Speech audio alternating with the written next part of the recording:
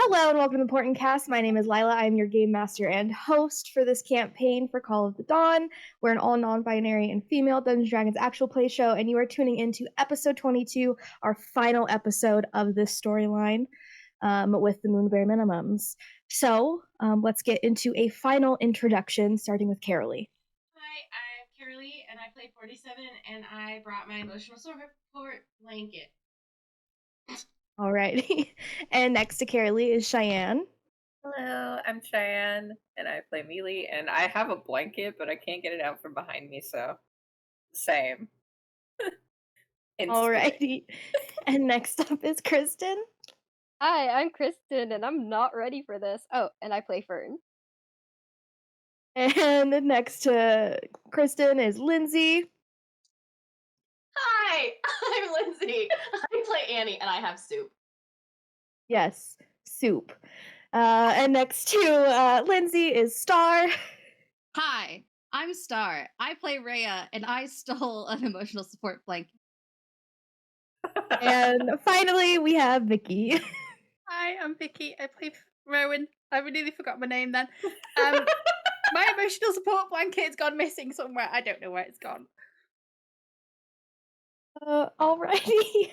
With emotional support blanket semi-intel for everyone, let's get into this final episode of Call of the Dawn.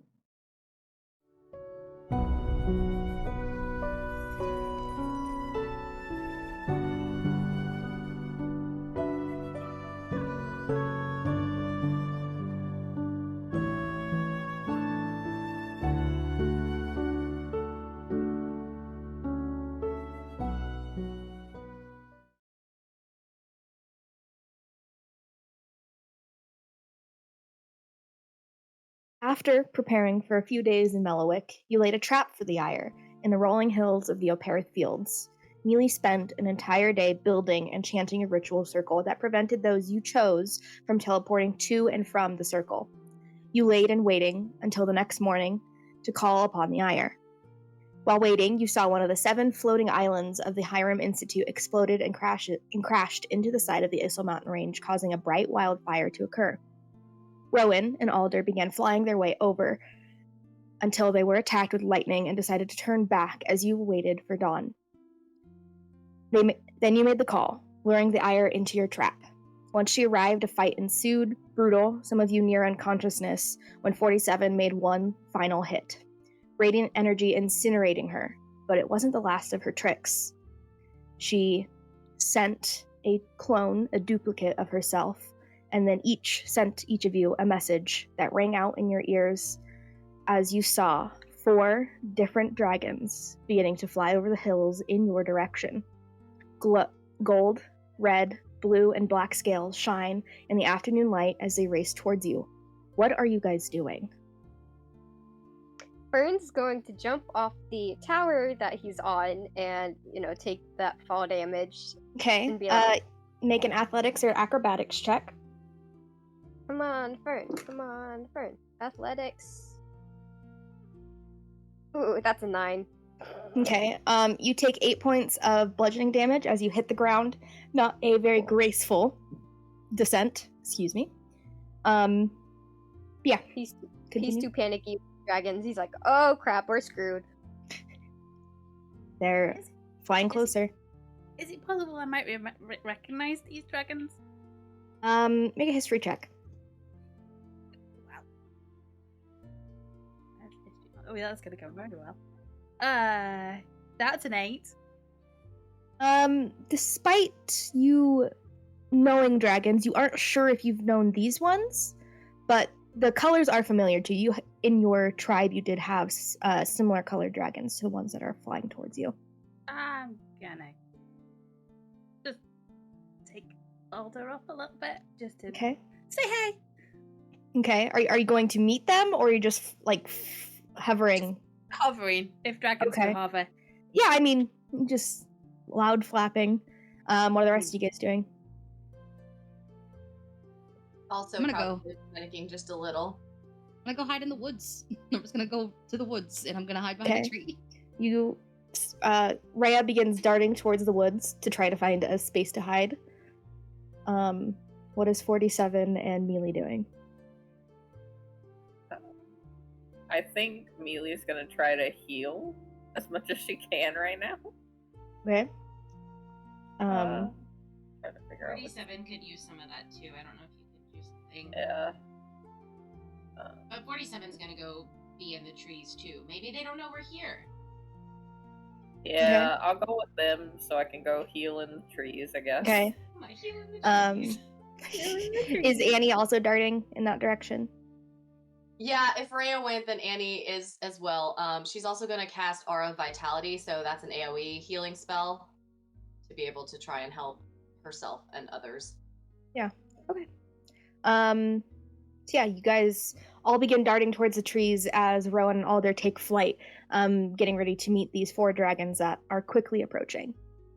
Is there anything that you're doing, Rowan? Just trying to make myself known, like standing up a little bit in the saddle and just being like, I'm here too. Okay. Yeah, you do that. The dragons now are probably about maybe like 150 feet in front of you, flying quickly in your direction. They'll probably get to you within a round.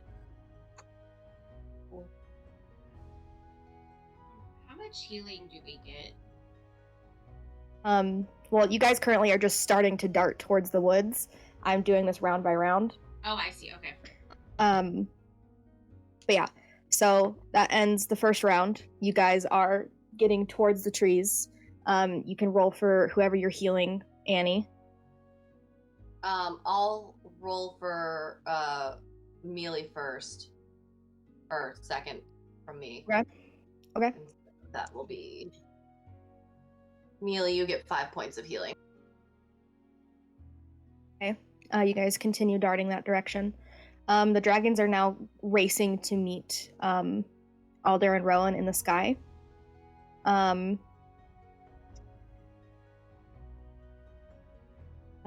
Rowan, I need you and Alder to make a dexterity saving throw.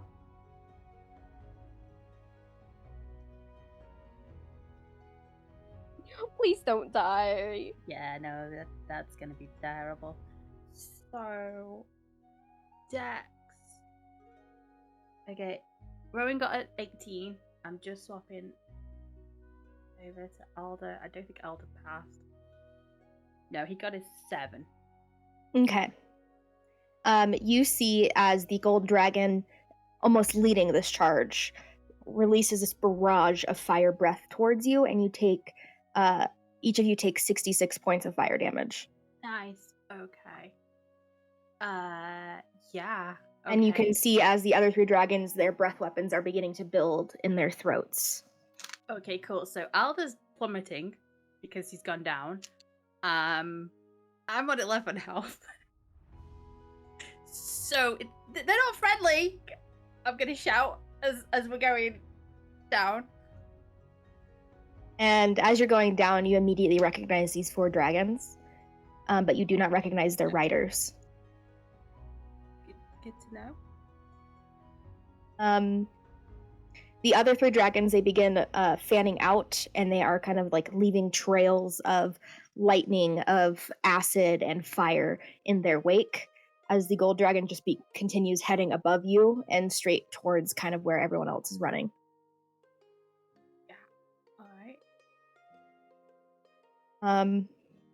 That round ends. What are the rest of you guys doing? If you guys are doing anything, or are you just running? Dragon headed toward us? Or past us? There is a gold dragon they're getting closer to you guys.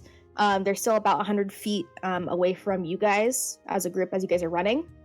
But the other 3 dragons are they've fanned out and are almost like pinching you guys into a specific area, and are like leaving trails of lightning and acid and stuff as they continue. I'm gonna roll for 47 to heal at least a little bit. Can I use a massive healing word? Yeah, for sure.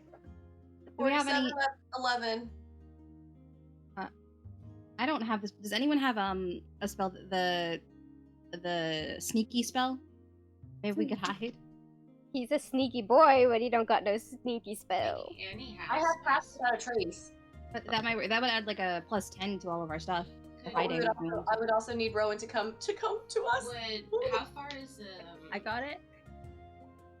How far is Rowan from all of us?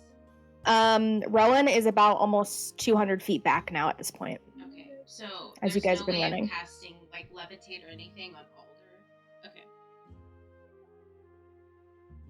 Okay. Yeah, you guys are about in the next round you'll be able to make it to the trees. But yeah, So, the Okay. dragons I have are anything. okay. The dragons are racing in. The gold dragon gets its fire breath back and is like racing at the edge of your heels. I will say because Rhea, Annie, and Fern were in front, then I need Mealy and 47 to make dexterity saving throws for me. Wait, how was Fern in the front? Because you were running towards the trees first. The three of you were running first. You jumped off the thing and it was closer too. Yeah, Yeah. we were further Okay. in. I was like, I forgot the distance. Okay. 15? 19. You all take 45 points of fire damage. So you see as Mealy is taken with the fire and drops down. Does 47 also drop? No. Okay. 47's picking Mealy up. Okay. You run to meet her, grab her, and keep dashing forward. Can I Anything else you use- guys are doing on that turn? Can I use wait, is lay on hands a bonus action? It would be an action to Okay. do that. Okay. I would say just part of your movement was grabbing her. Oh, so I can still take that action to heal her? Yeah. Okay, 47's gonna heal her as I could see like 47 goes to scoop her up and just heals her as he picks her up, or as they pick her Yeah. up. You pick her up and you see this radiant energy shoot out into her body, healing some of her wounds. Mealy, you are back in your body. You see the sky racing and 47 is carrying you as you just see as they dart into the tree line, trees hovering above you. You guys are hidden, or you guys are in the trees now. Are you guys being stealthy, or are you continuing to run? Did in that last round, I think, didn't Mealy also Mealy was gonna use mass healing word too? Or was that That was the previous round. That was the previous round. I said that she could cast that and then would give you guys heal. I'm going kind of fast. No, you're okay. I just didn't know if we healed for that at all. You guys should have if Mealy had cast it before she went down. Oh, what is?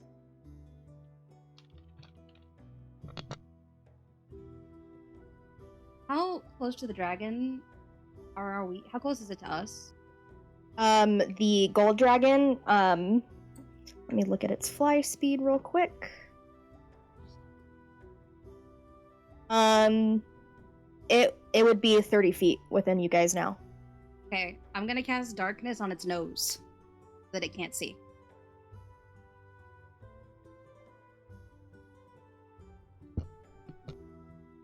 Is there a saving throw to it? I don't believe so. Let me double check. I think it just happens. Magical darkness spreads from a point you choose within a 15-foot radius. Darkness spreads. Creature with dark vision can't see through it.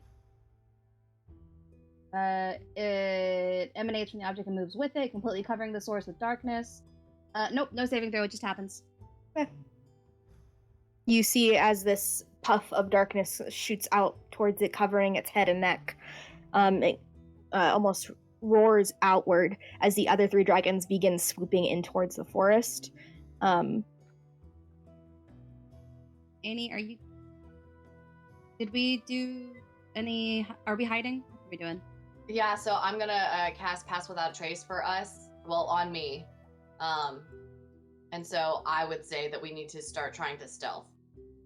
Also, everyone except for Rowan, from Mealy's mass healing word gained 7 points back. But yeah, everyone is within 30 feet of you, Annie. As you guys enter the not the Dearth thicket, the Enbarrow Grove. Okay, so then I have Pass Without a Trace used. So each creature within 30 feet of me has +10 bonus to their Dexterity stealth checks. Okay, then I will ask everybody except for Rowan to make a stealth check, and then we'll get to what Rowan is doing in this moment. What was everybody's stealth checks as you guys are trying to stay quiet enough in the grove? Annie was a 19, already including the Pass Without a Trace, so. That's a +10, right? Yes. 24. Okay. Mealy's bolting it because she got a 5. Did you not add the +10? Yeah, but that's like I'm +10 I'm still to 15. carrying Oh, is it Mealy, +10? though. Oh yeah, that's Technically. true. I got a 28. Okay. What did Fern get? Okay, And then what so did you that's get a for 15 for stealth. For 5 plus 10. Because he's not a stealthy boy right now. Okay. You guys begin running towards.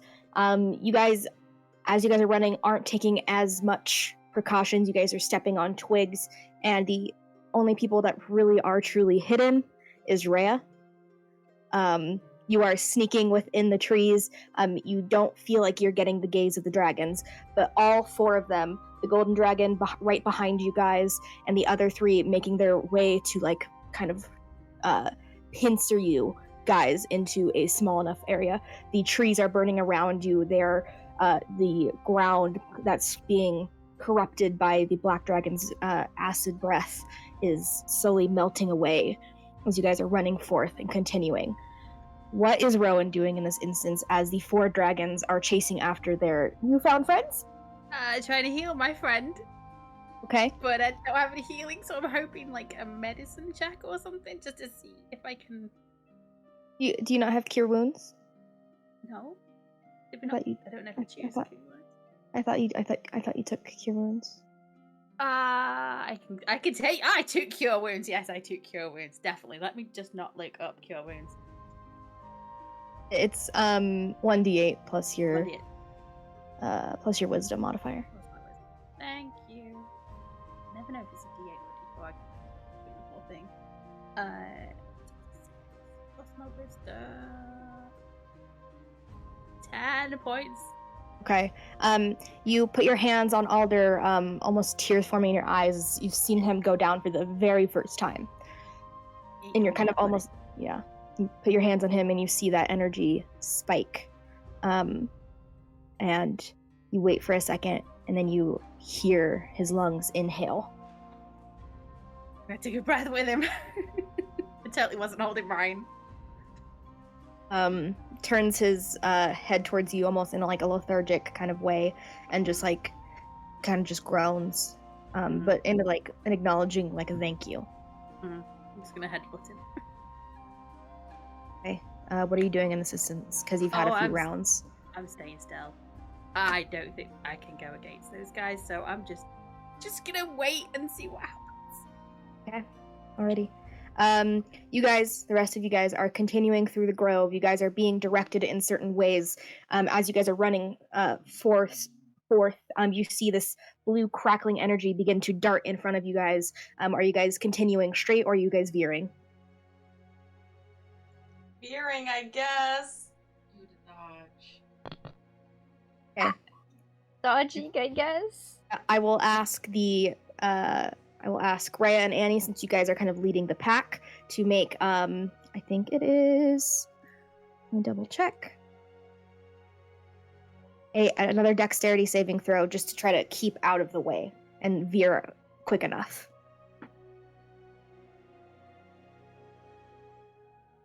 17 for me. Dirty 20. Okay. So Rhea, you avoid all of the damage entirely. You're able to veer off in quickly enough. But Annie, you don't turn as quick as Rhea does, and you take 15 points of lightning damage. Okay. But the rest of you guys veer as they see Rhea and Annie veering off in that direction. You guys veer towards further into the grove. I need Annie. I need you to make a Constitution saving throw to see if your is your aura of vitality a. Oh, that was a concentration. That was done when I cast Pass Without a Trace. Okay. But I still need that for the Pass Without a Trace because Pass Without Trace is concentration. The DC is 10. 6. Hey, you guys all lose your Pass Without a Trace. I'll ask for another stealth check since that happened. Oh, hopefully Stealthy Boy is stealthy. Not 20.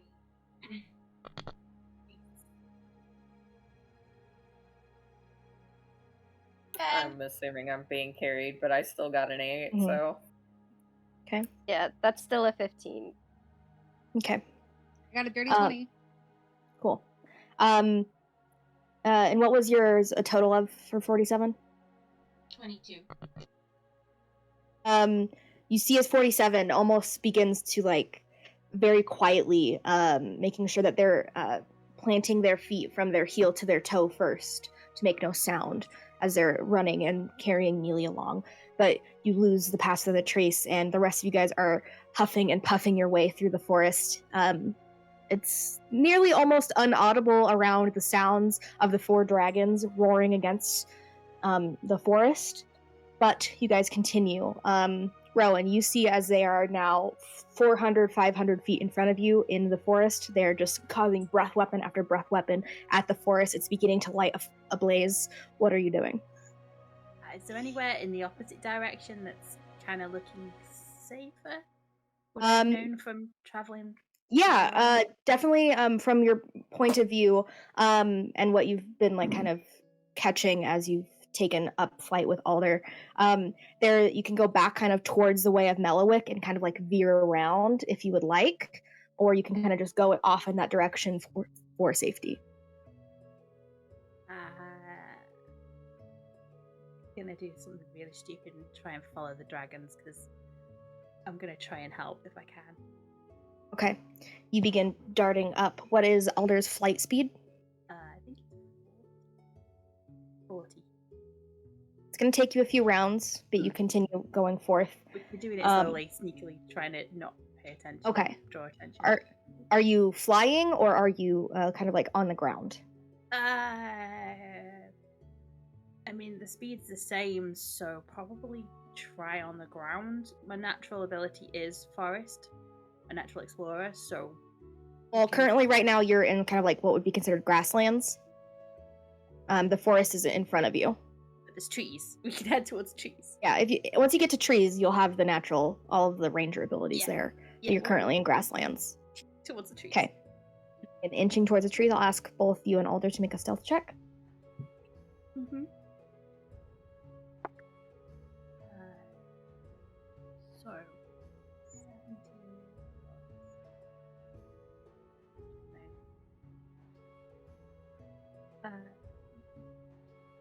21 for me. Stealth is... No. It would be his dexterity. Yeah, so he got a non-nat 20.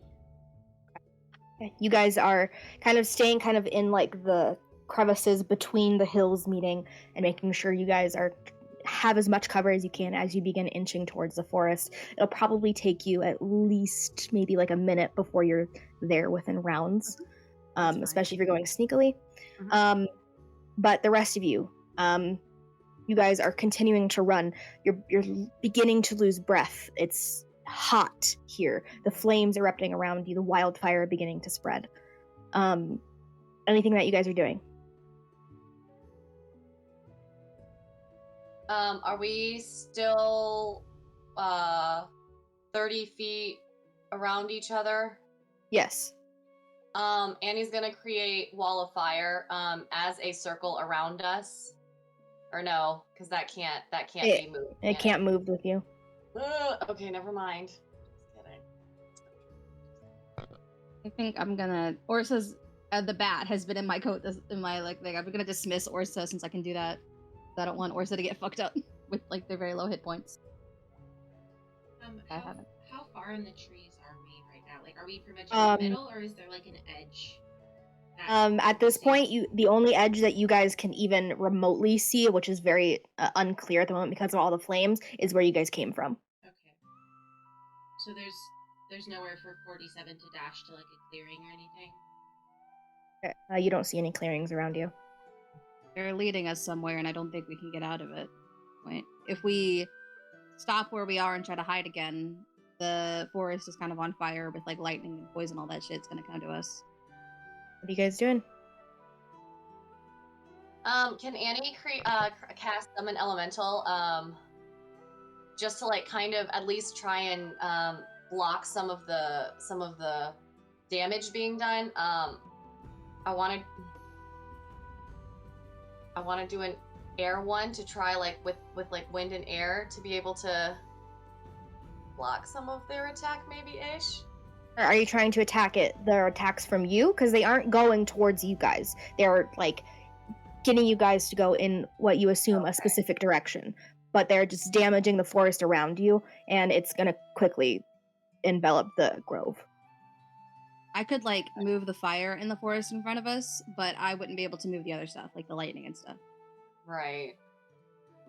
Okay, then. Okay, if you guys aren't doing anything, the round's gonna go. Yep, that's fine. Okay, round goes. You guys are continuing forth. Annie, Fern, and Ray, I need you to make perception checks with disadvantage. And Ooh. That's a 12. That is a perception. At an 18, perception plus 4, 22. Okay. Disappointingly, the first one was a 24, but the second one was another dirty 20. So Okay. Fern, you don't see this as you three are kind of leading the charge, but Annie and Ray, you guys see as this tree, this very large tree, has been kind of shot by lightning and is beginning to tumble down in front of your group. What are you guys doing? Annie creates water to be able to at least not have it on fire. Okay, you do that. What is Ray doing? how far in front of us is it? You guys are running like basically into it. As I'll levitate it as we go by so that it stays up in the air. Okay, you do so. As you run underneath the like levitating tree, it drops after you guys pass, and you guys continue forth. That round insists. Rowan, you're getting closer to the grove. You're still about maybe like 180 feet away from it at this point. You can still see the dragons, although they're far off. They're like flying and releasing a barrage of breath weapons. The rest of you guys doing anything besides Rhea and Annie? Okay. Round insists. As you guys are running into the forest, you see as the acid breath shoots across a line in front of you. I need all of you to make, I think it is a wisdom saving throw, a dexterity saving throw. 18. A 4. Not 20. A 5. A 19. Cheyenne, because 47 is still holding you, you didn't take a lot of damage. You take 6 points of acid damage as it splashes up. The rest of you take 47. You take 6 points of acid damage as it just splashes up, it beginning to corrode some of the metal on your armor. The rest of you take 13 points of acid damage as you guys are trying to avoid it. But you guys get hit with a lot of the acid. You guys are continuing forth. I'll carry her. Okay. Okay. At this point, I need all of you to make a Constitution saving throw from the heat and the acid and everything being thrown at your way. Grateful for my werewolf strength, because before I would have had a -1 strength to do this. What was the Constitution saving. That's a 16. 14? Oh wow, I have a +6. 12. Okay. 47 and Rhea, you guys take 1 point of exhaustion. Okay. The rest of you guys are okay for now. We are carrying people, it makes sense. But you guys continue forth. This point, the three of you in front, you guys begin to see kind of about maybe 120 feet in front of you. There is the cliffside that you guys saw on Fern's handmade map. I need everyone to make a perception check as you guys are running, except for Annie, because I forgot you were downed. So you don't see that, but Fern and Rhea do. Okay. Fern, you, as you are looking at this, you see kind of a little bit further, Rhea as well, you see this, a little bit further towards the right, you see this kind of almost cave entrance. It's about 140 feet in that direction. Yeah. The barrages are left. They are beginning to kind of diverge you guys in towards kind of the more right side. But you see as the fire on the right side is also kind of still keeping you in that pincer move. Rowan, at this point, with all the rounds, you're about 60 feet from the forest edge. It doesn't seem like you've been noticed at this point, but also they're doing something completely else, so I'm not really focused on you. Everybody distracted. Are they diverging us toward the cave or away from the cave? Right now it looks like they're kind of diverging you towards it. Oh gosh, I forgot Padak was here. I need to also do some things for him. He's so just stealthy, nobody he's knows. piggybacking on 47. No, he's not piggybacking.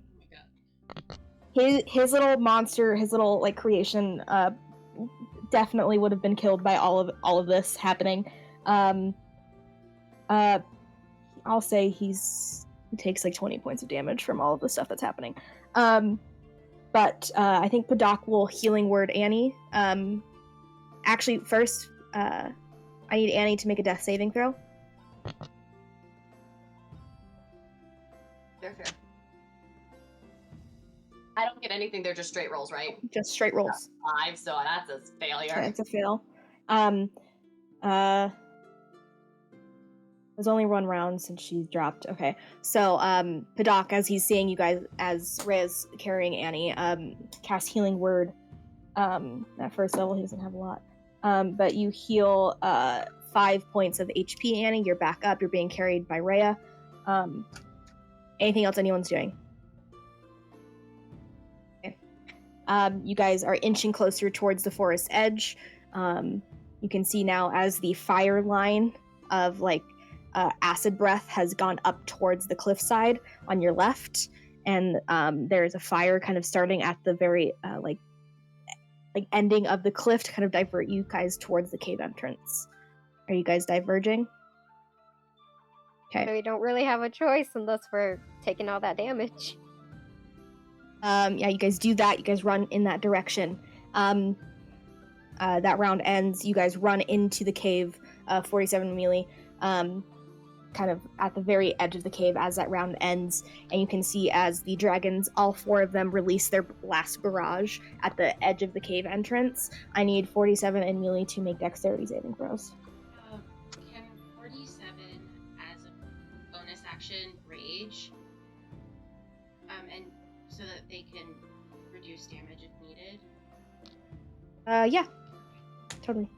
And with that, you can also move as well further into the cave. Mm-hmm. Okay. He's got the 20. Both of you take collectively 15 points of damage just from the acid, the fire, and the lightning. That kind of crackles at the cave entrance as you guys rush in, and you see as melee from that last barrage takes those points of damage. Melee can reduce that by 6. I would say the guardians would have guarded her. Okay, what was melee at before she went down? 11. Okay, so you're at 1 HP. I guess for break. One's all you need. It's alright. You guys have now made it to the entrance of the cave. You can hear the dragons outside there. You guys are just sitting there waiting. We'll cut back to Rowan. Rowan, you got at this point, you've made it into the forest edge. What are you doing? Trying to follow the desert devastation apart, probably. That's pretty easy. Yeah. Do you want to stay hidden within the stuff that hasn't been burning, or Yes, do you want to go please. direct? Okay. We're kind of adjacent to it, kind Okay. of on parallel, and just kind of sneak our way through. Okay. Yeah. Go ahead and make another stealth check. Can I cast Pass Without a Trace? Yeah, if you have it. I have it. Okay. Yeah. It's a good job I have it. I'm gonna need it. So 16, 26 for me. Aldar gets non-natural 20 to a 30. Nice. Pass Without a Nice. Trace. So yeah, you guys, this is your natural habitat. Both of you. You guys are blending quite well into the forest around you, despite on your right side it being burned and melted away from the acid and the lightning. You begin to follow that devastation around.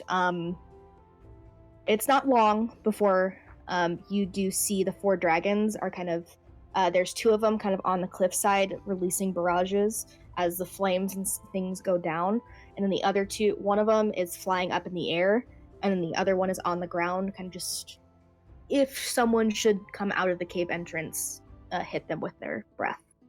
But they look to be too large to fit into the cave entrance, and then so does Alder. Yeah, that's what I'm worried about. Yeah, no problem. Do they have riders? On Yes, the dragons? they do have riders. Do I recognize the riders? You do not. Okay, cool. I'm trying to think. You do remember that when you went back to your village, all of the riders that you knew in the village, they had been slain, but all of the dragons were gone. Right. Okay. Cool. Are they saying anything? Because I know Draconic is. Are they talking to each other or anything? The dragons aren't, and it's if I'll say roll a perception check at disadvantage. It would be really hard with all of everything happening to overhear. No worries. I'll do that. Disadvantage. 9. Perception 13. You can see that their lips are moving, but you can't hear what they're saying over like the flames and the lightning. Understandable. Yeah. I don't know what to do. I'm just gonna hunker down and watch just for a little bit. I'm assuming everybody's in the cave because I haven't found any bodies. And obviously the dragons are very interested in a cave. I'm assuming they've skittered in there like a mouse. Yeah. This is where the path of destruction has led. You haven't found any bodies or anything like that. I mean, you found a few like burning animals and things like that, but other than that, nothing. But yeah, that's what you see. If you wait here for a while, you see as the 2 that are perched up on top eventually fly off, and kind of just almost like they're scouting the area. You see one of them goes back in the direction where you and Alder were, and one kind of goes further into the Enbarrow Grove above the cliffside. And the other 2 stay there. The blue and the black dragon stay as they one of them perches up. The blue dragon perches up on side of the cliff, and they're kind of just waiting there.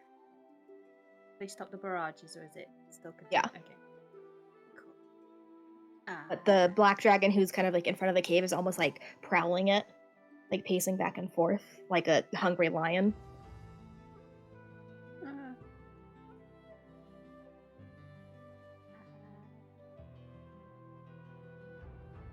I don't know what to do, honestly. Stuff I could do, like distract them, but I don't know if I should or not. That's the only thing. I don't know. You could always wait and take a small short rest, because you are well hidden away from them. Yeah, we'll take a short rest. Okay. What the hell? Rowan, you and Alder stay hidden within the Envaro Grove and kind of take a short rest. You guys, you can use up your hit dice, and then I believe Alder also has the equal amount of hit dice as you do. Oh, that's a good. You can always look up Drake Warden 5e. Yeah, they have a number of D10s equal to your ranger level. Lovely. Okay. But yeah, you and Alder just take a minute to rest and kind of collect your thoughts.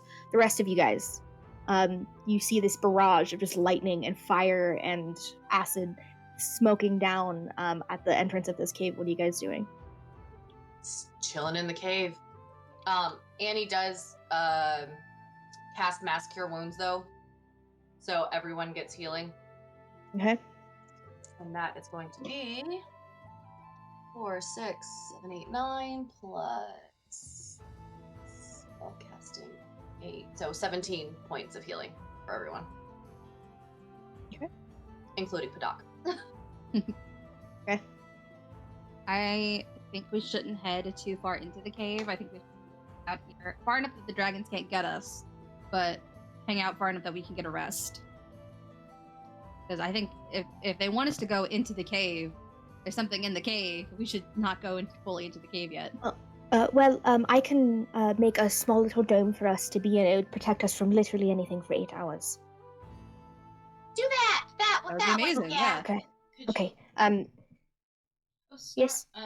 Rhea, could you send Orsa maybe in the cave, just to see if there's anything in there?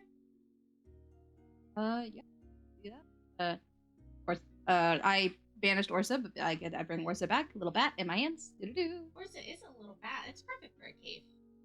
Yeah, no one would be off put. That sounds mean. No, but in like a fun way. In a way that doesn't get them killed. Orsa, can you go check out further in the cave and let us know what you see? Yes, I can do that. Yes. And just begins flying further into the cave. You can see through Orsa's vision, basically forever, but you lose connection after he moves 100 feet away from you, of like telling him what he can do and where to fly. So just so you're aware of that. I'll sit down and be like, okay, and I'll be like, okay, I won't be able to see or hear you guys for a few minutes, and then just you see through Orsa. Make a perception check for Orsa, using the bat stats. Pull up the bat stats. Bat stats. Bat stat. The first one was a 13, and I'll roll for. Ooh, that's a 16. Okay. So you send Orsa down first 100 feet. It's just a long-winded like cave entrance, kind of just like a tunnel. It doesn't look to be man-made. It looks to be natural. But as you get further and further down, you see as there are or you can tell.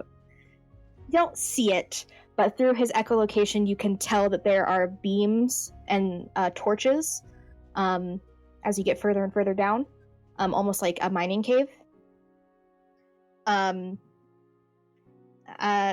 About 600 feet down, it begins to widen out.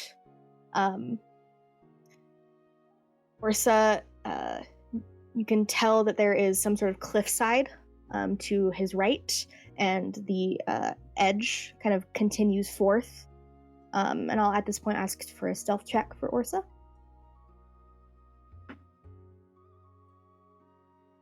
Uh, 17.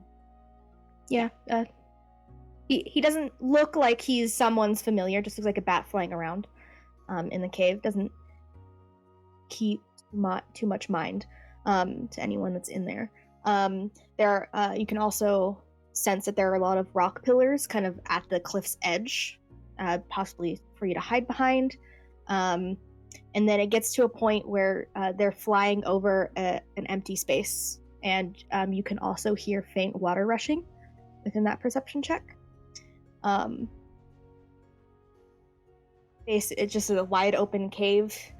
There's some things in it. You can hear some very small distant voices. But other than that, it just seems like a big wide open cave system. Would I recognize any of the voices? Well, I can't really tell Orsa what to do at this point, but I think beforehand we would have been like, okay, go for like this many minutes and then come back. Okay. Yeah. Eventually, he flies back to where you guys are. It takes a while. But yeah, that's the information you gain. Some sort of cliffside, running water, lots of stone pillars and stalactites and stalagmites and stuff like that. That's what you get from that. At this point, Padoc's hut, the dome, appears in this very faint kind of white aura. And he sits in the middle of it while the rest of you guys join. Yeah, Fern would join. So as long as we stay in here, nothing on top of us can get us. But if something were to, like, drill through the bottom, they could get us. But I don't think that the dragons have that ability. I hope not, at least. Let's hope.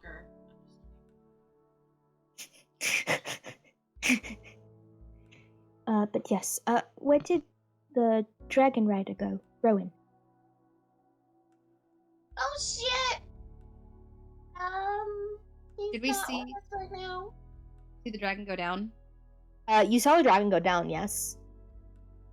Saw the dragon go down. We're kind of in a panic. Can't really go back out there. Yeah, because as you guys are kind of looking out towards the cave entrance, you see the black dragon is kind of like pacing back and forth. Can 47 try to get close to the cave's entrance? How close do you get? I want to see if they attack, like if we get close, if it'll attack us. Okay, how close are you getting? However close I can get until it attacks.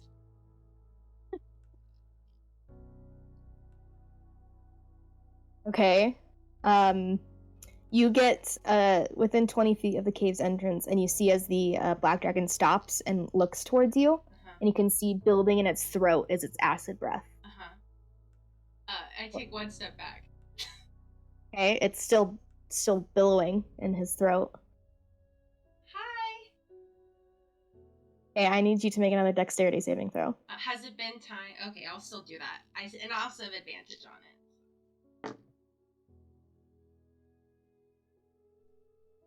It's a 19 with advantage. It would have been a 4. Okay.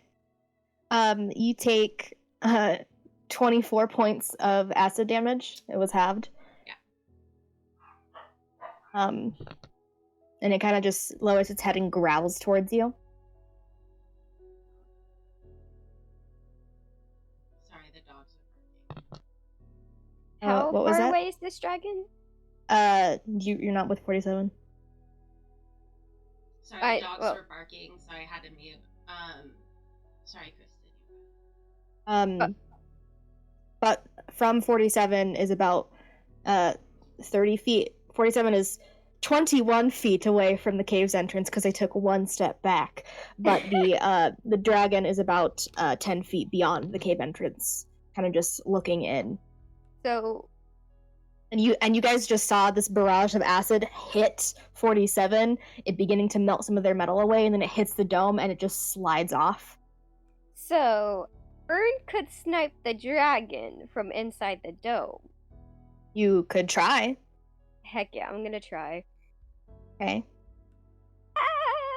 This is probably not gonna work, but oh well, we gonna do it anyway. So if 47 stays where they're standing, do they build another breath attack? That's a 22 You to can hit. wait to see. Okay, roll damage. You don't get sneak attack because you didn't hide beforehand, and it knows that you're there. Should be 10. I'm gonna take the Okay. 10. You release it. It hits kind of into one of its shoulder plates, and then the dragon kind of just flexes its shoulder, and the arrow falls out onto the ground. The barrage is beginning to come back into its throat. Yeah, 47's gonna back up. Okay. Like, Okay. You back up completely just as the barrage is let out, and it begins to kind of melt part of the cave entrance as it's beginning to melt the stone, and it gets close to the dome, but it just lets out this large roar as you get into the dome. Well, guys, can't check for Rowan. And it's weird they're not just coming in. Dragons? Yeah. Or The cave entrance is about like maybe are the dragon riders. Yeah, just in general, like okay. it's weird that no one's coming in, but they won't let us get out. Well, further in the Orsa saw this was kind of a mining cave, and explanation of things that Orsa saw. There were some voices in there, but I didn't recognize any of them. I'm gonna cause chaos and sneak off to go see the more inside the cave. Okay, make a stealth check. I gotta cause chaos at least Do you have once. the baby leash on Fern? No. Just kidding. Did not put that on a first. bell on him. That's a 29. God damn it. Plus 11? Damn it. What the hell? Oh wait, we still have pass without a trace? No. No. No, okay. That ended like a long time ago. Annie died Yeah. and everything. Yeah. Yeah, that's a 29. Okay. Yeah, you begin sneaking off. And then you hear Paddock yell after you, "I wouldn't do that. God dang Try it, not to Paddock. get yourself killed." God dang it, Paddock. How did he notice me? I'm stealthy. He has a high fucking perception. I can tell. Annie lays down to try and take a long rest because Paddock said that this dome effect was for 8 hours. I also take a long And rest. she's human. Mealy's passed out at this point. Okay. First, you guys can watch. Okay, you guys begin taking a long rest. You guys take watches throughout your long rest. Pardon me. As you guys watch, you guys see as kind of like the dragons, they begin taking kind of turns, kind of guarding the cave entrance. So you see all 4 dragons at one point or another during your long rest. But they don't kind of like pace back and forth the entire time. Eventually they kind of just either sit or lay down, kind of just watching at the cave entrance. But other than that, it doesn't seem like they're doing anything. Rowan, during this time, you've seen kind of the dragons kind of going, you eventually saw the red and the gold dragon meet back up. They traded out shifts, began searching around the area. Anything that you're doing during this time? Is there a point at which I could possibly are they taking turns like literally watching the cave entrance, or is this like the black dragon was doing a pacing? For the most part, they're just looking at the cave entrance. It always seems that there's 2 dragons on the cave entrance at one point, one perched up above and then one in front. And then the other 2 go off in different directions and begin kind of like circling around in the air before. Okay. And we're taking a long rest. You can. So I'm gonna wait until sort of like the very dead of night and cast Fog Cloud, but like on the cave entrancey bit, but like upscale it. How far away am I from the cave? How far away do you want to be? Well, Fog Cloud is 20 foot, but it increases 20 foot every time I upsell it on a spell. Okay. So I can go 60 foot radius, which is like 120 feet. If I do a 3rd level. If you do that, you can get within 120 feet of the cave and do that. Mm-hmm.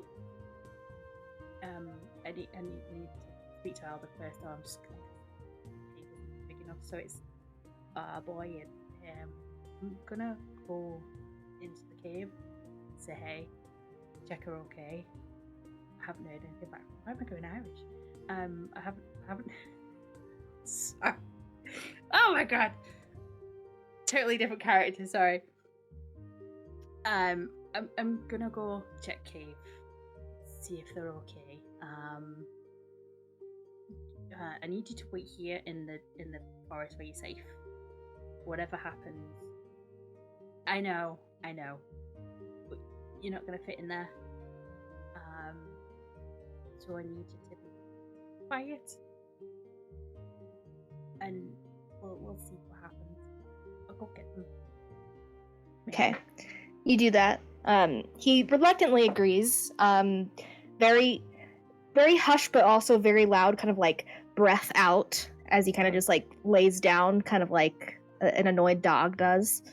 And you cast the fog cloud. Yeah. I'm gonna do a sneaky in the fog cloud Okay. because it's like 20 foot up as well. It's like it's a Yeah. circle. It's a Go ahead and make a stealth check. Yeah, that's gonna go well. It's off the screen. It's a 17. Okay.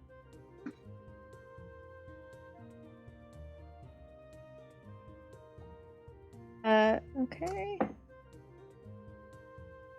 A little bit extra with it being a fog cloud. The fog cloud's really dense and quiet. Nope. Okay. Let me just roll these real quick. That's a lot of dice. Yeah, I know. Bye bye, Rowan. I'm on health. I'm on full health. It's okay. Okay. As you are kind of darting towards the cave entrance, you see as the dragon's head pokes through, it seems to have some sort of blind sight that can sense you as you're sneaking around. It bites out towards you and claws you, and you take a total of 20 points of damage. Nice. Okay. As it does so. Can I say in Draconic? Down, boys? Make an animal handling check with disadvantage. Oh, no.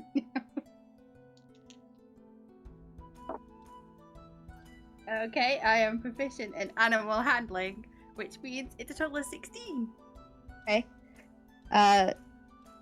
You don't get a sense that you have any control over this dragon, but as you say that, its eyes, like the pupils, almost widen as it recognizes you, and it just gives this large growl, almost as like you would know this, just for you to kind of just get out of the way. It doesn't want to hurt you, but if its rider should tell it to, it will. Okay, I'm gonna take its advice and get out of the way. Okay. That prevents an opportunity attack from it, but you're able to get in within the cave entrance. How is fog cloud concentration? Yes. I need you to make a damage. Constitution saving throw for me. Constitution. Why am I rolling 8s all the time? Oh my gosh. The DC is 10. Okay. Yeah, no. As you take that damage, the fog cloud begins to dissipate quickly, but you're able to quickly rush into the cave entrance before it disappears. Mm-hmm.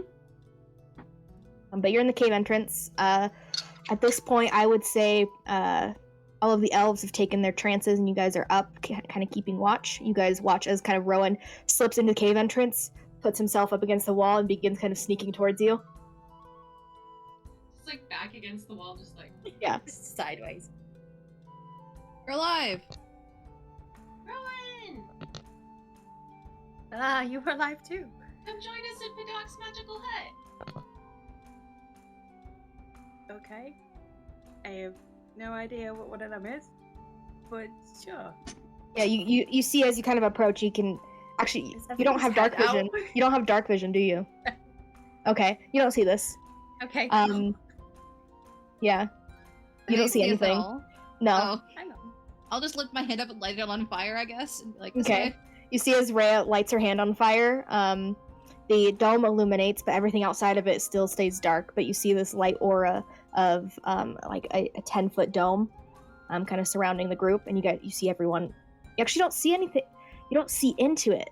Okay. So you just see Rhea's hand outside of it, illuminating the cave. Oh, is my head just sticking outside of the thing? Okay. It would have to in order for There you go. Rowan to see anything. Yeah, I've seen weirder things. I'm just gonna make my way towards it. Okay, you make your way towards it and you enter in, and it's very cramped in here. It's not a big dome, But yeah, you're able to kind of at least make some sort of space for yourself. Is Alder okay? Yeah, Alder. No, Alder, he can.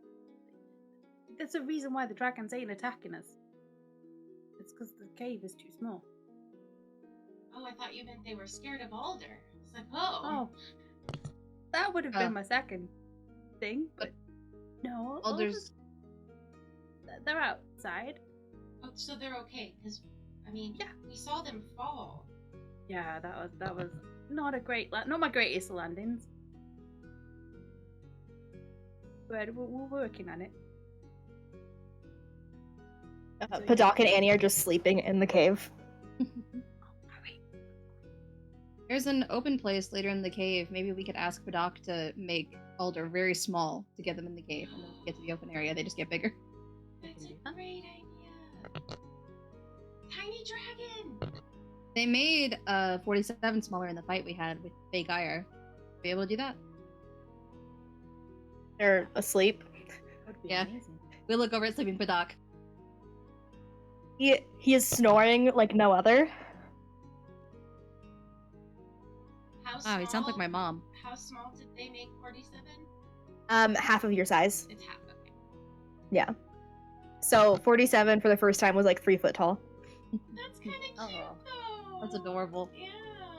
They were the size of Trip. Too soon. They would make Alder pretty, probably small enough to get inside the cave at least. It would basically make Alder a medium-sized creature. Oh, But they have then when to we get past the dragon still.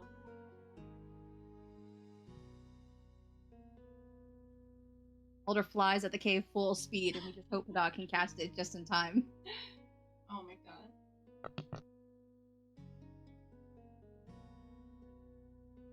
Try that when everyone's awake. You need to get some rest.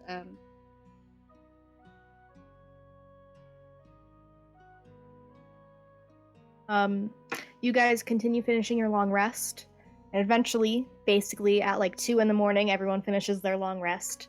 It's pitch black outside, but you guys can still kind of hear the dragons outside if you don't have dark vision. But if you do have dark vision, you can. I think the only one at this range would be able to see would be Rhea. You can see the dragon kind of just sitting out there, kind of just looking in at the cave. But yeah. What are you guys doing as you guys awake from a long rest? Can 47 yell at the dragon or the out there and I want to yell, don't you guys ever get tired? Like really loud to see if they can hear me. Make a persuasion check. Sure.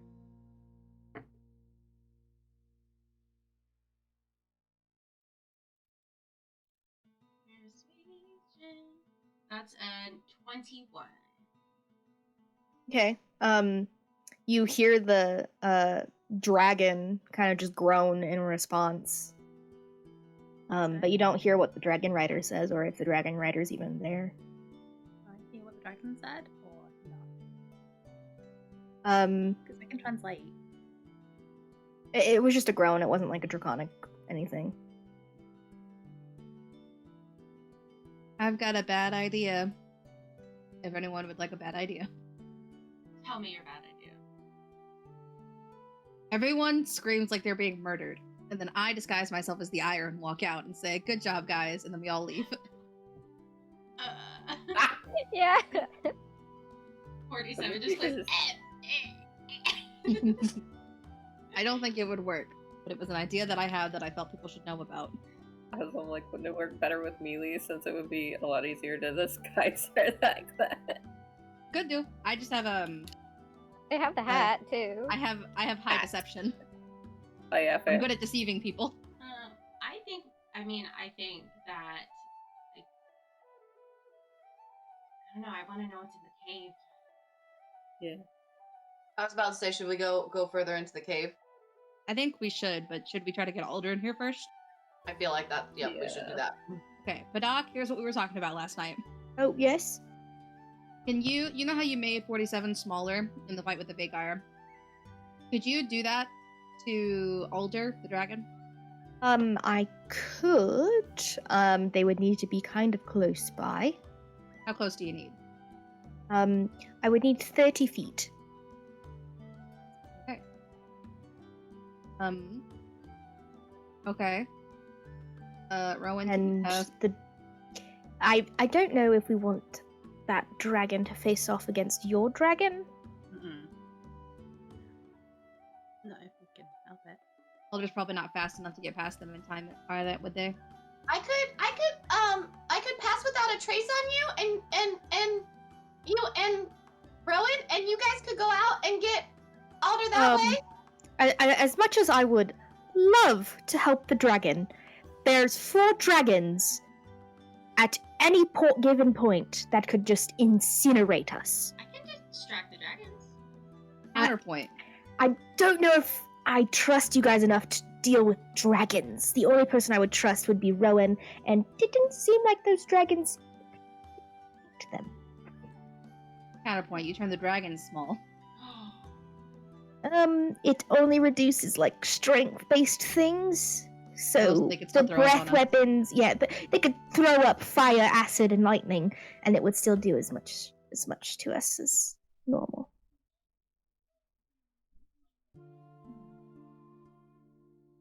You guys think we should head into the cave? Into the thick of it. Wait, Rhea. Yeah. Remember how when we fought you did that teleporting thing? Yeah. Can you teleport other people? Yeah. Could we... How far away can you teleport people? 50 feet, I think. Hold on, let me check. What spell are you looking at? Dimension door. Also, I don't It's think the fight 500. is... Oh, 500 feet? Also, I don't think the fight is canon, by the way, so I don't think I've done that in front of It's you. not. No, I know. Well, I just meant like there probably was a point in which we saw. We talked to... Yeah, we've talked about this at one point. Yeah, like I feel like a teleporting thing would have come up, and I only said That would come up. as a way to just say it. We were in the passage for like a week. I definitely did. Yeah. I could do 500 feet, but would we not want that for the fight? What level? If the Ire's in here? It is a 4th level spell. Oh, I see. Okay, yeah. But, to be honest, the only thing I was doing with 4th level spells was counterspell. That's Counterspell's important. But counterspell is a 3rd level spell that I was upping to a 4th level spell. I don't But know, I think there's- it depends on if we think that. I mean, Alder's amazing. I'm just like, if we want Alder in the cave with us. I could polymorph him.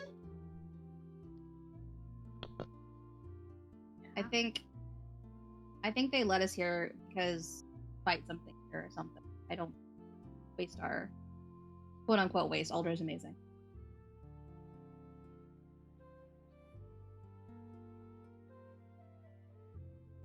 But then it's also a point of like, how long would whatever we did to Alder be able to take effect? Because if he gets to be his normal size while he's in here, then we'd also have trouble getting him out.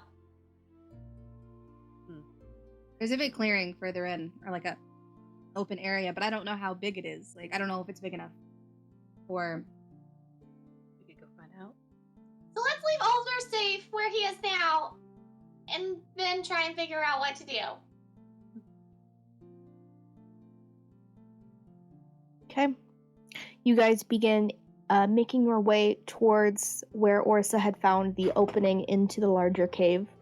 Are you guys doing this stealthily, or? I think Yeah. we should. Yeah. I will ask for stealth checks and the order of people.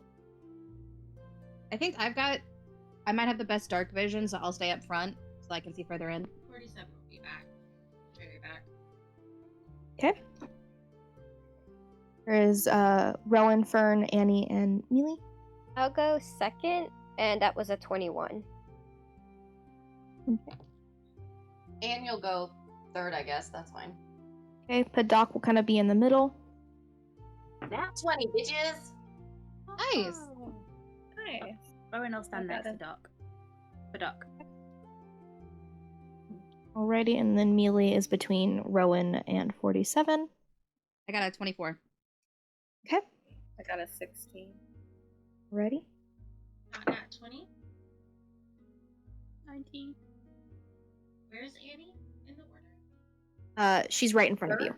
Okay. So it would be, or not Annie, no. I thought you said Mealy. Annie's third. It goes Rhea, Fern, Annie, Padak, Rowan, Mealy, 47.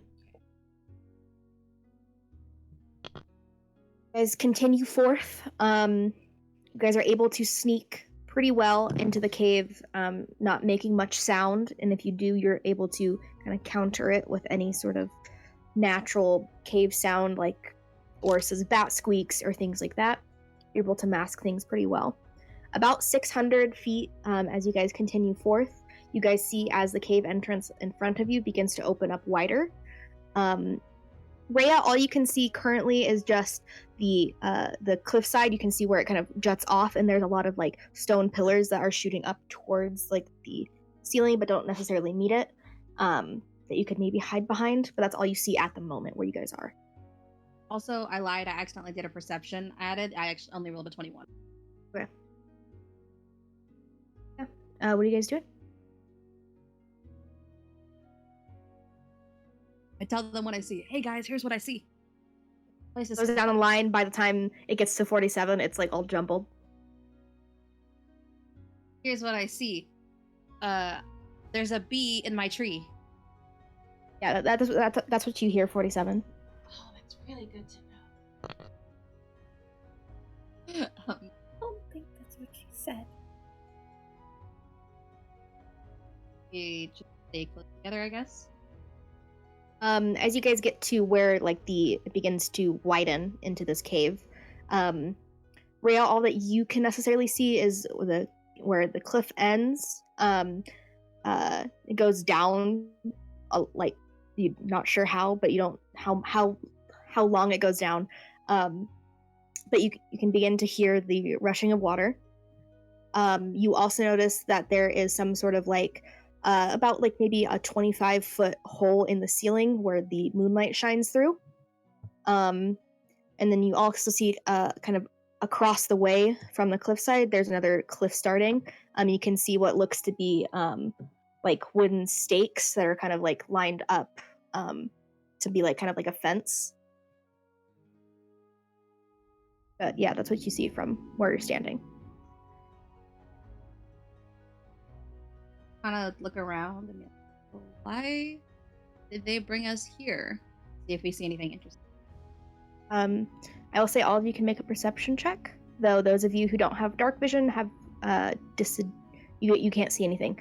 But the rest of you make a perception check. Ooh. Got a 21. Annie casts Produce Flame in her hand. Okay. Fern is not perceptive today. Jesus. 15. The 13 for Fern. Okay. Mealy, what did Rhea get? 23. Okay. Mealy and Rhea, you do notice kind of across the way, from what you can see, there looks to be, within that fence line, there looks to be some sort of like large crossbow, almost like a ballista, and you can't see if anyone's manning it. But you do see other small torchlights across the way, probably about maybe like 160 feet that way. There are tents and different people walking around on little platforms. That's immediately in your front. Towards your left, you can see as the kind of cliffside that you guys are on kind of begins going downward and meets another kind of cliffside with stairs. And then there's another one above a little small entrance where there's another cliffside, and you can see the same ballista. That looks dangerous. But let me move you guys onto the map so you can kind of see what I'm talking about. You don't see everything that's here. What you guys do see is that ballista there, and then this ballista kind of in the left top hand corner. Looks amazing. You. It took me so long. Yeah, it's really freaking sweet. See one person, there's one person manning each ballista that you guys do see. And then you see one other person is kind of on a platform, kind of to the very far right. what looks to be above like some cages. You aren't sure if there's anything in the cages. And then in that top left-hand corner, you see one person kind of scoping out that cliffside that they're on, and then one person manning that ballista. Tell everyone that there's some dangerous people here, and we should I think I'd be like, everyone stay quiet. There's people here, and I don't think they're friendly. And then I will also ask you to move your guys' tokens where you guys think you are. The current order was Rhea, Fern, Annie, Padoc, Rowan, Mealy, and then 47. But you guys can kind of move around as you guys are in that space, as you guys are kind of hidden behind all of like the pillars. So everything that's like that darker mossy brown, that's like round, and then anything that's like the gray is like tall rock. Yes. So there's so here, kind of where that pink thing is going, that seems to be like almost like 70 foot down and is next to where this river is kind of winding. Gotcha. Here it's kind of beginning to lead down towards where these stairs are, and then there's this big kind of cliff jump here above the river. So this is path around. Like technically we could go behind that, right? So this here is like just stone ground. Anything that looks like this, where I'm pointing now, is the stone that's upwards. I see. Okay, cool. That's because I was trying to figure out like where our paths could lead. Okay. And then anything like this you guys see are pillars that lead up into like the ceiling. Gotcha. Perfect. 70-foot drop, so you guys think we should go around?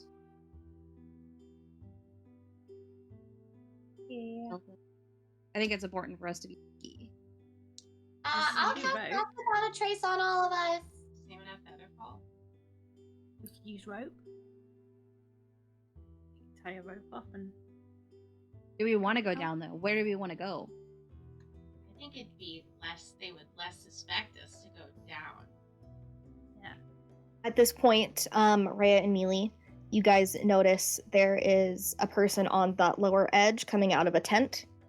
And then there is another one as well, kind of 15 feet behind them coming out of a tent. So those two people here, you guys notice? There's more people here. Anyone that looks familiar for Fern? Make a perception check. That's a 28. The only person that you see here that even looks slightly familiar, you're not sure who they are, would be this guy here who just came out of that tent. You feel like you maybe have seen him around the gambling hall a few times. Cool. Yeah, what is your guys' plan? A good question. Annie had cast Pass Without a Trace, so That's up for whenever you guys start to move. yeah. I won't ask you to make a stealth check now. I think so we don't should wanna- probably just go down the pathway. I don't think we want to start a fight right now because we have people that don't have dark vision that aren't going to be able to see. Correct. Yeah, and the only people, Annie and Rowan, you guys can't really see much. There is small torchlight kind of around that only illuminates maybe 10 feet around that. So anywhere on the map where you guys see a torch or a fire, it's kind of illuminated there. And then the only other place that you guys can really see is over here in this kind of direction, where the moonlight is kind of shining through from the entrance, or from the hole in the ceiling. Where's the hole again? Could you? It's around there.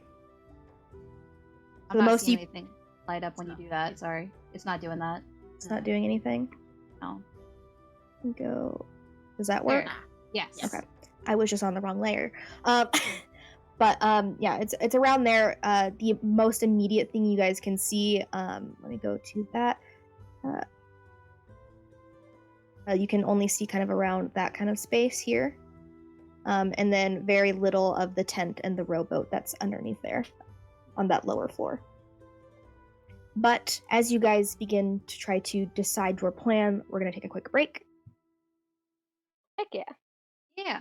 Welcome back. We pick up as the group is beginning to decide what their next steps are as they enter this cave, and they begin spotting different goons around the cave where they can at least see them. What is your guys' plan? What are you guys doing? Fern's gonna lead the charge of sneaking around this the back part of the cave, keeping along the wall, so to kind of stay mostly out of sight from the people above them. Okay. And Then try to find a way over there. Okay, then I will ask you guys to all make stealth checks. And someone And- did cast Pass Without a Trace? Yes. Yeah, so it's plus 10. While Fern's doing that, Annie wild shapes into a spider and gets onto Fern's back or shoulder. Okay. So it's Fern and Annie is in front. Fern's gonna not notice Annie because he does not like spiders, so he's like very glad it's on his back, and he's just like, I'm not. There's not a spider on my back. You get to add a 10 to whatever you're rolling still. But yeah, so that's a 31. Okay. So it's Fern and Annie. Who's next in the order? Behind them. Who's after Rhea? I guess I'll go. Okay. 47's taking the back again. Padak goes after Mealy. So then it's Rowan after Padak, and then 47. And then what was everybody else's stealth checks? 29. 22. 20. I rolled a 14. It's plus 10, so you have 24. Padak rolled a 27. Wait, just kidding. That's a 22. You guys are all pretty stealthy. This quiets any of the armor movement on 47. You guys are making quiet steps as you guys approach that area. So I will say at this point, guys kind of get to around this area, kind of along the wall. You see the people up here. You don't notice anything else. We couldn't see the mark you made again. You notice the people up near the ballista. Up here. Can we see any way to get up there? As you kind of rear around that side, you do see that there is like a ladder upwards. I'll say at this point, all of you guys are kind of in that direction. You're not all lined up that way, but it goes Fern and Annie, then Rhea, and Padak, and Rowan, and then 47. You guys are all kind of in that same space. As you guys are along the wall here, I will say, Fern, you do notice there is a person here. He's watching out towards kind of like the other side. He's not looking at you guys, doesn't seem to notice you. He looks to be kind of cutting up apple slices and eating them as he's kind of looking out. So Fern's going to kind of point out the dude that's like right there for people to maybe ambush or whatever, and he's going to climb up the ladder to get up. I'll ask you to make a stealth check since you're moving away from the group. You still get Annie's plus 10 to that, but everyone else loses their stealth because you're not in the immediate 10-foot range of Annie. Sorry guys, I'm stealing it. That's a 23 plus 10, 33.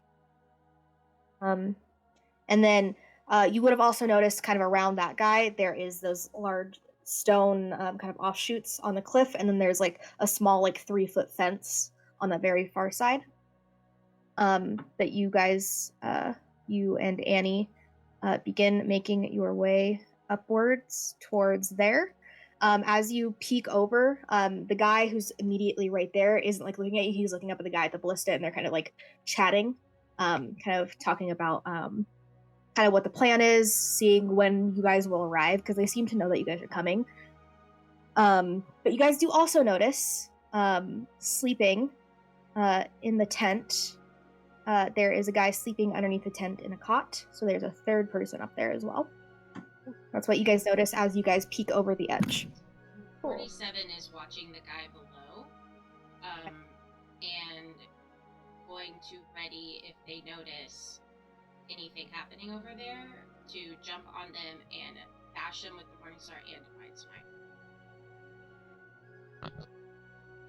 Smite. So you have that kind of readied. You have your Morningstar ready. that fence there is about like 4 foot high. So are you like lowered against it and kind of just watching over, or? Oh, I see. I'd say yeah. Or at Okay. least, yeah. Can I get like closer? Is there like a space for the? If you'd like to go there, there isn't that fence that goes there anymore, and it would be easier for you to jump down. Yeah, or like for them Okay. to start making their way that way, I guess, if they noticed, kind of ambush Yeah. them. Yeah, if you want to start making yourself that way, I'll ask you for another stealth check since you no longer have Pass Without Trace. 18. Okay, good to know. You begin making yourself that way. What is Fern and Annie doing as you guys are kind of like, your heads are barely popped up there? You guys see the two people talking. This guy here is kind of just beginning to like slowly kind of trace, and like he's looking outwards this direction. Annie hops off of Fern's back and like goes towards his leg to bite him. Okay, so you're here, stealth as a spider. Yep. What is Fern doing? He's going to finish climbing up the ladder and kind of hook around the wall as well, so he can kind of try to get by the guy who's on the ballista. Okay, I'll ask for another stealth check since you guys are in close quarters with them now. Stealthy boy, let's do it. Ooh, that was a nat 1. That's a 12. I trip and fall. As you... Mine's a 19. Oh, I'm sorry, no, +4. 23. You guys still have Pass Without Trace, you and Annie. So your nat 1 is still a 22? Yes, your nat 1 is still a 22, but because it's a nat 1, there's something going to happen. So as you get up towards the top of the ladder, you slip and fall, but you're able to kind of maneuver yourself behind a pillar. This guy here, the one next to Annie, turns around and like notices as rocks begin to tumble. He's beginning to make his way over here, but he seems alerted. Cool. Fern's going to sneak attack him. Okay. And he's gonna like kind of sneak behind him, like cover his mouth and stab with a dagger. Okay, go ahead and roll to attack. You have advantage on this because you are hidden from him. Cool. So that's a 16 to hit. And that's a +2 because it's stealth. So that's a 9 to stab. Well, you also have sneak attack. Yeah, that's with the sneak attack. It's 3d6. Oh, it's 3d6. Oh, heck yeah. I will happily do that. Ooh, that's a 15. So 15 plus 7. So, yeah. So you quickly maneuver in a way that you cover his mouth and just you slit this guy's throat and push him off the edge. You take him down. What are you guys doing as you see as this guy is beginning to be pushed off the edge? Just for clarification, where's pushing off the edge mean? Like forwards, down? Like forwards towards here. Gotcha. Okay. Because Fern's up here at this point. Gotcha. Are we doing silence or what's going on? What you guys doing? He's falling. 47. Yeah. I'll go ahead and cast silence on the. Okay. You quickly cast silence as a reaction to seeing this body fall, and it falls onto the ground with no sound. Just in time. You do see as a guy with the ballista, he's loading one of the things in. He doesn't notice that you guys have killed one of his guard friends, but he's like still talking as if his conversation is still going. Annie goes up to him to bite him. Okay. You move up to him. Go ahead and make an attack with advantage because you are unseen. And what is Fern doing? Fern's following Annie, kind of also staying hidden and going to go back, do the same thing to him. To the guy in the ballista or the guy sleeping? Yeah. Okay. The guy on the ballista. Okay. Okay, yeah. You hit, roll for your attack, Fern. Wait, I didn't roll yet. That was me. Yeah, roll to attack. Burn. Ooh, not 20. 20 plus 7, Okay. baby. And then That's a- plus your sneak attack because this is a new round and you are hidden from him. Heck yeah, 3d6. Let's do it. That's a 8. Okay. So 7 plus 8 plus. Not So 20. technically, so not 20s. It would be 36, 18 plus what you rolled plus 8, and then are you doing it with a dagger? Yeah. Okay, so plus 4, and then plus the 3, so 15 plus 18, and then plus 3 math. What is math?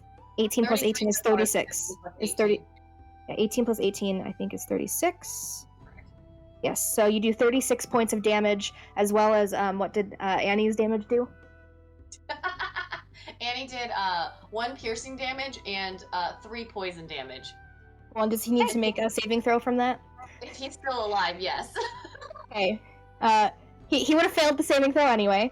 So he's you see as the poison begins to shoot into his veins, but just as quick, Fern stabs and kind of shoves him down off to the side on the ballista. Quiet enough with the natural 20, just to hide that body. The guy is still sleeping. The other guy's still sleeping. The sleeping guy and bites Okay. him. Okay. Go ahead and make an attack with advantage. They are dangerously effective. We make a great team. It's dangerously effective. Annie's just here for the ride. Hey, you got And cast by the Cast by trace and Trace, poison yeah. on you. None of this would be possible without you. So that's a 15 to hit for the spider. Yeah, he's not wearing any of his armor because he's asleep. Perfect. So that's 50. So he gets 1 piercing damage. Oh, and I'm just throwing my dice everywhere. Plus 3 poison damage, and then he has to make a DC Constitution. What's the save? 9. Okay, he makes that save. But you see as he wakes up from the jolt of pain. What are you doing? Doing the same thing. Okay, you sneak over. At this point, he's grabbed his dagger and sees you. You make an attack. He'll make an attack. Cool. You're lucky he had. Okay. You're lucky he had disadvantage. He still throws his dagger. But you just have a regular hit. No sneak attack or anything. Okay, so that's a 18 to hit, 7 piercing damage. You both throw daggers at the same time, and they nearly miss each other. You get hit in the shoulder, dealing 6 points of piercing damage, as you hit his shoulder for 7. He looks bloodied, but it seems like he's about to call for help. What are you guys doing? Bird's running and, gonna grapple this man and, cover his mouth. Okay, go ahead and make an athletics check. It'll be opposed. I think you have advantage. Oh, if I have advantage, that's gonna be awesome. Athletic check. Oh, good. Ooh, that's a 17. That would have been a nat 1. He rolled a natural 20. Oh, God dang it! No! No! So you go to attack him, or try to grapple him. You go towards his mouth. He pushes you over him. You slam onto the floor. 47 does seem to catch this guy's attention down here. What are you doing? I am To walk here. jumping down and attacking behind Okay. while he's still behind that pillar. Okay. He hasn't noticed you, so go ahead and make the attack with advantage. 17 to hit. That hits. Oh wait, just I think it's. I mean, it hits anyway. It was probably more. Yeah. And that'll be 21 damage with 1 Morningstar hit. Okay. It's still your turn, so you still have a second attack if you'd like to use it as well. Well, does he fall over after 1? Okay, then I'll do. He looks very hurt. Yeah. I'll do both. I mean, you're not sure if you did a divine smite, correct? I didn't add that. No. Okay, then never Yeah, mind. I didn't think I needed to. That one is a. The second one wouldn't have advantage, right? No. Yeah, so that one is probably not gonna hit. That's 13. That misses, unfortunately. Okay. But yeah, you smack down. You see as you smack down on his chest, the head smacks against the stone in a very quick motion. This point, I'm gonna ask everyone to roll initiative for the sake of order. That's a 10. 5 for Annie. 17. Mealy goes after Rhea. And what did Rowan roll? I'm gonna do me which good. I got a 21. Oh my god. I can't see anything though.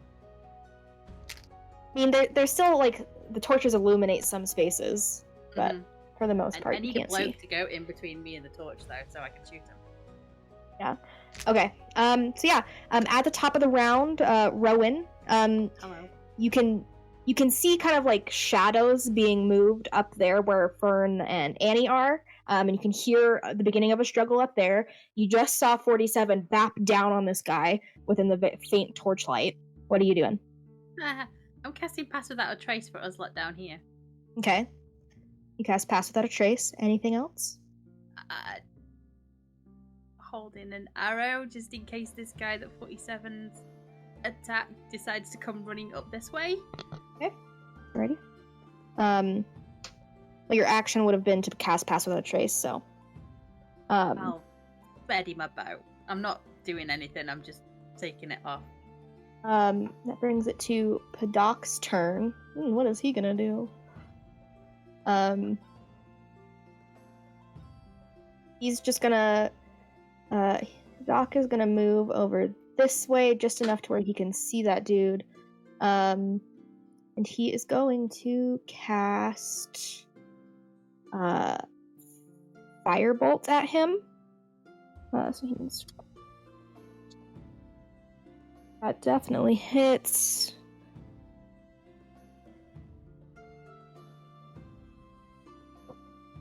The dude takes 12 points of fire damage. He looks very badly injured. That brings it to Rhea. What are you doing, Mealy? You're on deck with 47 after.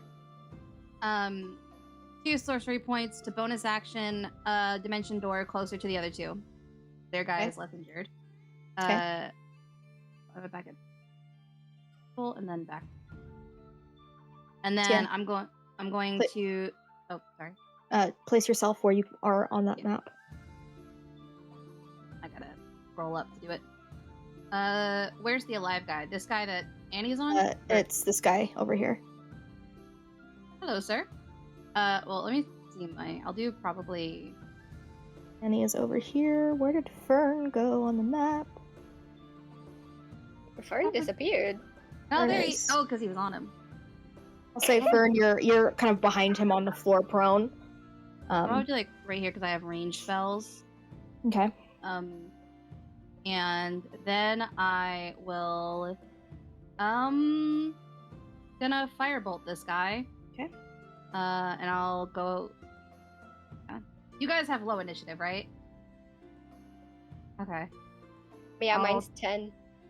I'm gonna use another sorcery point to twin spell this so that he takes 4 blasts of firebolt to try to kill this guy.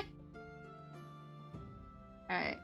So roll twice. Well, it would only be 2, not 4.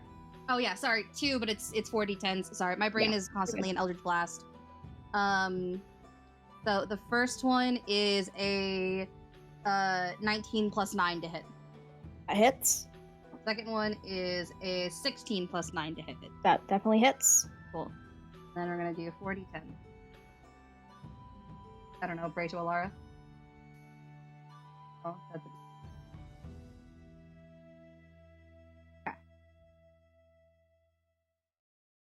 okay. That is 8 plus 6. Oh, plus 8 again.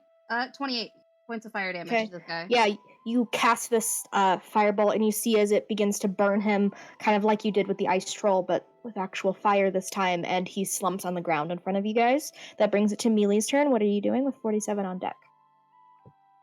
I think I'd like to prepare my devotee sensor and head over toward 47 and try to attack this guy if I can. Alrighty, yeah. Go ahead and make an attack. Alrighty.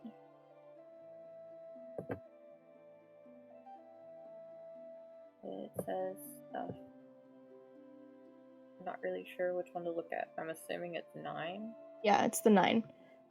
This is the first time you've really wielded this. You go to hit, and it hits the stone in front of this guy's face instead of his actual face. You're still getting the hang of it. Anything you're doing with your bonus action? What can I do with my bonus action? You can cast your spiritual weapon. You can do a healing word to anyone who needs it. Though I think the only person who's currently injured is Further Fern.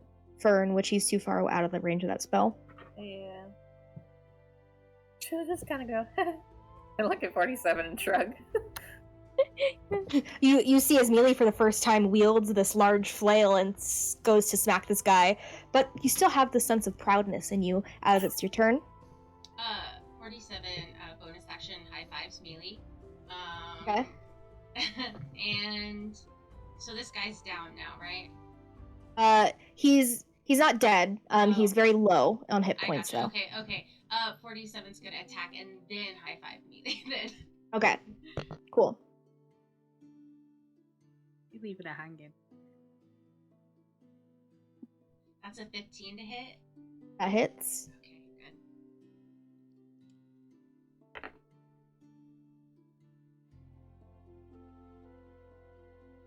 17 damage. Okay, yeah, you go and you smack him with the Morning Star, and you hit him up against the stone once more, and you hear as he takes his final breath and slumps down to the ground.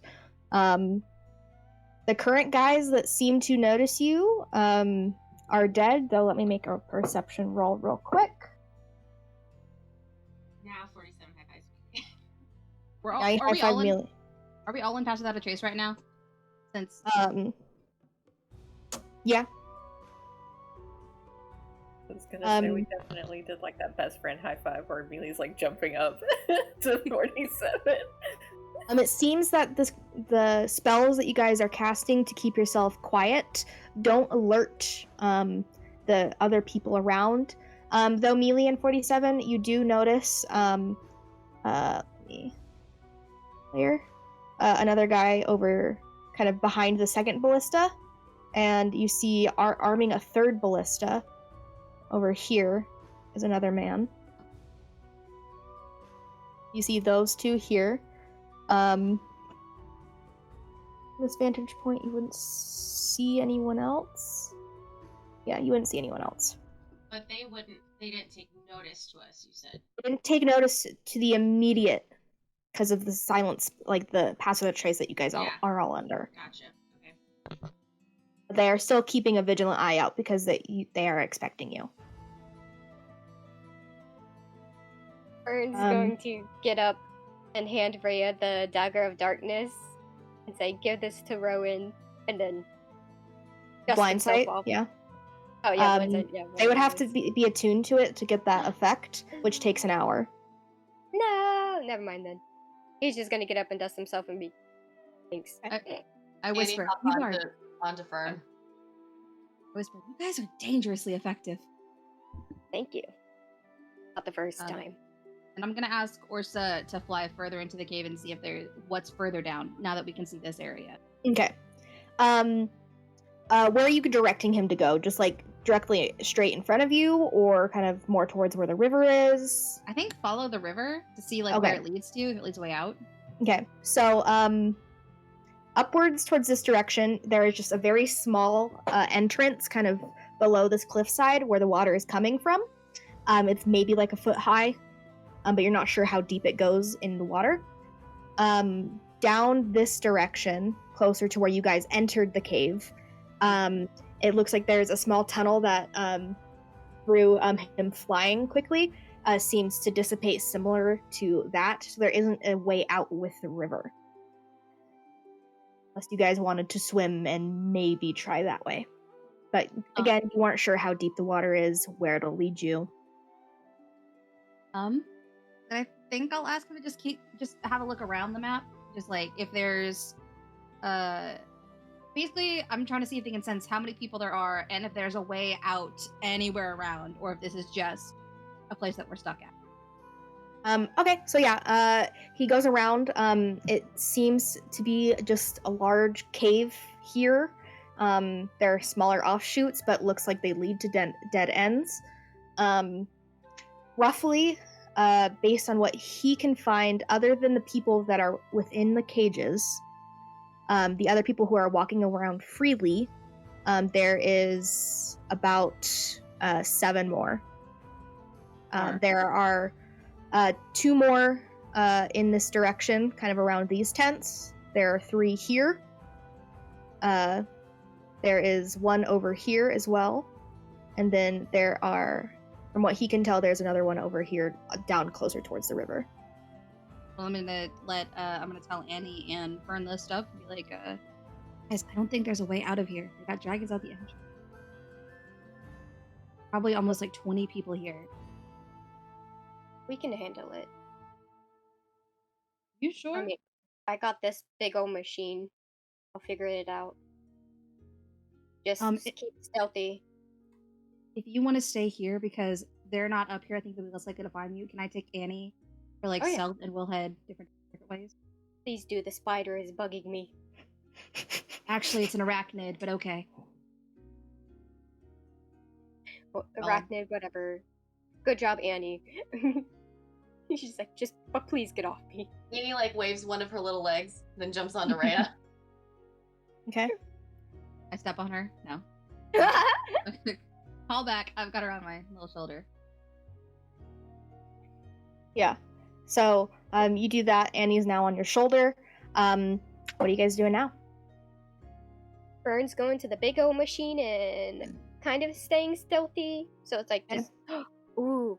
First, he changes into the other people's clothes to blend in. Okay. You do that. I will add, you're proficient with disguise kits, correct? Or was that was Trip? That was Trip. Okay. Just go ahead and make just roll a d20. Cool. I can do that. Oh, I also told them there were people in the cages. Maybe we should let the people out. That's a 13. Okay. You look to have done it pretty well. You dress in the same clothes as the guy that was arming the ballista. Though there is a large bloody front. You're not sure if anyone from any distance can notice that though. But you begin to kind of see this ballista. You have never shot a ballista before. You aren't proficient with it, but you can easily kind of determine how to use it. What are the rest of you guys doing?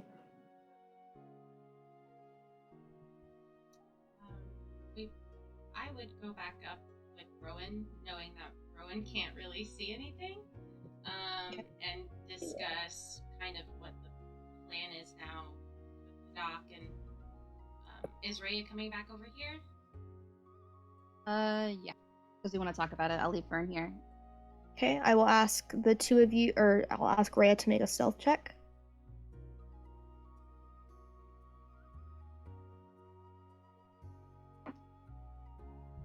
We're still in the. Sorry, yeah, still in with pass without trace. With the 2 pass without traces overlap to be pass without traces. No. 40. No. That would be nuts. That would be awesome. 19. Okay. Good to know.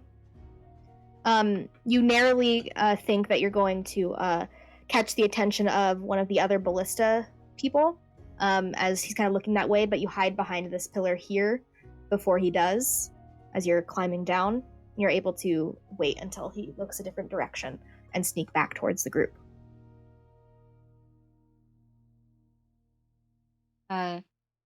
Okay, I had Orsa take a look around. There's a lot more people here, and there are people in cages. What kind of people? What kind of cages? The cages that he could determine, they were about 5 by 5 foot cages, each holding 1 or 2 people. Did he see what kind of people were in there? He has blind sight. True. Can't see what kind of people. It could be the secret weapon. We could let them out and just see what happens. I'm definitely all for letting them out. Could be a good distraction.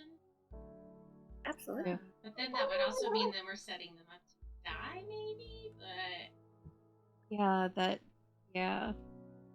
There's You can see as some of the guys are beginning to kind of move around down there. Orsa looked around. There's a ton of people. There's no way out. The only way out is the way we came, or the big hole in the sky. But I'm gonna be honest. I can only teleport one person with me enough to get there. the only way for them to get across is that bridge that's half in the water, right? As you guys looks like you'll either have to jump over there or have some sort of grappling hook to help you get over But that means to that the side. same for them, though. So, but they have the ballistas, but we have 2 people. So I say we take out who we can see at the ballistas first, because then the other people can't necessarily come to us without having to do the same. Do you all see what I'm saying? Like, So that the only way they can get to us, unless they might have bows and arrows. but yeah, but And- still, like, I mean, like 47 can. Well, 47 has to hit stuff to stay in range, but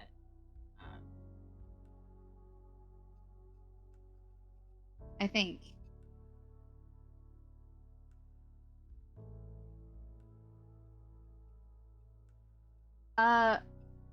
Maybe Fern. Well, I think they might notice the ballista moving. If I'm honest, I was gonna say maybe Fern could take out the guy that's like at the very top, like right across from him.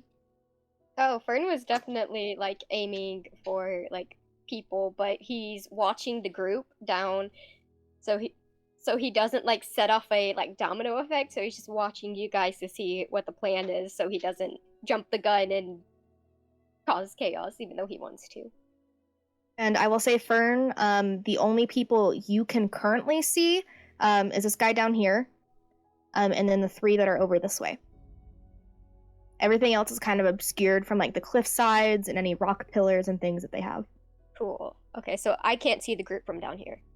You can see the group. You can see the group. I'm just saying the band, like the goons. Those are the only ones that you can see. Cool. He's gonna shoot the. He's Are gonna shoot you the not one- waiting for a signal? I mean, we never agreed on a signal, so nope. He's gonna Never get. not agreed on a signal neither. Yeah. They're gonna notice if the thing goes off. How about they know? then just yell. You said that. I'll say you did just say that you were waiting on some sort of plan for the Oh, yeah. group. Oh yeah, for sure. He's definitely waiting.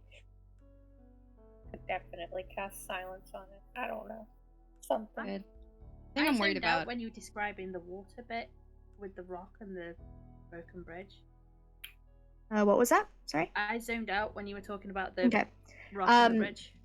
The bridge, it looks to be like a 15-foot gap that you guys will either have to jump or have a grappling hook for. You guys do notice this dead tree that's kind of like stood over kind of that side.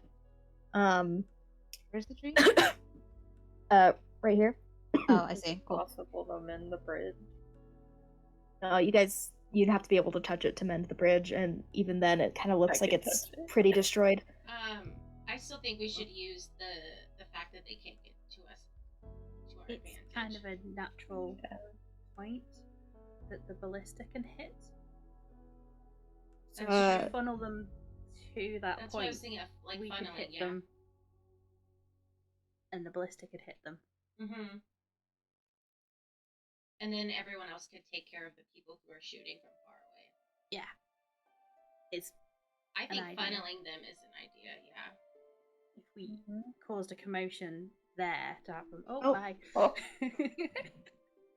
We have caused no a ballista. It's commotion. gone. Our Oh, ballista! This is a hoot. Hoot and a holler.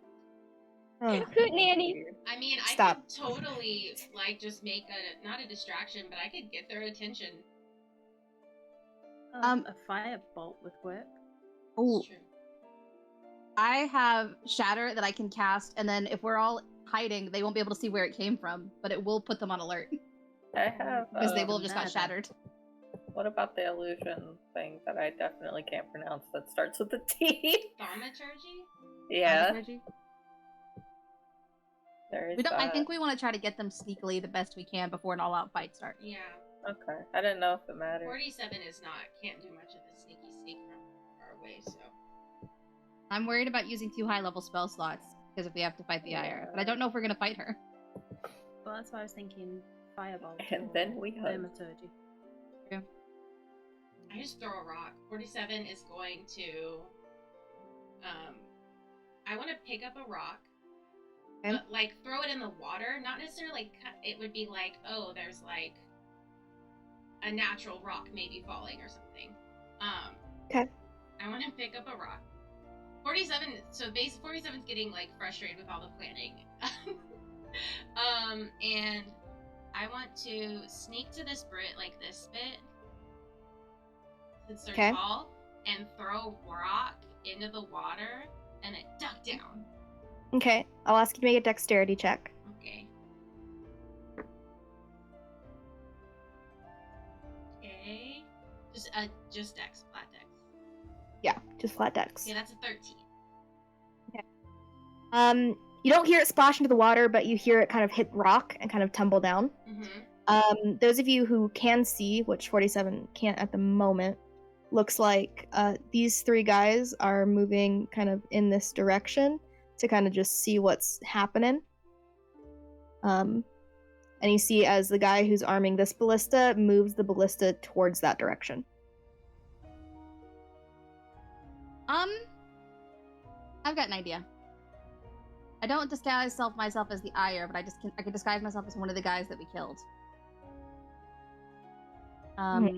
Which can change my clothing and armor. I go in, I get the key, I unlock the gates. I have no plan further than that. What gates? The cage. You mean like back behind where everybody is? But I'm one of them. And you can teleport. Yeah, I can teleport out if it gets too dangerous. What do we think about that? Come with a good story. Or I can grab one of you guys, say, hey, I found this one. The others might be further down the cave.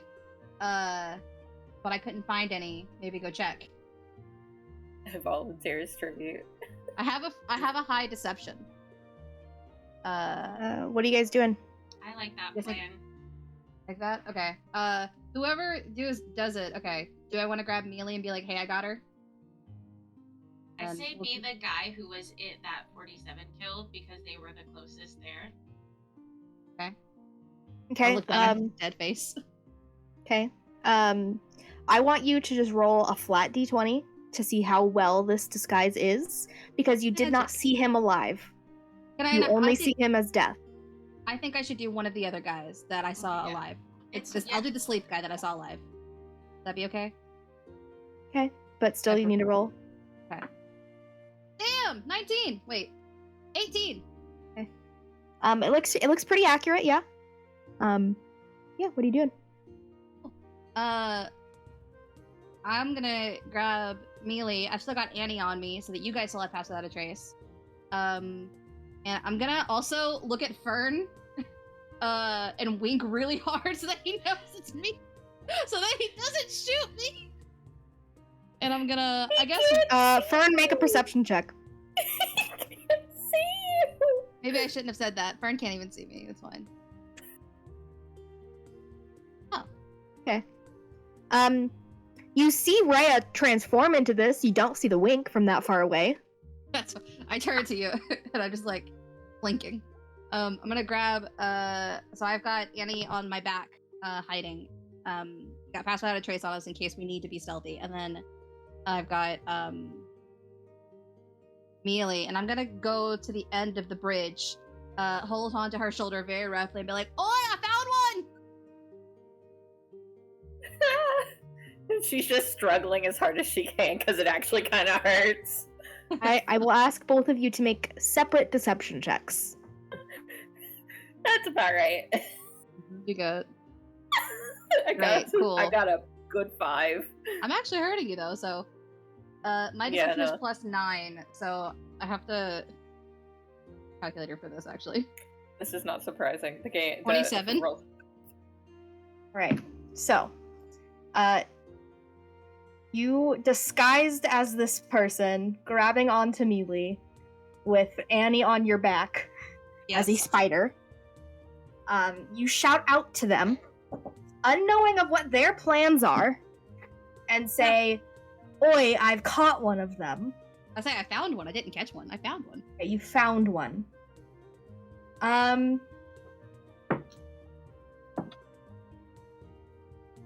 You see as that one there and then this one here look up towards you, confused, but seemingly believe you. They don't shout anything back. But you see as this guy, who is arming a ballista, does not seem to believe you and aims toward you. Hey, bro. I don't know if you want that. I really don't. I feel like this was not a good plan. This is the signal for her to do it. Hit the ballista guy if you can. I don't think you can. That would be great. Hit anyone you can see at this point, honestly. You see as he pulls back the lever and shoots it, and it's darting towards you at an accelerant speed, and you can hear it release, and you take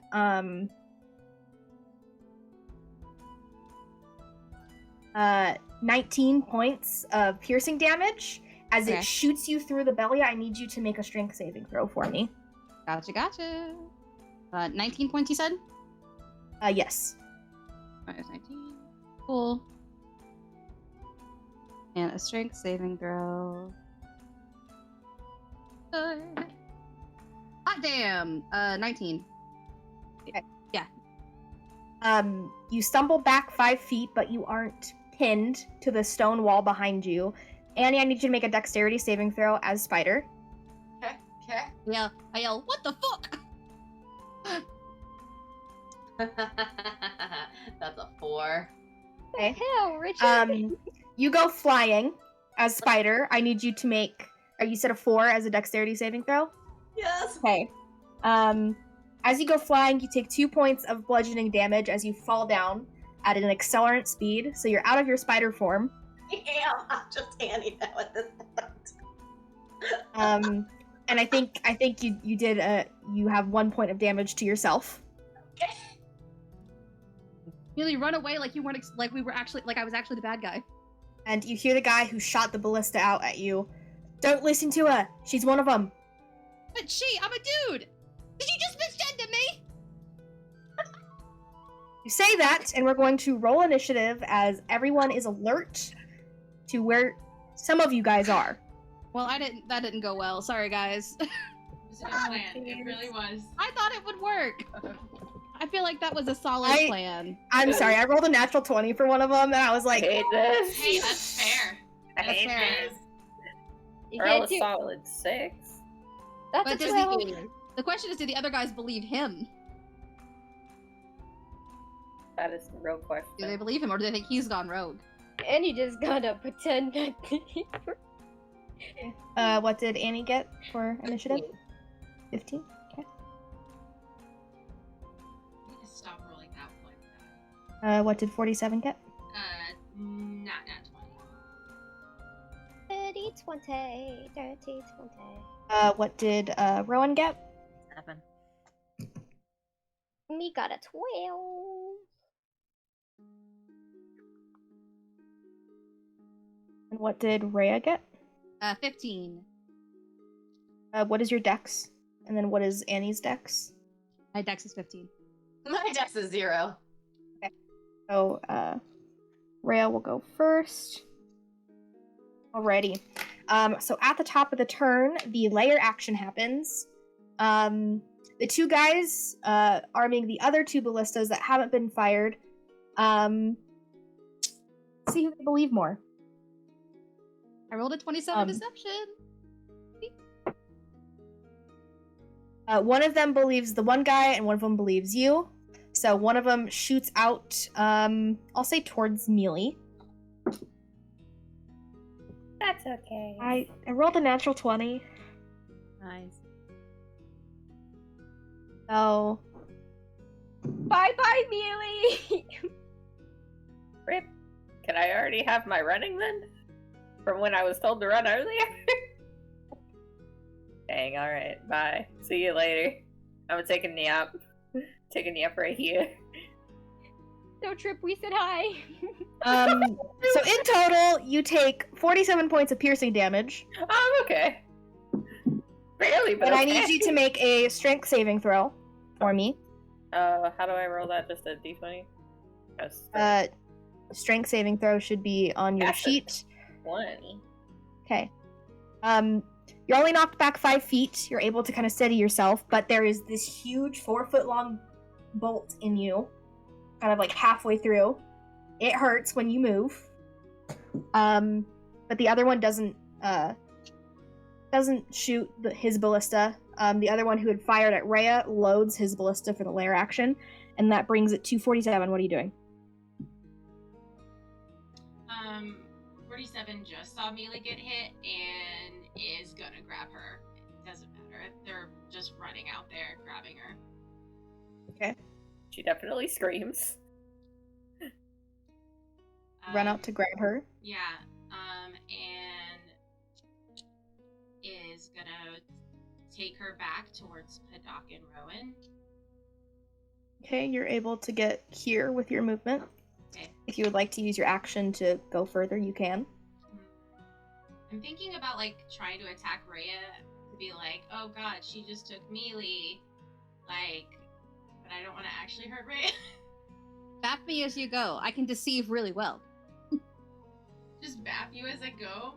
What are you guys doing? I know. Do it. 47 is just going to ready a javelin. Actually, like hiding behind though. But like, if any of the other dudes were to shoot, so like maybe ready to shoot the guy with one of the ballistas. Your javelin wouldn't be able to reach that far.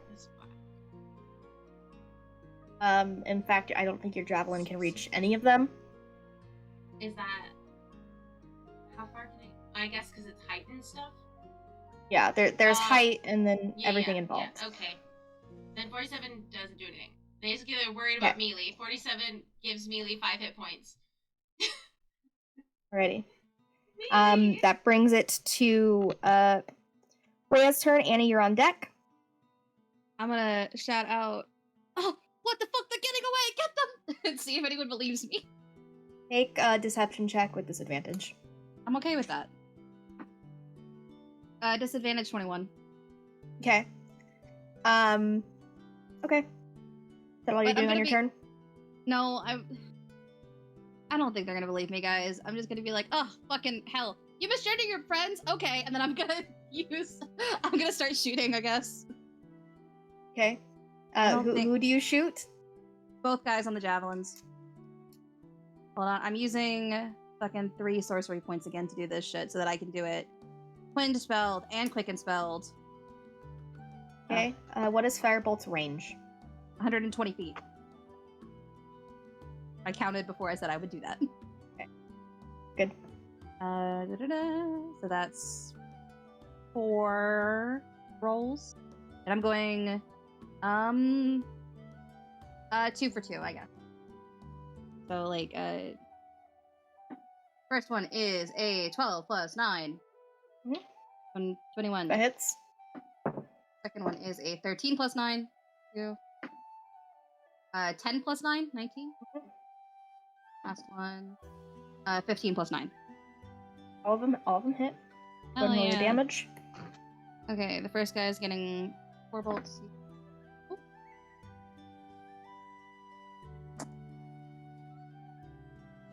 First guy's taking the first ballista. I'm aiming it at the guy on the ballista and having it so that it hits the ballista, so the ballista's on fire. Is my goal here. You can hit either the guy or you can hit the ballista. You decide. If you want. So if you want to hit one of them, if you want to hit the guy with one of them, you can, and then the other one that you twin spelled for like your action, you can hit the ballista if you'd like. Or you could do both with the ballista. Totally up to you. If I've got 4, can I have 2 hit the guys and 2 hit the ballista? Are you aiming for 2 separate guys? Yeah, both Or- ballistas. Okay. So I can say 1 hits one of each guy, and then 1 hits each ballista. Okay. You guys think I should take out the ballistas? The ballistas. I'll just do the ballistas then. Okay. So are you aiming just for a singular ballista or both ballistas? Both ballistas. Okay. So what is the first 2 of your firebolt? So the first one's gonna take 25 points of fire damage. 23. So you see as the fire hits both of these ballistas, they begin to be enraptured in flame. They're still there, but you're pretty sure that should they be fired, there is a chance of them misfiring because of how much damage it just took. But that is your turn. It brings it to Annie, and then Padak is on deck. Can I move down to where Annie is to be back in her, like, hiding behind something and be in her pass without a trace? Yeah, you can do that. Though I do need Annie. I need you to make a Constitution saving throw. Yeah, Do that's a that? good point. That's a very good point. That's a 14 plus. Yeah, you're good. DC was 10. I mean, it's not gonna matter because I'm gonna cast Conjure Minor Elementals. I apologize, Lila, ahead of time. I'm conjuring 8 elementals of challenge rating of 4th or lower. Okay, cool. What token should I use for that? We're all Orsas. All the Orsa dragons. I'm just gonna do little pixies. That's fine. You said 8 of them, Yep. and where are you conjuring them? Just I'm conjuring them. So my range is 90 feet, unoccupied space. So I'm going to conjure them all at this guy. I don't know if I'm clicking correctly. The one like closest across that's not dead yet. the closest across. Are you on the cliff or down below? Oh, I'm still on the cliff technically, aren't I? Yes. That would be 80 feet, right? Or 90 feet. I'm gonna go down here first, I guess, and then cast it so I can cast it at this guy.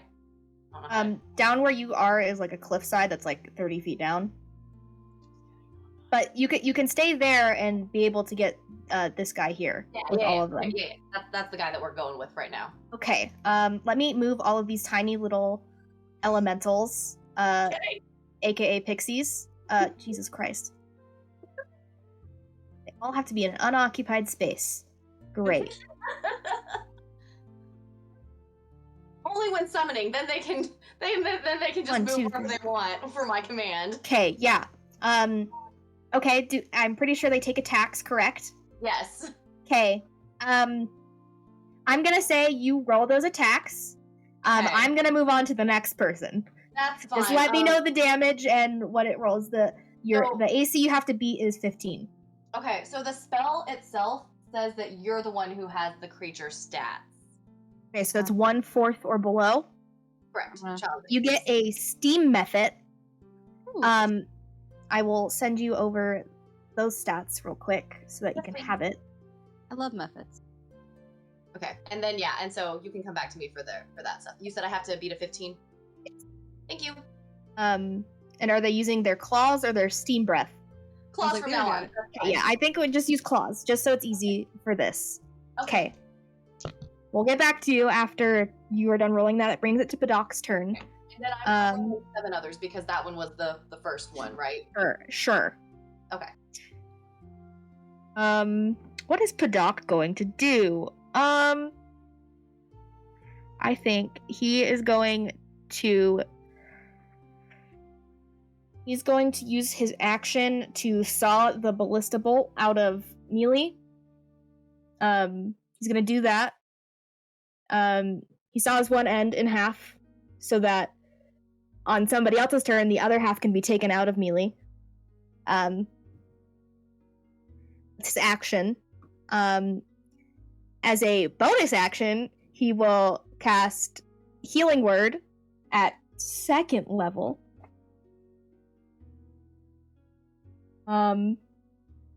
You heal 10 points melee. That brings it to the bandit's turn. I'm just gonna assume the one dude is dead. So he's not going to take a turn. The other bandits. None of those hit. Wait, what's the... Ones down here are aiming for like 2 of the steam methods, which both hit. So after you're done doing all of the damage for your steam methods, 2 of them die. And then That's good. That could be the 2 that fail. Okay, yeah. Cool. So that one's gone. That one's gone. Sure. Easy enough. The guys with the ballista are gonna one of them has to load it as his action.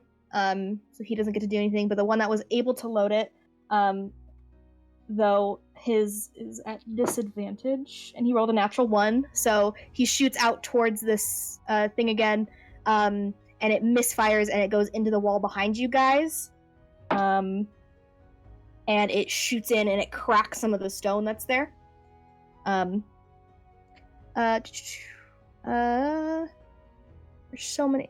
These guys become alert to what is happening and begin making their way over this direction.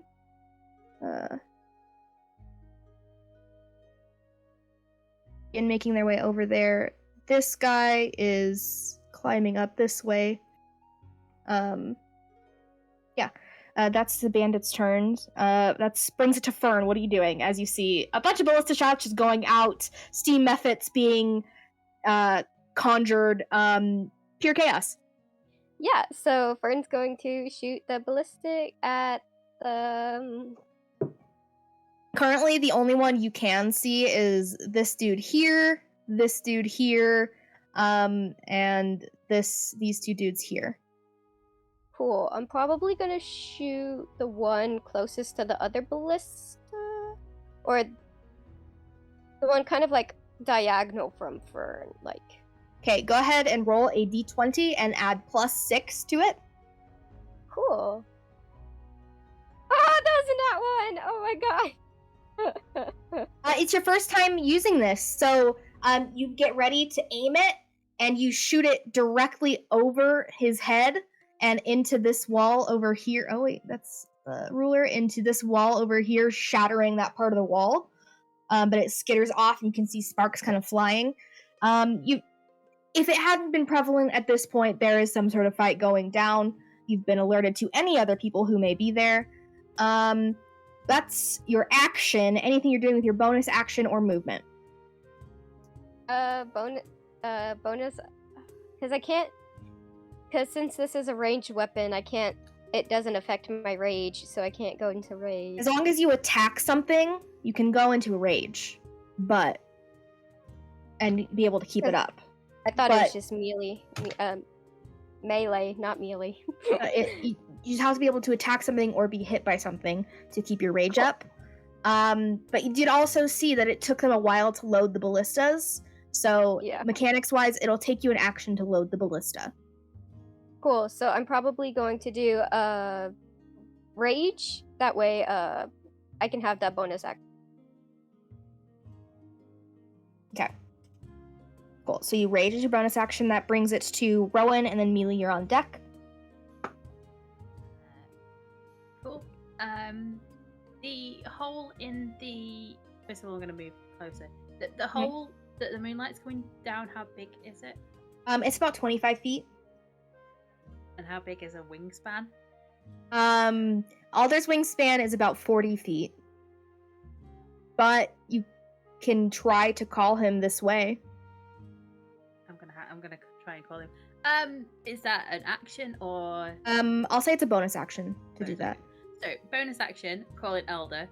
I'm gonna aim for the guy that's just attacked the air elemental. So the guy in the middle of the 3. Okay. Yeah. Oh my god. That's an 18 to hit. Oh, my first. Yeah, that hits. Rolled a 1, so that's 5 points of piercing for that first arrow. Second arrow for a 21 to hit. That hits. And that is... Why is it another 1? I'm replacing that. That's another 4 points of piercing with the second attack. Alrighty, yeah.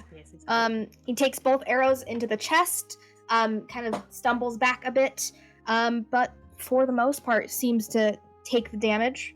But that is your turn. You get a sense that that Alder is on his way, though it may take like a few rounds to get there.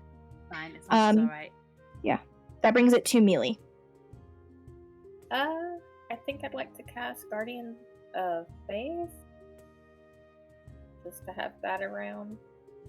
Okay, where are you placing it? Because you can only place it within 30 feet of you. How far is 30 feet from me, if you don't mind me asking? Get it on the bridge.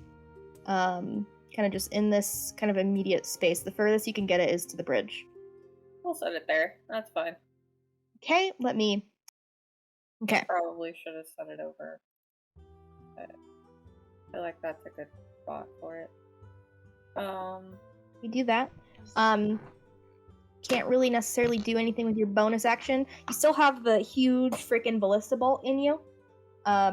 It took an action for Padak to try to saw off the other end so that it could be pulled out kind of easier. But yeah, you still have movement, basically. I don't think she's moving anywhere because owie. Okay. That brings it to the layer action. This guy here is just loading his ballista, though he's trying to do so carefully with the flames around. This dude is going to take a shot kind of in the direction that he saw Annie and Rhea go, but does have disadvantage. And misses completely. Shoots into the wall behind you guys and is just sticking there outside of the wall. That's that for the layer action. That brings it to Rhea. Annie, you're on deck. Okay. I thought someone went before me. I'm going to do... Oh, wait, 47 goes before you. I'm so sorry. Okay, sorry, you're good. Wait, so you're saying it's my turn? Yeah, 47, it's your sorry. turn. Rhea's on deck, and then Annie. Gotcha. Okay. 47's gonna look at Mealy. Should I take it out? Or just leave it there? You bleed everywhere? Yeah. I need someone to heal me first. Wait. Padak looks over. If you take it out, I can heal. Okay. I'll heal it shut. Okay. Okay, Mealy. I'm gonna Just pull get this. it over with. Okay. 47 pulls it out. Okay, you pull it out. Yeah, you take another 4 points of damage as it's being pulled out. But you see as Padak is readying his healing magic for his turn. That would have been your action, 47, to do that. You still have your bonus action and movement if you would like to use those. Brings it to... Now it's Rhea's turn, then Annie. I'm gonna cast Shatter. In between the two guys, the guy on the ballista, and the dark cloaked guy. Okay. What's the range on Shatter? 10-foot radius, so 20-foot circle. Oh, but what is the range you can cast it at? Oh, 60 feet. I counted. Sorry. Okay. Okay, yeah. What do they have to do? They have to make a saving throw. Let me see what that is. It is a Constitution saving throw. 3d8 thunder on a failed, or have as much on. They both. One of them failed. One of them succeeded. Okay. Thunder damage. Ooh, good. That is 8 plus 5 plus 6. 19 on anyone who failed, and then half as much on anyone who succeeded. And then it says it also, the damage goes to non-magical objects. So I want it to also hit like his ballista. Okay, yeah, definitely. You see it shatter. The guy arming the ballista, he took the brunt of that pain. He tumbles off of it as the ballista itself shatters. You dealt enough damage to get rid of the rest of the ballista. So that's one ballista down. This guy is a goner. And the other one has taken like half of the pain. But that brings it Unless there's anything else that you're doing on your turn. I think that's it. Okay, that brings it to Annie, and then Padak is on deck.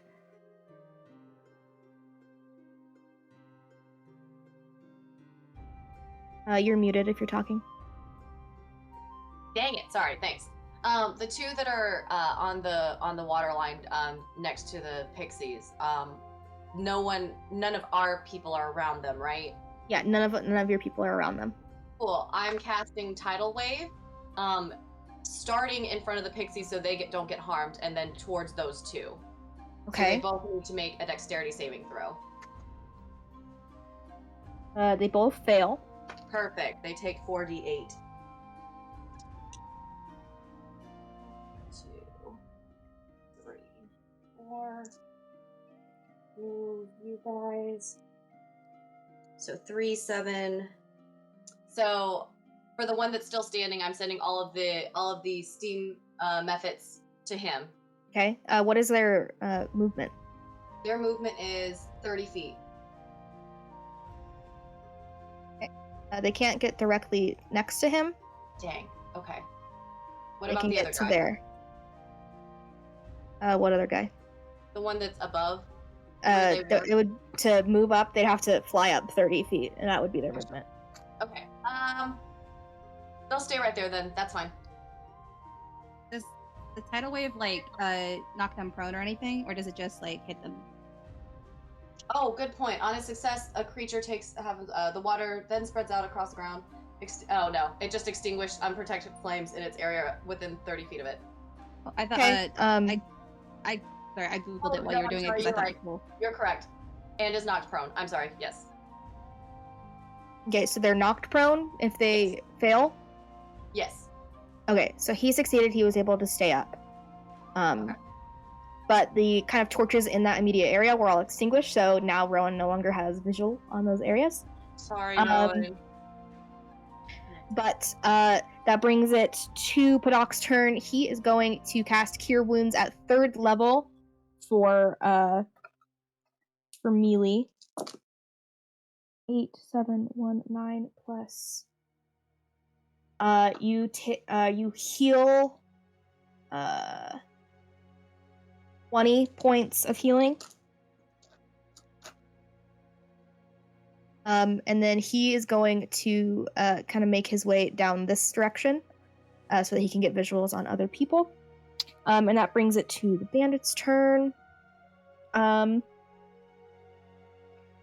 This one here, who's just been hit by a tidal wave and seeing arrows, is going to run in this direction 30 feet, and is going to use his action to also dash back under kind of towards where the cages are.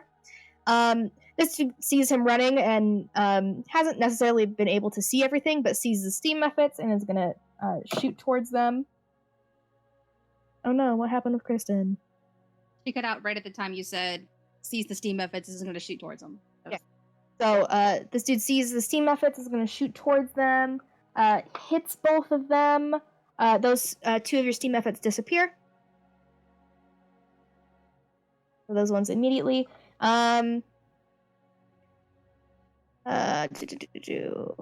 This guy on this ballista here is going to load his ballista. This dude on his ballista, he sees it's on fire, that it's going to continue to take damage. He's going to move down this way to meet up with this guy.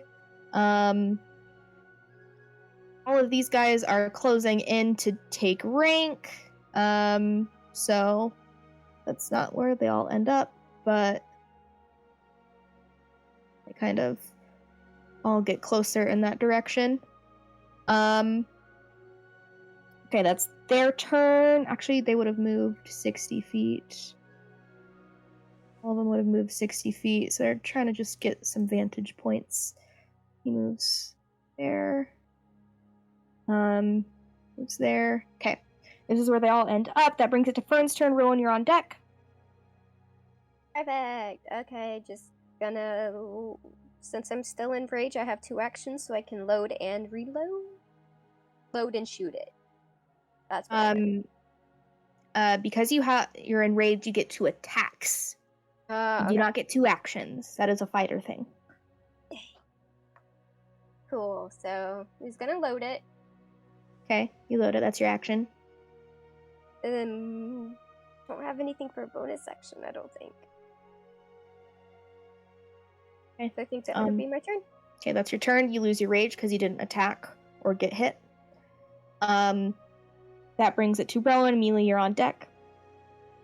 I'm gonna cast Conjure Barrage at the point just in front of Mealy's Guardian.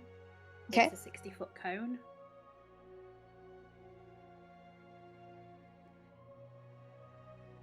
It's a deck saving throw of, I think it's my spell save, which is 16. So just here. So it's a 60-foot. So it catches 1, 2, 3, 4, 5, 6 of these guys. 4 of them fail, 2 of them succeed.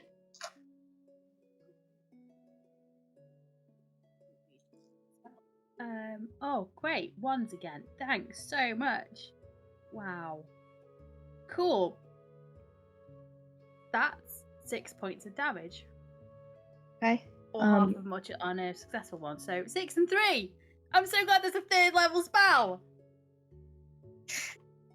Oh no. Okay, they take that damage, these arrows shooting out towards them. That brings it, unless there's anything else that you're doing on your turn. Just kind of contemplating why I chose that.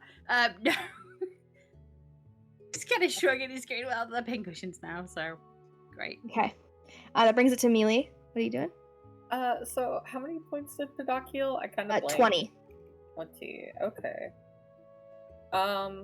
And I was wanting to cast Daylight around where the enemies were.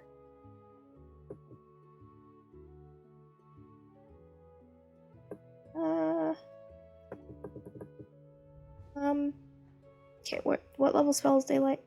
Is it 3 or 2? I believe it's 3. Okay, yeah, so you cast Daylight, that whole area begins to shine brightly. Does it do any damage? Or is it just... I'm pretty sure it just lights up the place. I can double check on that if... Okay, no, you're good. Cool. Yeah. You cast that, you plant that, it's now lit up on that area there, in a 60-foot radius, so pretty much the whole cave is lit up at this point. That brings it to the lair action. Only one dude is on the ballista. He gets to fire it for a natural 20. Who does... need to actually see what the range is. It would be at disadvantage because it's out of the range. Still rolls an 18, but is going to hit Padak. Padak! No. Not the healer! Wait, did Padak move from Mealy? Yeah, Padak moves downward. Oh. So he is now visible to those guys. He takes 30 points of damage. As it goes, it shoots and basically slices towards his stomach and then shoots into that pillar there, kind of right behind him. And actually, it would be the wall behind him, not that pillar. That doesn't make sense. That shoots and cracks into the wall. You can see the cracks are beginning to spread. But then that brings it to 47's turn. 47's getting in there. 47's gonna bonus action. Hold on, let me pull it up so I can see how far I move. Bonus action rage. So I can go. I'm trying to think how many feet I can go without half speed and then also speed. So I can go up to. Where you have speed? No, half speed. So as a bonus action when I rage, I can take that half speed. So I don't want it. I still want to have an action. So I can go 60 feet. So can I jump to that? I will say you can make an acrobatics check to jump. It would just be part of your movement. Would that be my action and I couldn't hit anything? No, it's just part of your movement to jump. Okay, cool. Okay. But if you did want to be safer, you could use your action to do that. Totally up to you. gonna say I'm not gonna rage yet until I get over there. So I'm just gonna use just my movement. Okay. And then, so what'd you say it was a what? Dex saving? Acrobatics. Okay. That is a 12. Okay. You jump towards here, and you jump, and you're almost there, but you can see it that you didn't have enough momentum to get to the other side. You're beginning to fall downwards. I need you to make a dexterity saving throw. Okay. Would that be at advantage still? Danger sense? What? No, this isn't a danger sense sort of thing. Okay. That's a 17 plus 2. It's a 19. Okay. You're able to very carefully, as you're falling down, you grab the edge of the bridge. You're dangling there, but you can feel as it's beginning to crack under your weight. Can I just use my full action to get up? And then that's you can use your action to get up, but you're gonna have to probably dart forward because you can hear the breaking of the bridge. Yeah. So action to go forward, but then I can still bonus action and rage. Yes. That's my bonus action. So bonus action. Okay. Get up. Bonus action. Rage. And then where are you headed? To. Are you headed to that first guy that's there? Yeah. Okay. So you get to there. Yeah, I'll get there. Can I real quick? Is that zoom a little bit? Is everyone on the same level now? Like everyone's within like line of sight now? Everyone that's here is within line of sight. Yes. Okay. So yeah. Okay. Now I'm at that guy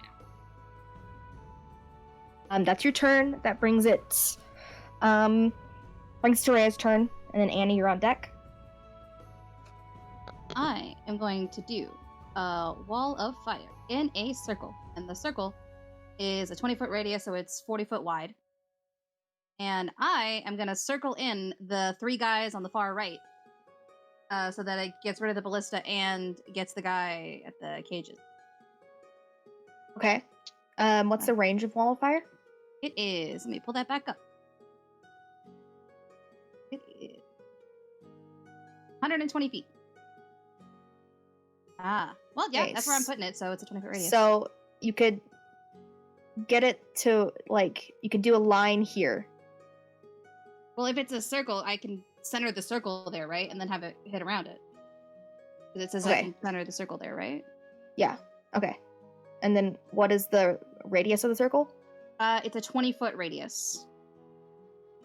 So you can get one of the bandits and the ballista, and that's it. Why can't I hit the other guys? Because they're out of range.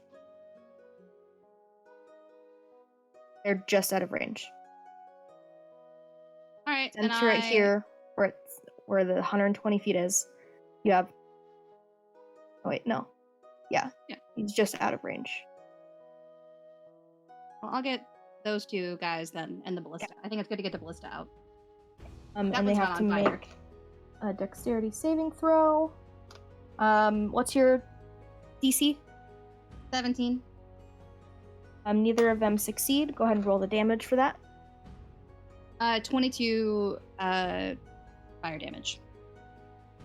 Those 2 go up in flames. The ballista is now damaged. Let me get rid of those guys. Okay, that brings it to Annie. Padak is on deck. Okay, so Annie's gonna cast Moonbeam on how do I mark it?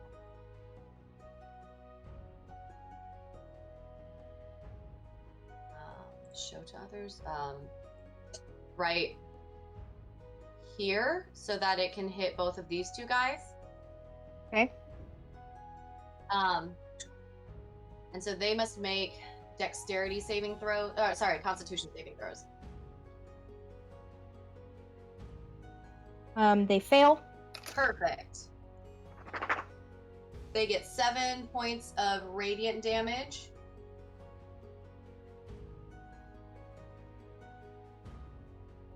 And that will be my turn. And then the pixies are gonna try and go up towards like these two people. Okay, So, like, they can kind of get there with the equivalent fine. of like that. they're gonna separate themselves into like 5 distance apart, like so like the corners of a square, essentially. So like this. Yeah. They do that. That brings it to Padoc's turn. What is he gonna do? He is going to cast Aid on Melee, which your HP max increases by 5 points, and you heal 5 points. You get that for 8 hours. That's gonna be his turn. Actually, not his turn. He's gonna try and jump. He's gonna take movement to run and then jump.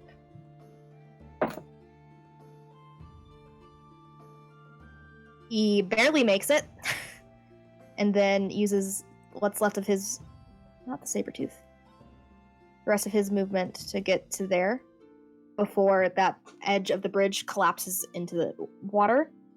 The bandits take their turn. The one in front of 47 is going to attack, misses. A few arrows shoot by. One of them hits 47 for 5 points of piercing damage, and then one of them hits Padoc for 8. The rest of them miss. That brings it to Fern's turn. What are you doing? I'm gonna bonus action go back into a rage, and I'm gonna shoot this thing, and then use. Crap!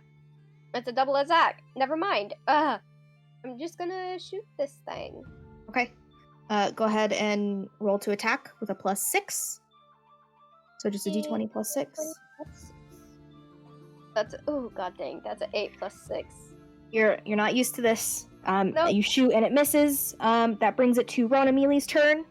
Rowan, you can hear the beating of wings as Alder shoots through that hole in the air, or in the ceiling. He does take 9 points of bludgeoning damage as he has to kind of squeeze himself through. But that makes some of the rocks fall. So the people down there, I need Padoc and 47 to make a dexterity saving throw.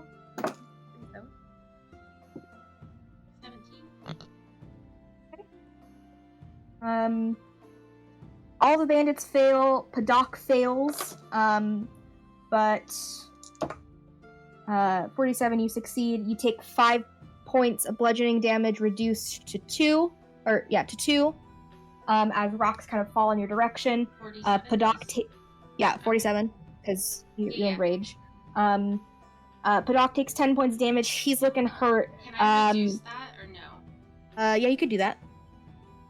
That's reduced by... Or spirit shield, I mean. By 2d6. So that's 3, reduced by 3. Okay, so he only takes 7. The bandits, they take 10 points. They're looking kind of bloodied as rocks have just smashed into them. But what do you want Alder to do? Let's use the breath weapon. Okay. Alrighty. So if you want to go ahead and roll for that, and I swear these d6s give me more ones. I'm going to be very sick. And then I assume you're kind of aiming in this direction to not hit. Yeah, no, I'm not going to hit 47 and Padoc. I'll try and aim for the others. And then I they can't make math. and they make a dex save, correct? Yes. It's against my spell save DC, but I don't know if it's me or Alder. Okay, it's against yours. Oh, so 16. Okay, they all fail. Nice. I need to math. On a practice, so 12, 17, 20, 21. There was a 1. 22, 23, 27, 29, 30 points. Nice. Poison. Yeah, so you watch as this poison breath takes over. This guy's gone. This guy's gone. This guy's gone. This guy's gone, and then all of the methods are gone. Oh, I'm sorry. Would they explode and hurt the guy next to them when they die? They would. Yeah, they would. Yeah, So I go forgot ahead. about that with the other ones. Okay, they weren't next to anyone when that happened besides themselves, so maybe they would have died sooner, but oh well. That dude needs to make a dex save 4 times for the 4 different methods that are right there. He fails every single one of them. Perfect. So yeah. he takes 4d8 fire damage. 4d8s. Where'd my d8s go? There. That's 5, 9. 6 is 15. 7 is 20. 21? Okay, Yeah. he straight up dies too. Looks only that's left is this guy that's over here, this dude here, and then the 2 that you guys are fighting here. And Rowan, what are you doing on your turn? I'm gonna cannonball into the water to try and get to the lower Okay. part. Do you walk over here first to do that? Sure. Okay. Go ahead and just make an acrobatics check for me. Yep. That's not my sheet. That's the dragon sheet. That's good. Acrobatics. Oh. 23 or 19. You do a perfect cannonball. Barely any water splashes as you fall in deep, and then you stand up, and you still have like 2 feet of yourself out of the water before anything is happening. So it's about 6 feet deep. But you land there as your movement. You can use your action to move as well if you'd like. I love it. I'm gonna start wading. Okay. Towards the shore. So yeah, you're at half movement. You're able to get just to the shore. Yeah, that's fine. That's perfect. Cool. That is your turn unless you're doing anything with your bonus action. I don't know. I can't see anybody to put Hunter's Mark on, so no, I'll leave it. Alrighty. Okay, that brings it to Mealy's turn. 47, you're on deck.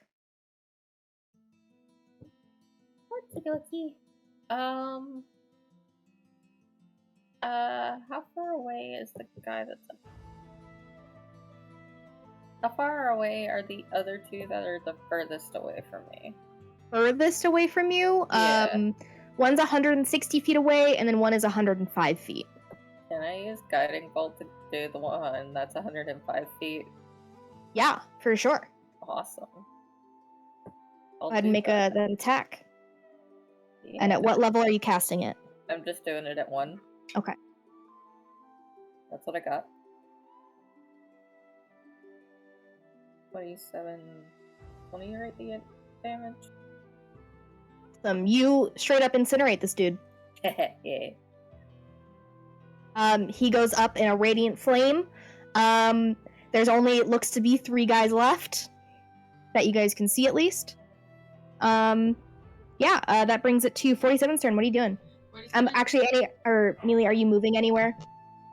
I'll move a little, I'll probably just move down to that edge.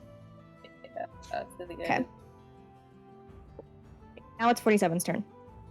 47's kind of sad they didn't get bap everybody. Can I? There's still a dude in front of you that you can bap. 47. Can 47 grab this guy by the scruff and throw him into the spirit guardian? I will say you can use a shove attack, so make an attack roll. It's a nat 20.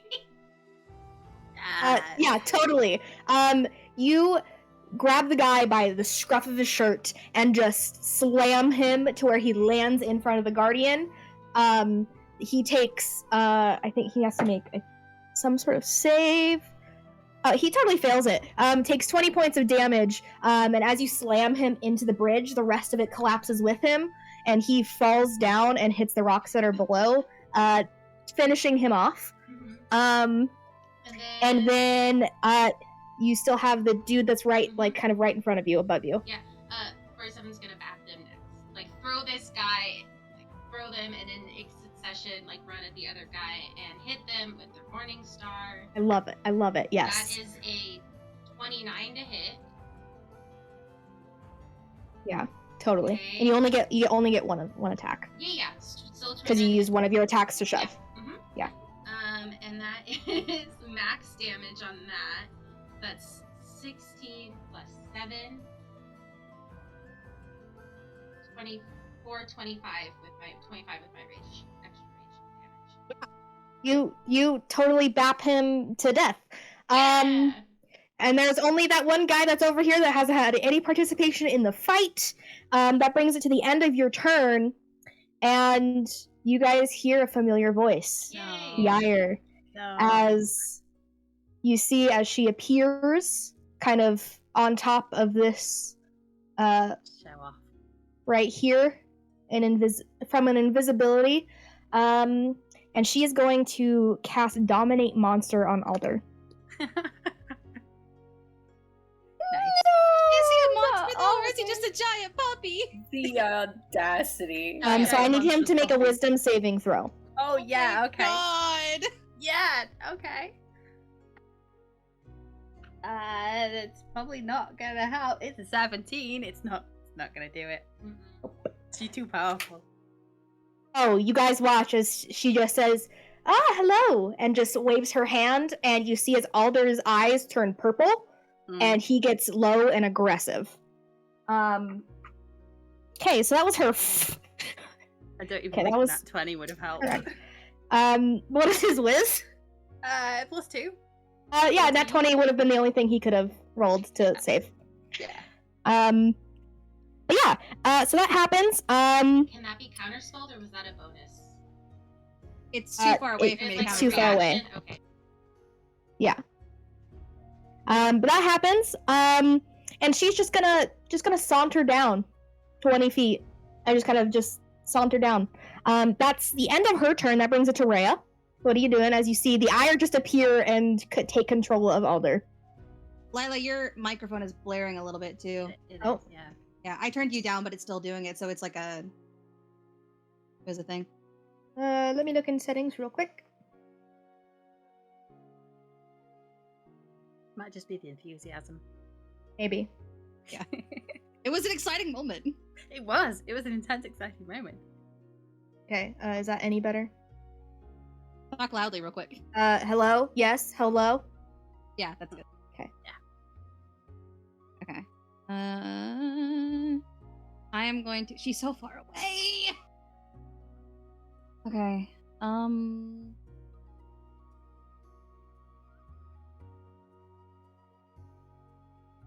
Well, she's got concentration on that right now, right? So I think I'm going. You've never seen this spell, so you don't know. Well, I think it's. I think it would be. That's Star talking, not Rhea. It's like I think it's a concentration, because I could see her do something to 47 earlier.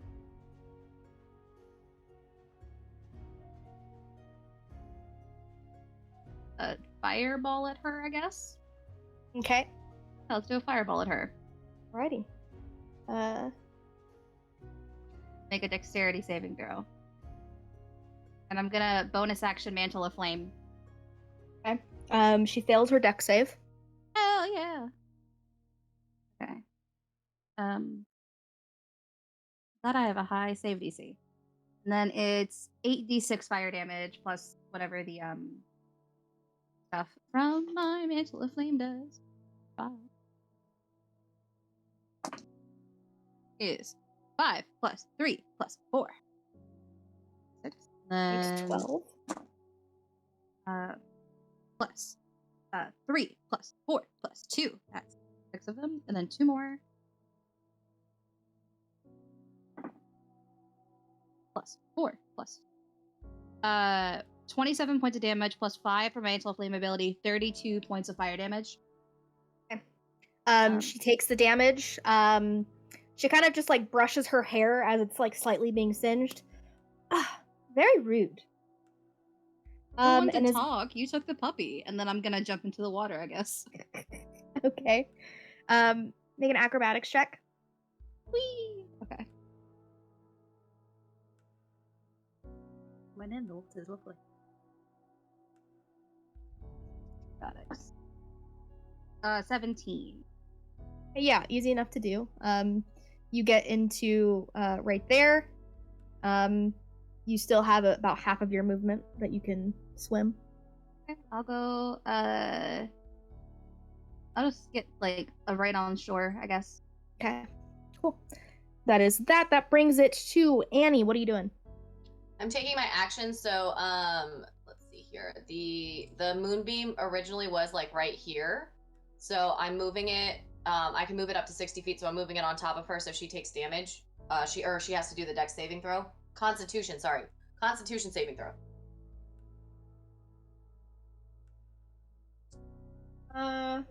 18. And that's against my spell DC, right? Yes. So that she succeeds on that, so she gets half damage, which is 10 and 9, so 19. So 9 points of damage. Yep. Okay. You cast that. She's within the moonbeam right now. That brings it. Unless are you moving anywhere? Are you jumping into the water? No, I'm gonna stay put.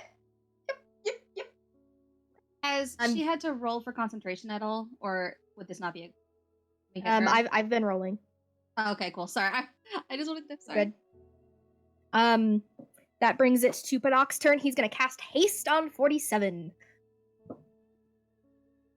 So that means you get a +2 to your AC.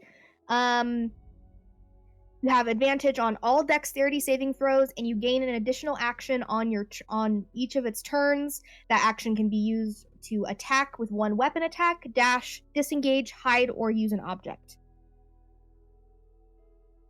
That's his turn. He's going to. He doesn't want to get next to the dragon. He's gonna move behind 47. And then that brings it to the one bandit that is left. He is gonna go and he's gonna go off in one of the dead ends that you guys saw, or that Orsa saw earlier. He's just gonna jump off of that platform that he's on and go off into one of the dead ends. That brings it to Fern. What are you doing? Rowan, you're on deck. Cool. I can't shoot the ire from here, right? No. You could at disadvantage. Yeah, you could at disadvantage. I'm gonna risk it for the biscuit.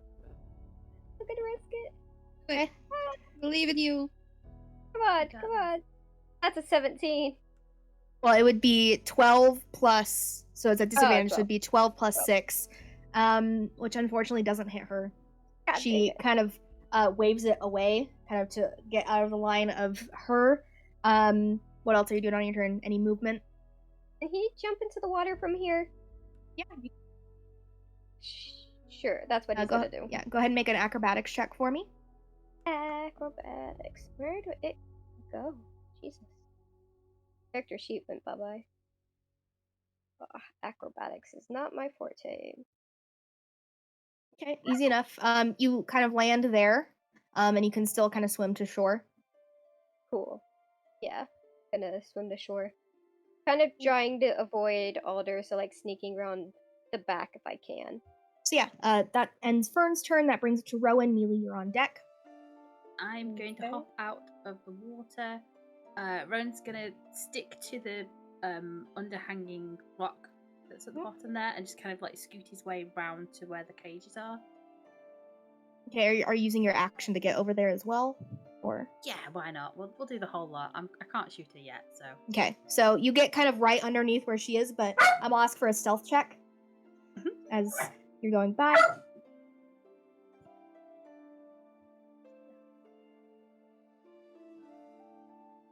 Noises Alder's making.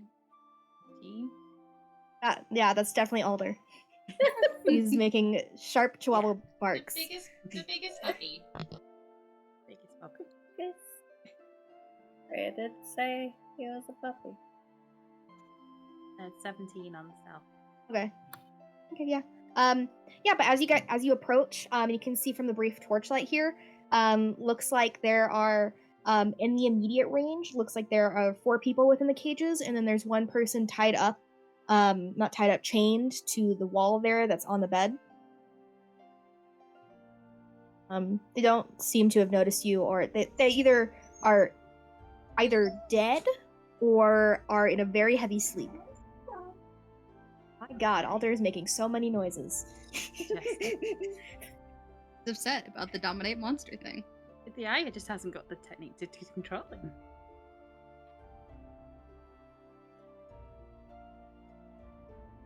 Anything else you're doing with your turn? Did you say there was people out there? Yeah, there's people there. Right. There's about 4. Okay. Can I talk? Can I just be like, are you Yeah, awake? you can talk. You say that. One of them in the cages is just like, yes. Who's got keys? I don't know. One of the guys. He was wearing a green cloak. Have I seen a guy? I can't see a thing anyway. Why am I asking? Gonna try and get you out. Okay, thank you. Yeah. Yeah, Rowan, that's your turn. That brings it to Mealy. Okay. Do I wait on Carolee or?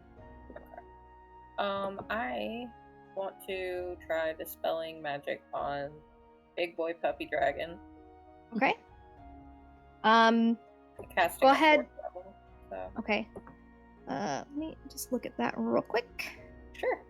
So, go ahead and roll a d20. Okay. And then plus your modifier, which would be +4. You have to be an 18. An 18 or more. So roll a d20 +4, you said? Yes. So that's 17 +4. Oh, 21. You cast this spell, and she doesn't seem to necessarily care if you do this, but you are able to free Alder of the command he is under. The purple eyes go away back to his natural color, and he almost kind of shakes off the enchantment, and is kind of getting low and ready to attack, which I forgot to take his turn. So I'll say for the sake of things, he would have tried to bite towards 47 during his turn and doesn't hit, so that's fine. And then his command is broken. Anything you're doing with your movement or bonus action? Bound to happen eventually. Might as well be now. I want to go ahead and try to get across the water. Okay. Are you jumping down like everyone else did? I think she's gonna try to safely do it rather Okay. than jump. She's Yeah, very totally. dainty. Yeah, easy enough. You get into the water and you're able to kind of get to shore with all of your movement. You're next to Rhea at this point. That's your turn. That brings it to 47. What are you doing? 47 is gonna come kind of stand in the open. Funny. And hold on a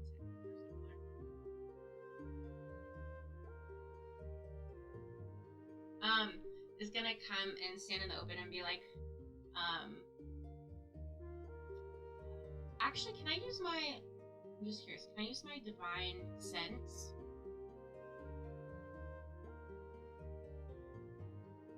I know the well. Okay.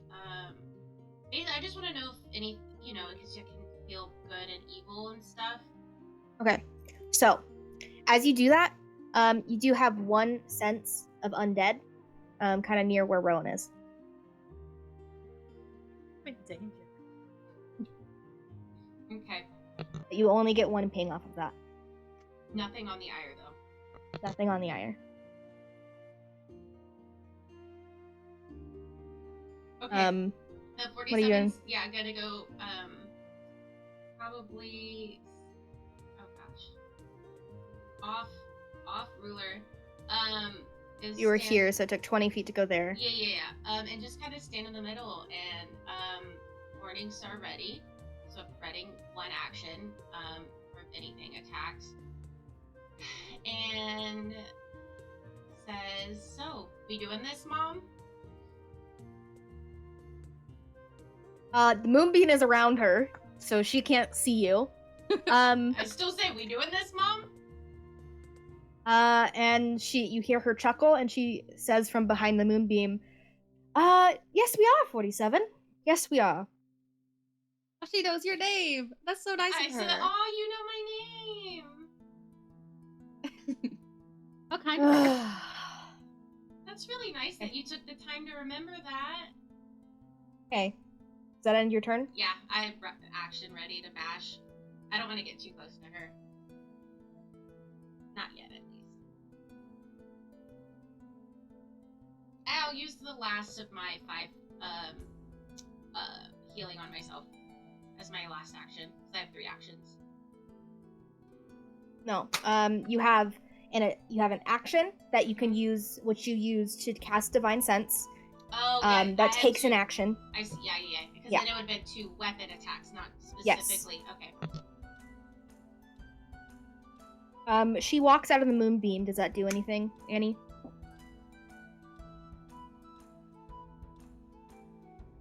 I don't think so, because it's just because she already got hit from it when she was in it, and then If she spin, it's every turn they spin in it.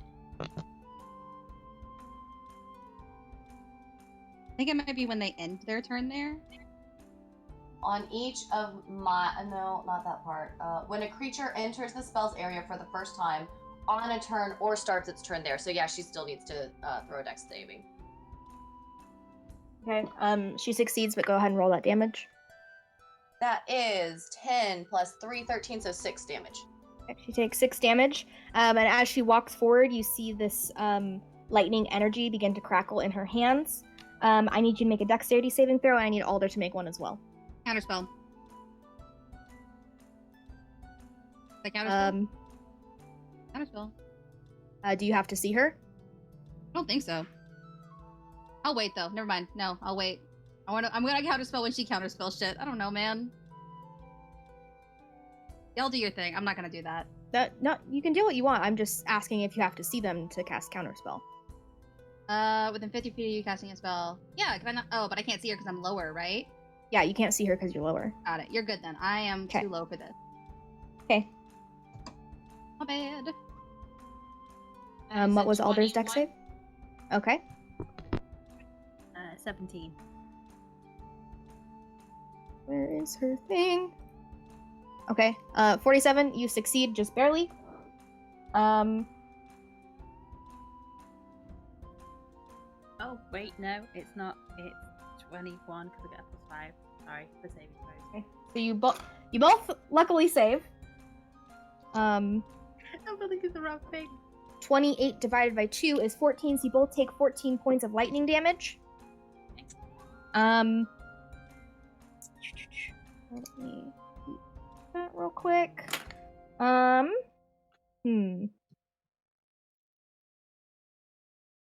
happens. You see this large beam of lightning energy shoot out in a 100-foot line. It hits this wall that's back here behind you, kind of where this is, and you can see as that begins to crack as well. That brings it to Rhea, and then Annie, you're on deck. Okay. I have a spell scroll that I got back when we did the cave. And I would like to cast Conjure Fey. And it is Conjure Fey is any a beast of challenge rating 6 or lower. So I'm gonna put a mammoth on the field. Why not? I don't think I have a mammoth token. Where are you putting it? And do you have to see the space that it is in? Range 90 feet. You summon one. It appears an unoccupied space so you can see within range. So I'm gonna move. I've got the wrong thing selected. I'm gonna move 30, like right here-ish. Can I see up there at all? Can I see up there? Okay, I'll put it. Oh, I can see the bridge? You can see the bridge. You can see where the ballista is, but you can't see any further than that. Can I see with the ballista, like, that's, hold on. See right here, like, on the edge there. I'll put it on the ballista! Okay. Mammoth. I need a mammoth stat block now. I feel like that mammoth just crushed that ballista right there. Yeah. It's right next to her, though, and it can stomp on her.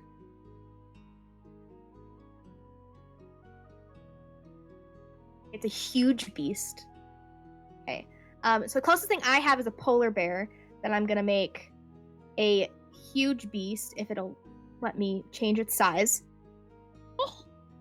It stomps. It crushes the ballista. The ballista is just gone. It's gone. And then does it take its turn now? I think I'm supposed to roll its. I think it has a different initiative. Roll initiative for the creature, and then it obeys whatever I do when I tell it. So I'll roll it. Okay. Right. Or I don't know if it does it when I immediately cast it though. Let me double check on that. If you have to roll its initiative, it doesn't take any action Yeah. until its turn. Absolutely. But what is its initiative? It was a 14. Okay. Mammoth goes after Padok. Okay. If it That was a brings spell, it what to we wanted to happen. if it was Yeah, a spell bring- scroll, does that count as my whole thing? By the way. Yeah, that's your action. Cool with that. That brings it to Annie's turn. Padok is on deck, and then the mammoth. Annie's using her action to move that moonbeam to her that does not hit the polar bear. So she has to make another dex saving. With wisdom. No, constitution. Gosh darn it. Too many saving throws. Okay, she succeeds. Okay. She takes 19. 9 damage. Okay. Takes that. Is that your action to move it? Yes. Okay. You're doing anything else? Nope. You guys just hear as Padok just like, oh fuck, a mammoth. Oh shit. Oh, what to do. And he is going to cast catapult on a few rocks that are around and at second level and throw them towards the ire. She needs to make a dex save, which she fails. She takes 17 points of bludgeoning damage as a bunch of rocks just go in and just hit her against the face. She kind of rears back from that for a moment. That brings it to the mammoth's turn. What is the mammoth doing? She's still moonbeamed. Yes. Okay. The mammoth will take this damage. Mammoth, I believe in you. The mammoth is going to run at her. First, it's going to run at her and try to knock her down. She needs to make a DC 18 strength saving throw or be knocked prone. It has to move 20 feet towards her before it can do that. Oh, you're right. Never mind. She'll just then go up and it'll gore her with its mammoth thing. That's what it's called. Gore. Okay. It's tusks.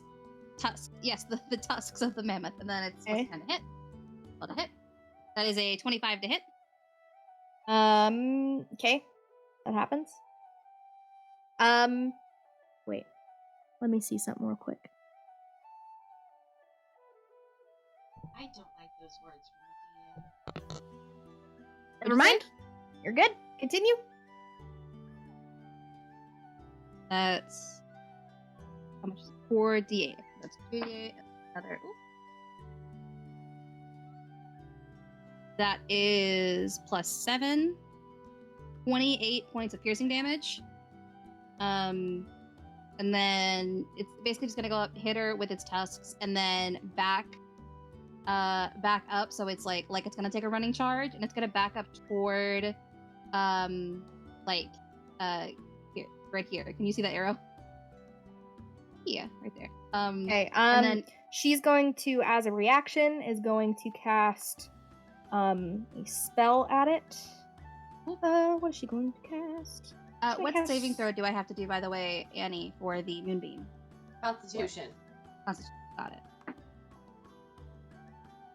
20. Nice. You succeed. Okay, half damage. Cool. You take 9 points of damage. Okay, I'll pull up this and keep track of it.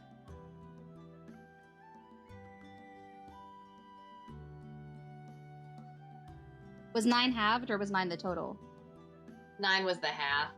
Okay.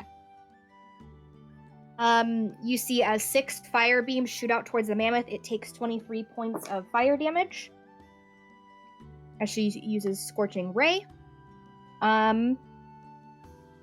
That For ends the her- mammoth's turn. She's going to take a legendary action to regain a reaction.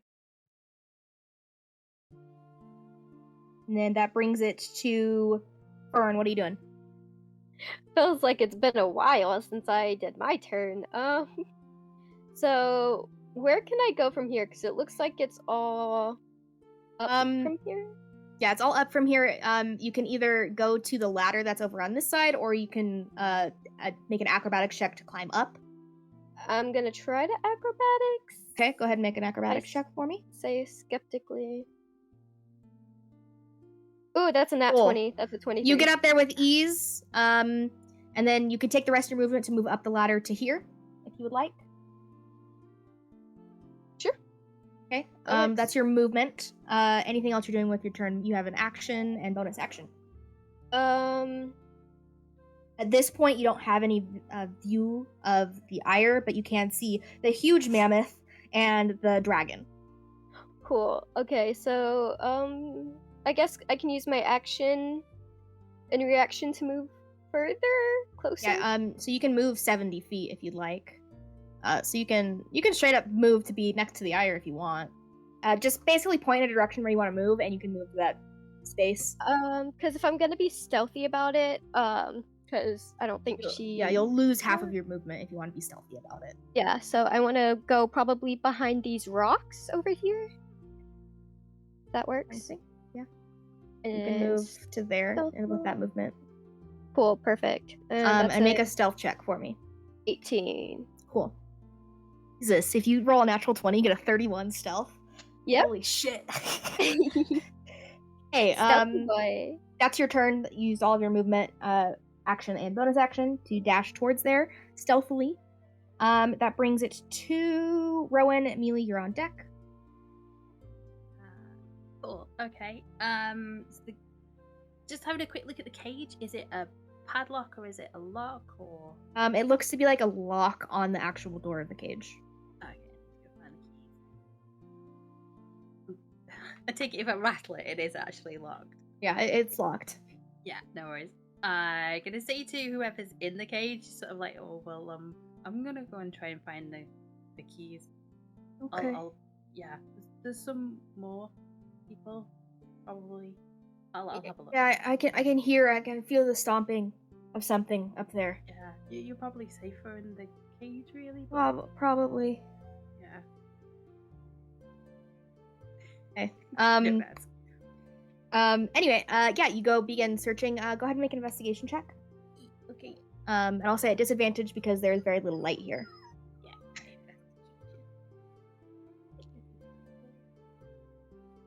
That's great, because that's gonna be... It's not a natural, but it's a 1.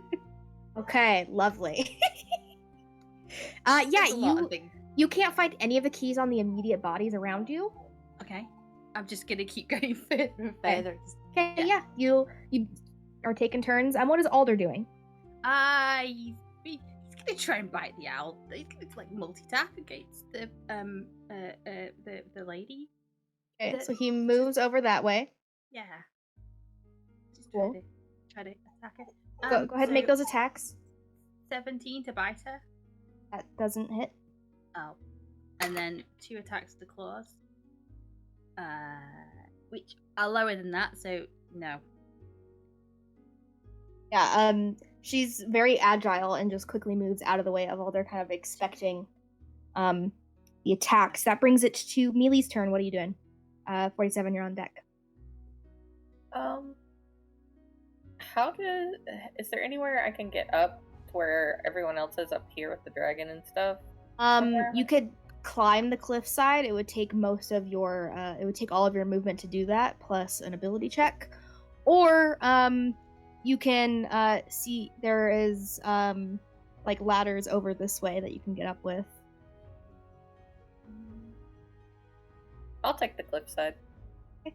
Go ahead and make an athletics check for me, or acrobatics. Okie dokie. Okie dokie. Acrobatics.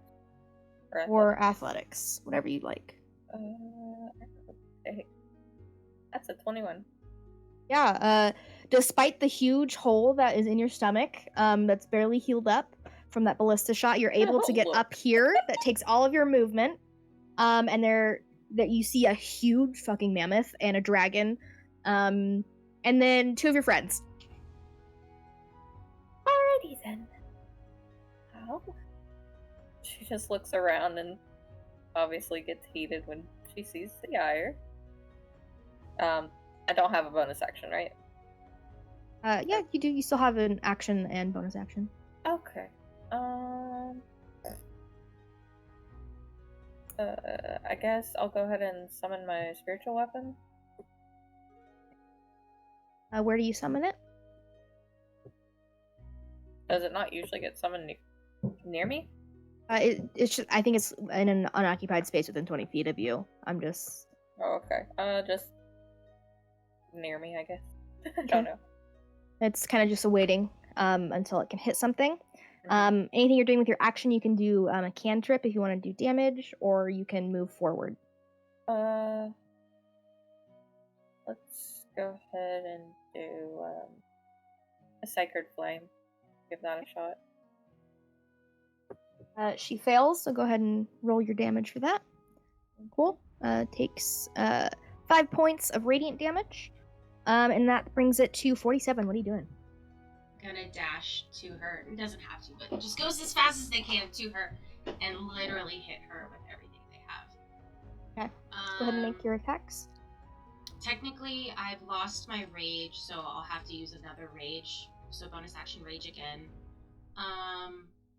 That'll be 3 attacks with the Morning Star. Okay. That is a 13 plus 11, 16 plus 11, and 15 plus 11 to hit. So that's gonna be, the first one's gonna have a Divine Smite. So that's, oh god, let me get out the calculator. It's 2, 3, yeah, so that's 28 damage with the first one, first hit. The second one is 22, so we have 28, 22, and 16. 28, yeah. 22, and 16. Yeah, you hit 3 times, smashing into her, and she kind of reels back from each attack. She's hurt. She's starting to show some wear and tear. But she kind of just like, as she reels back from last attack, kind of just looks up at you and smirks. Doesn't say anything. That's That good, Mom. that ends your turn, brings it to her turn. She's gonna cast Fireball at 5th level, centered on herself. Okay, with that. Oh, I need you to make dexterity saving throws. So, since it's, You have advantage on. That's what I was gonna say. Isn't there a thing about like if you cast a spell within like melee range? This is just an effect. It bursts out. It's not an Okay. attack. Oh, roll. I see. Oh, okay. And I need also Alder to make one as well. So you said what, dexterity, right? Yes. Anyone? Oof. I'm just telling you, none of those pass.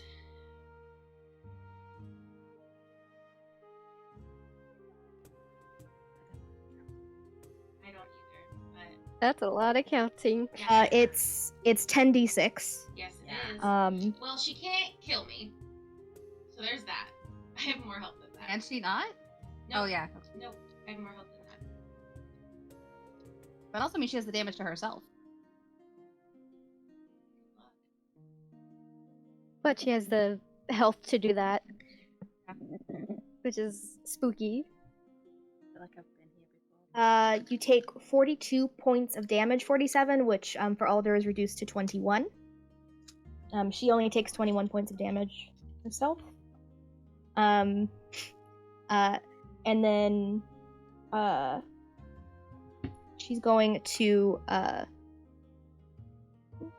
no, she's not going to do that. Yeah, she does that. That ends her turn. And that brings it to Rhea. What are you doing? Okay, I'm gonna move over here. Since the mammoth got the, was it a catapult trebuchet? Was it The thing? ballista? Ballista, yeah, the third one. Since stomped on it and it broke down, would I be able, if I got down to like here, like be able to see up at her because it broke down and that was the thing blocking the way? You can make a perception check and see. Okay. Wait, what? Move it. That's the wrong one. 5, 10, 20, 30. I'll go to like right here.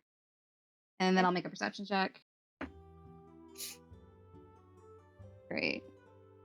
Totally great.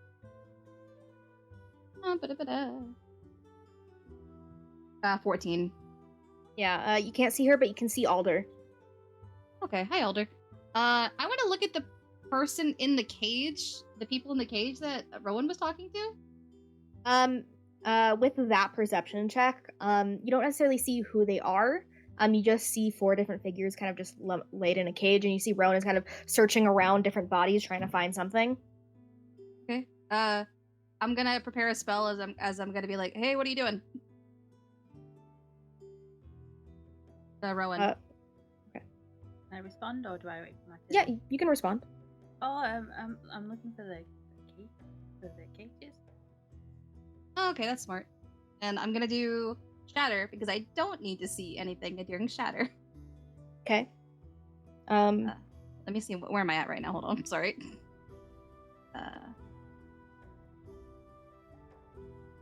Okay, yeah, I'll cast shatter. Okay. I'm gonna do it over like here, so it's like it doesn't hit these guys, and it just hits like the edge of her. Because the range on it is 10-foot radius, so I'm gonna do it to where it hits her still. But it is a what kind of saving throw is it? Constitution saving throw. Yes, ma'am. She succeeds. Okay. It is halved.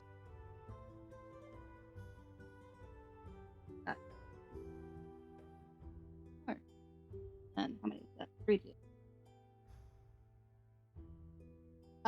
13 halved to 6.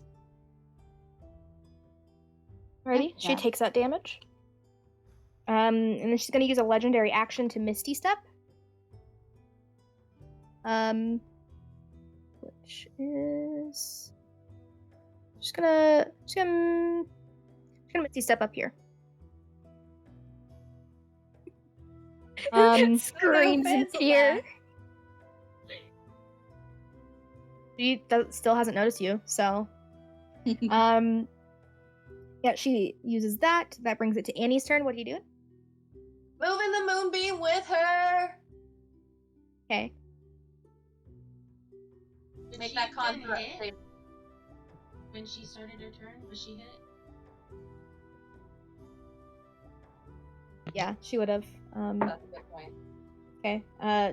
Roll the damage for both of those, please. For the start of her turn, and then when you moved it. And for the first one, did she succeed on both?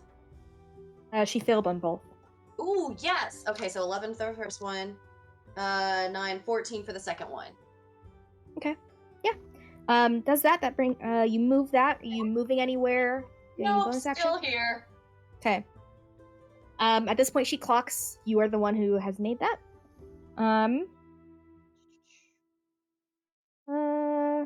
Brings it to Padoc's turn. Just, like, waves from afar. And he's going to cast Firebolt at her. Natural 20. Ooh. Be scared that it's gonna hit me. Like, no. Oh my gosh, for a second I thought she was casting Firebolt on him. I was like, no, not the dog! She takes 35 points of fire damage. And then, like the scared little boy he is, he's going to run away from the mammoth. Yeah. I love that for him. And then that brings it to the mammoth's turn. Yeah. If Willie the Mammoth, which is what I've named him, tries to climb up to her, will it have his movement? But can he do it? Yeah, it'll have his movement. Cool with that. That's still he's got 40 feet of movement, so he can go all the way back to here. So that'll still be 20 feet. 5, 10, 15, 20. And then I'll say he can get there with that movement. Because it halves it. Oh, well, yeah, it's 40. So if the 40 feet's here, and this is is 40, and this is 20, Yeah, he can only get to there. he wouldn't be able to run her over. No. Damn. Okay, he's gonna gore again. So that's I gotta roll a hit. Go, Willie. 25. I need him to make a wisdom saving throw. Willie, I hope you're smart. He might be smart. He's a He has plus a plus zero. 18. So you see as she waves her hand, his eyes turn a quick purple, and the attack goes to Alder. Oh, but Alder's down there. He's like 20 feet away. No, they're right next to each other. And the gore is... Okay, does 25 hit Alder? Yes. Yeah. Okay, I'll do damage for Alder. And I'll manifest that it rolls low. Please roll. Please. Please roll low. Okay. Ooh, a 4 and a 3 for the first two. Does that work if he's a fae? He's a fae. Mm-hmm. It's just a creature that makes an attack within 30 feet of her. She can use her reaction to change the directive of the attack. Oh, sorry. I thought she was doing the beast thing again, the monster Nope. thing again. Okay. Nope. Total 23 piercing damage to Alder. Sorry. Alder's unconscious again? For the second time tonight. That is the mammoth's turn. That brings it to Fern. What are you doing? Cool. Jesus. I'm a snipe attack the ire. Okay. Are you doing that with your vicious crossbow? Of course. Go ahead and roll to attack. Oh, that's a 15. God dang it. Doesn't My roll doesn't hit, shit. unfortunately. Yeah, I had a feeling. The arrow goes whizzing by her head. She looks back and clocks you. Anything you're doing with your movement or bonus action? Run and grapple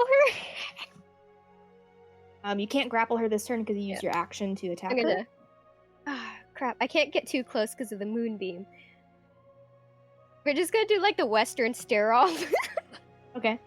You do the western stare off. That brings it to Rowan. What are you doing? Still investigating? No.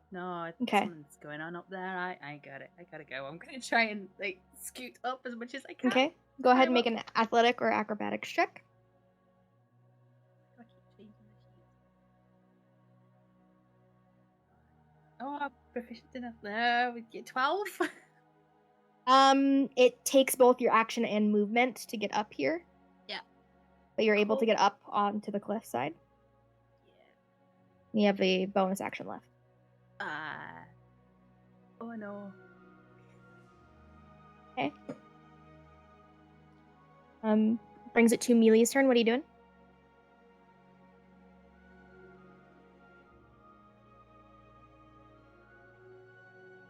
Cheyenne, what are you doing for Melee's turn? Sorry, I blanked out. I think I'm going to move like right over here. Kind of move over here. Okay. Leave it. And then to cast guiding bolt. Okay. Go ahead and roll to attack. Okay. I want to see at what level would be better if you don't mind.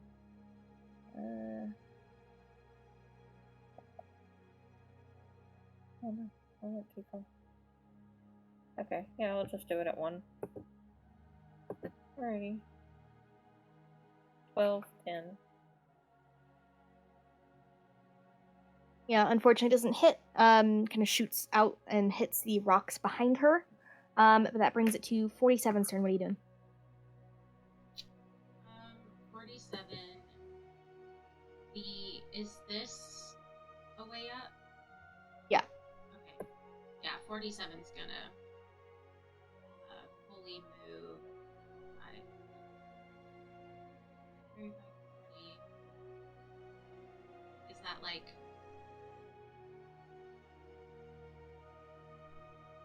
I guess that's as close as they can get. I'm just trying not to be under the mammoth, but... I mean, you could technically be under the mammoth. They're a huge creature, so... Can I just put it there for the sake of Yeah. being able to see? But like right next to the mammoth.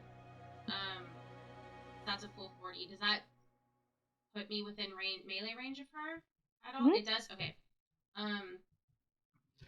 gonna do the same. I'm gonna hit again with all 3 attacks, but no divine smite this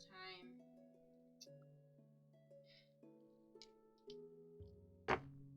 That's a nat 20, a 9 plus 11, a dirty 20, and 17 plus 11.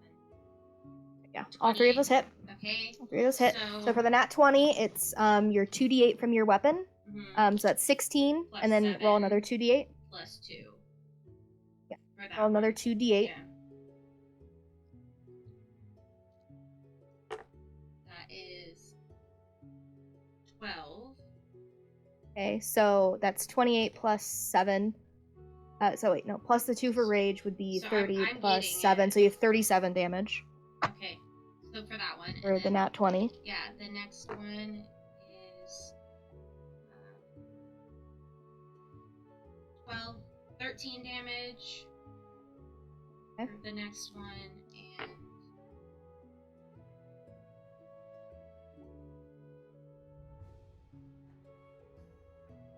13 damage for the next one as well. Okay. So 37, Cool. 13, and 13.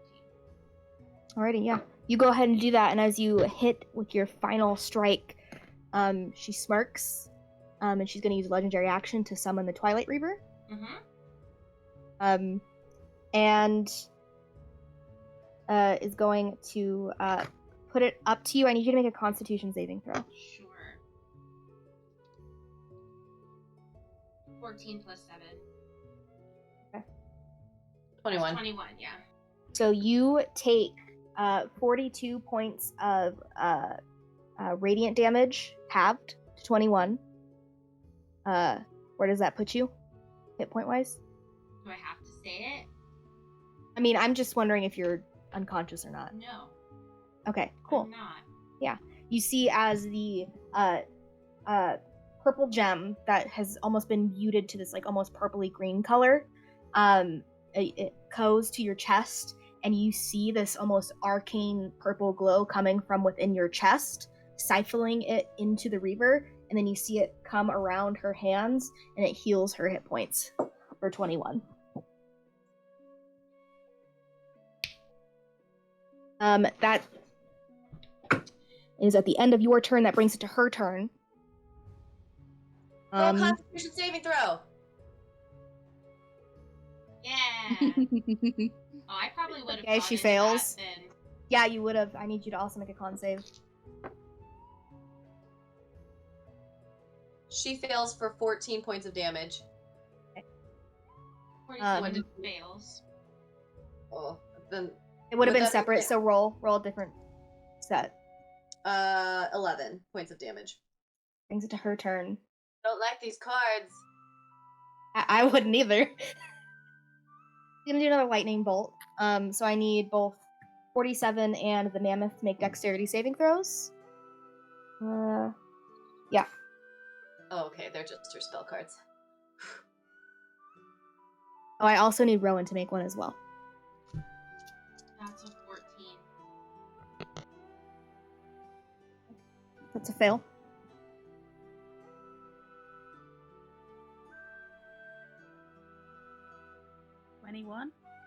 Okay, that succeeds just barely. And then what did the mammoth get? Okay, I rolled a 16, and then whatever the mammoth's dex, minus 1, 15. Everybody besides Rowan takes 30 points of lightning damage. Rowan, you take 15. And with that, 47 is downed. You see as it shocks 47, and the lights flicker in their eyes, and then they drop. That ends her turn. I'm gonna bring it to Rhea. That's bringing 47 into death saving throws, right? Not like Yes. dead. Okay. Yeah. Bring death saves. But the moonbeam is still active, and at the start of every 47 turn, is going to take damage. Unless you move the moonbeam. I guess I'm gonna climb. Okay?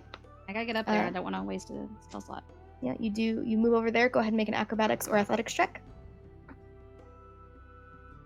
Ooh, 22 athletics.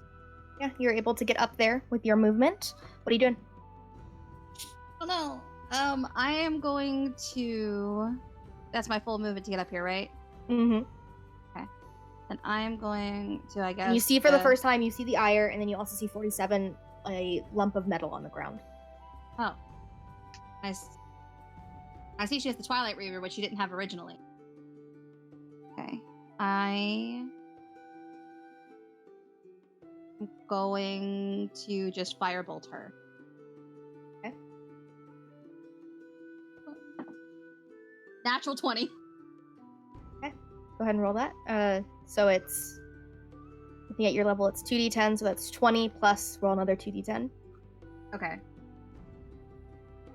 Let's go. Okay.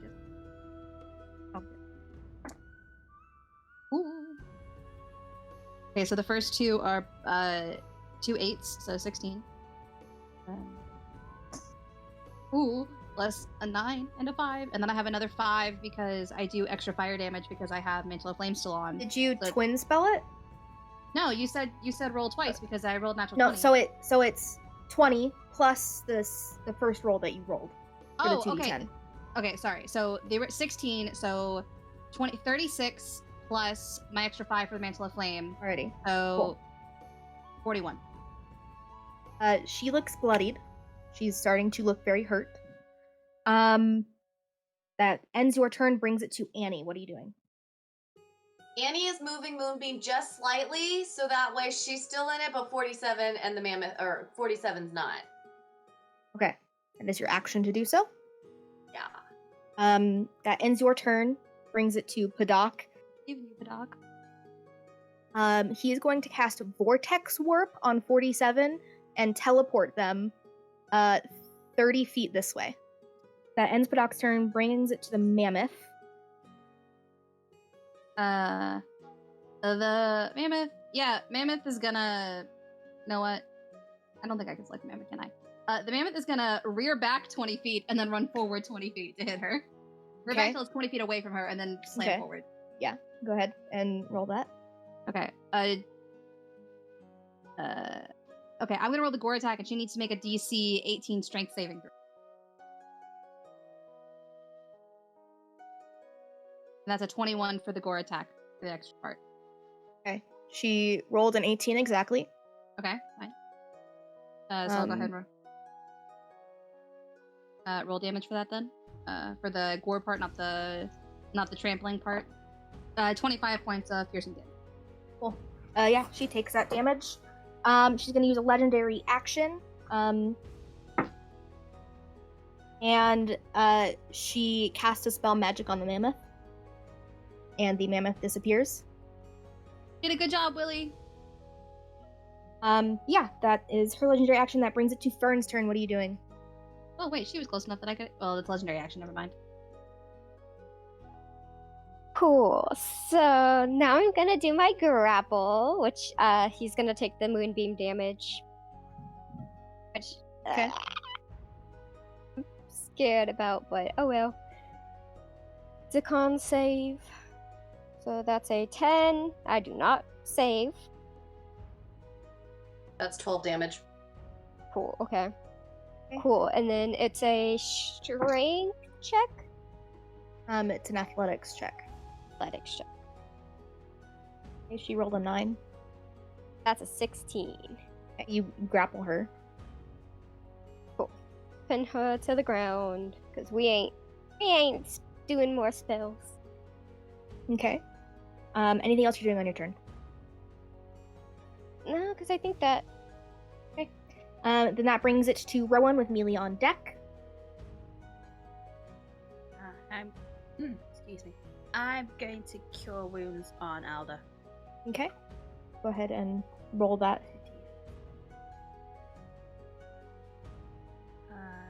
6 plus 10. 8 Okay. in total. Bonus And- action. I'm gonna cast Hunter's Mark on Ire Lady. Okay. You cast Hunter's Mark, and as Alder gets up, he sees that you're hurt, and an rage ensues with him, and he's going to, unfortunately, Fern, going to use a breath weapon. That should be fine. Okay, it is what it is. Breath weapon me. And it's a dex save. She rolled a 16. That's a Yes, 12. yes. He wasn't ready. I'm sorry. Okay. And then... Am I rolling the full 8 then? Yes, roll full 8. That's a lot of dice. It's a lot of dice. I'm so sorry. Okay. Okay. It's not your fault. Good news there's a 1 in it. 24. We're good. Okay. We're good. Oh, she takes 12 points of poison damage. And I take 24. Yes. We're good. We're good. Okay. That ends Alder's turn and Rowan's turn. That brings it to Mealy, with 47 on deck for a saving throw. Running up to 47 and casting Cure Wounds. If that helps. 5, 10, 15, 20, 25, 30. You run up to them. You cast Cure Wounds. The ire counterspells. I'll counterspell that. Thank you. Okay, go. Oh, the anxiety is running okay. through me. Go ahead and roll a D100. Okay. Manifest something good, fellas. One of them fell into my makeup bag. 96. Oh no, that was such a scary face. Oh, no. Why did you make that face? No. Okay, No. it's not Fireball. But Mealy, 47, Alder, Rhea, and Rowan are all now vulnerable to piercing damage for the next minute. Oh, great, cool.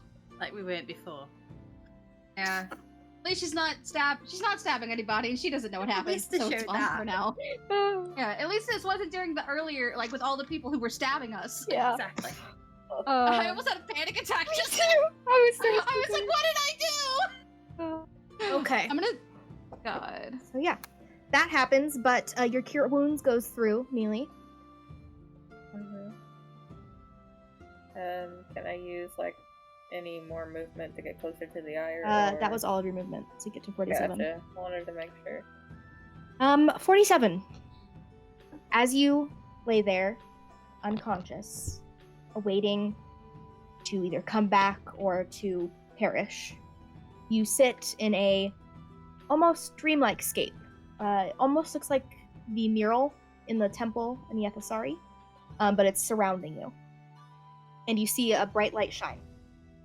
What do you do? Alara? Yes, my dear? Oh, hi. Hi. Wait, is this what happens when you die? Well, I think your friend Mealy is getting ready to pull you back, but... So other mom is kind of really strong. And 47 laughs, Yes. like, It seems she is. I don't know, she keeps going away from me and she keeps hurting everybody and, like, I don't know, I can't protect everybody, but I have to. I don't want to lose anyone again. I'm not losing anyone. I'm not gonna lose, not like we lost Trip, not this time. I think I can help with that.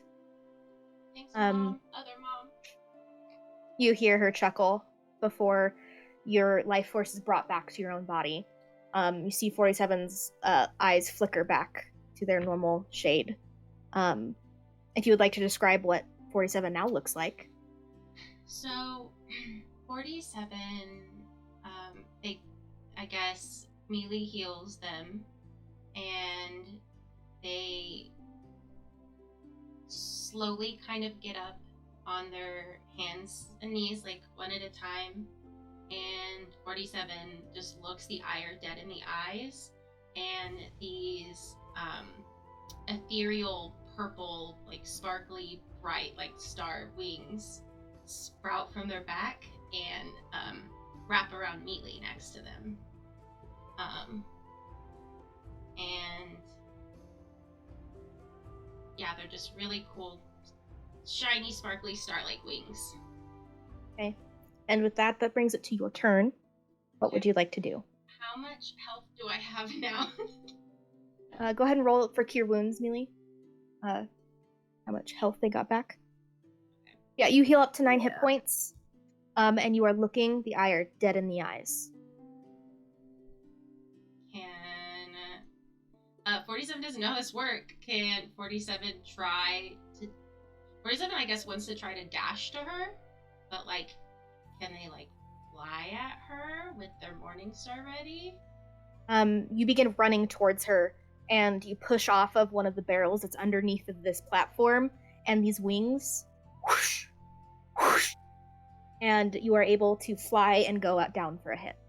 Go ahead and roll for an attack at advantage because this is cool. And I will do again. Wait, would I have lost haste when Nope. 47 went down? Okay. Nope. Okay.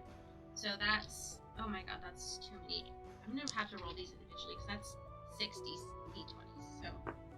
So that's a 17 to hit for the first one. That misses, unfortunately. Okay.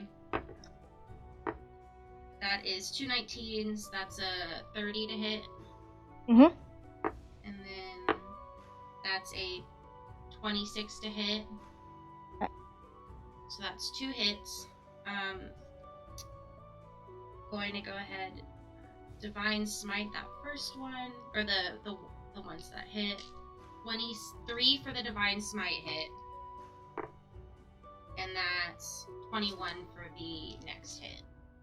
You fly upwards using these spectral wings, these ethereal wings that you have just now gained access to through Alara. You go and you fly and you protect your friends. And as you hit her twice, hard, her final words are, "You're coming with me." And she casts Power Word Kill on Mealy. Oh, I counterspell that. Level 5. Okay? It's a 9th level spell, so I still need you to roll. Okay. Okay. What do I add to that? Like a spell attack or just... Your spell modifier, so +5. Does Mealy have to save against that at all? Nope. It doesn't, like, it's a one thing kill. It just happens. It just happens. Counterspell! 18 plus 5, 23. I don't think that'll do it. You watch as she says those words, and this necrotic energy shoots out towards Mealy. Can 47 jump in front of it at all? Nope. Okay. Nope. This necrotic energy shoots out towards Mealy, and it begins to almost enwrap her before... What does your counterspell look like, Rhea? It's a big ball of fire and purple energy, and as it gets to Mealy and stops this, some of Mealy's magic gets into it, so it's like red and blue fire mixing around it, protecting her. And you watch as this fire begins to eat up the necrotic energy until it reaches back towards the Ire.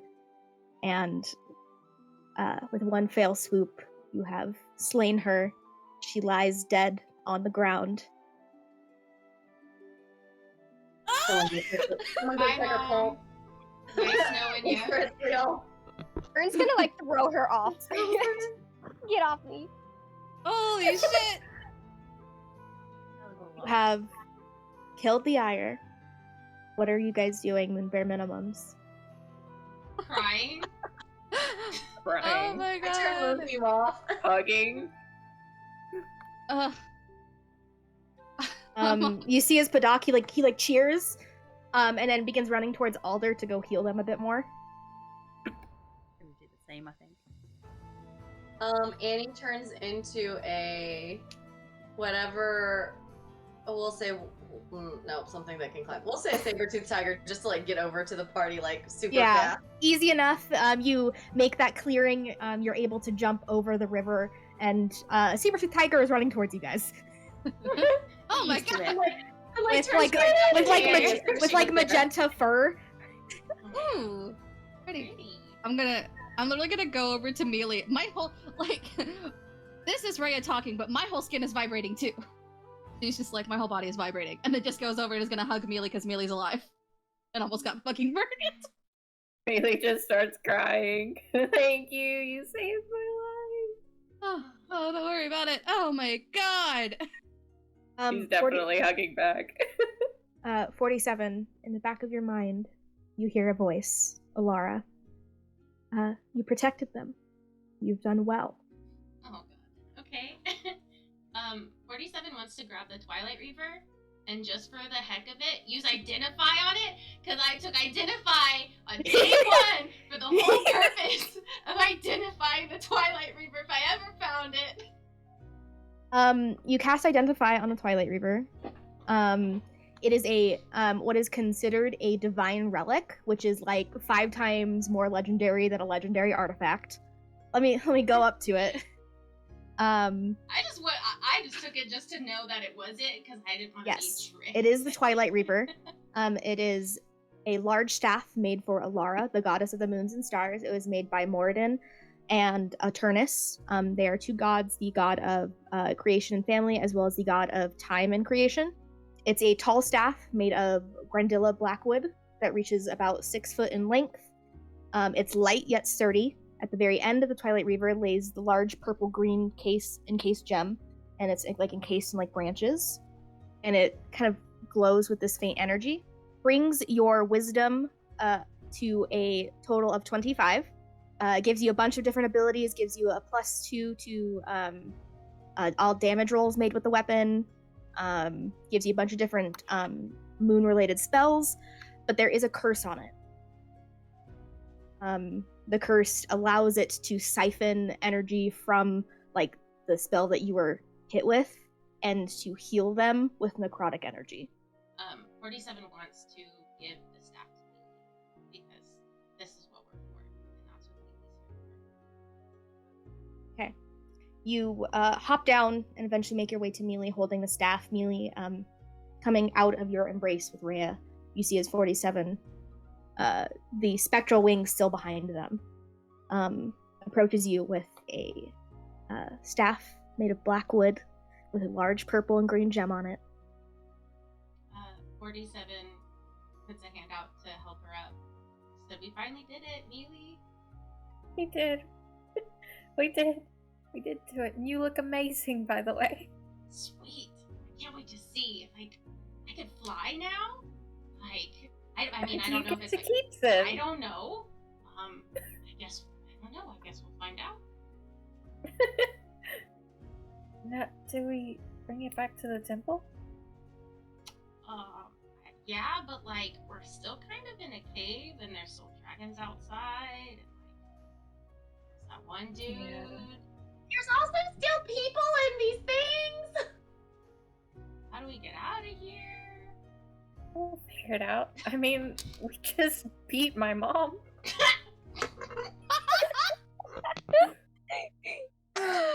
Oh god, the praising group's Mealy, talking. praising. While the group's talking, Fern's going to sneak down Oh to my the God. cages and Okay.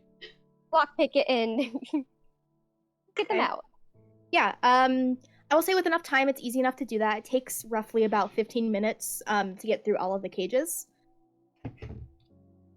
Yeah.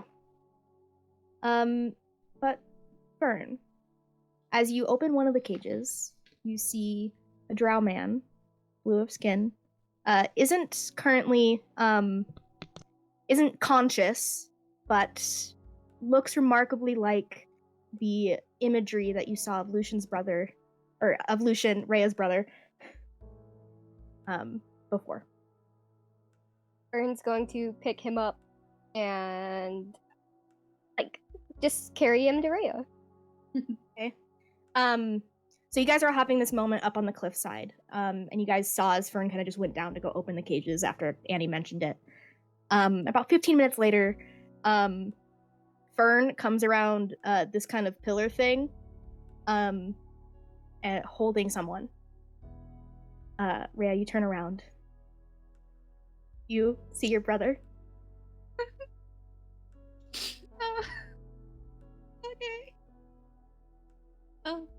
I full on smiling with the others. I'm gonna turn around, stop, and sprint over to them.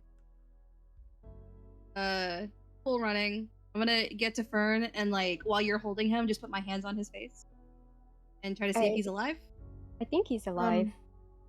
He seems alive, but isn't like awake enough. Like, would probably need some healing. Amelia's already over there, definitely using her last cure wounds. You see this energy. He begins breathing more steady. A minute passes, and then you see his eyes open. And he sees you. And he says, Rhea? Oh my god, I'm gonna hold the back of his head and just hug him and like get on the floor. Like I'm on my knees and we're hugging and I'm just like, oh my god. I never thought I would see you again. I didn't either. You okay? Are you okay? Yeah, I'm a lot better right now. Gonna lean back and just look at him. And for the first time in 40 years, be able to see my brother's face. He is like sobbing, crying. He just says, I've missed you. Sorry that it wasn't enough just sending the letters. Honestly, it wasn't enough getting them. I liked hearing how you were doing, but you lied to me too, and I'm gonna set him on the side of the head and be like, don't do that. I'm surprised you didn't call me a bastard then. Yeah, well, I'm holding back. Mom would be mad at me. How did you... What are you doing here? I don't know. I don't know. Okay, that's fair. I was alive and then I wasn't, and then I was alive again and in the cages, and I don't know. You're alive now. You're safe. Both safe. I don't have any fucking deal. Oh, I have one deal actually that I made. I'm sorry. But one deal is... This one's not as bad. Are you sure? The last one, you couldn't see me, so... Well, this time was also because of that, but it's just a werebear thing. I'm good. Oh my fucking god. Over her shoulder. She turns into a bear periodically. It's okay. We're trying to work on it. It's fine. We're working on it. Okay. Wow, that's a lot. I have a werebear sister. What? What?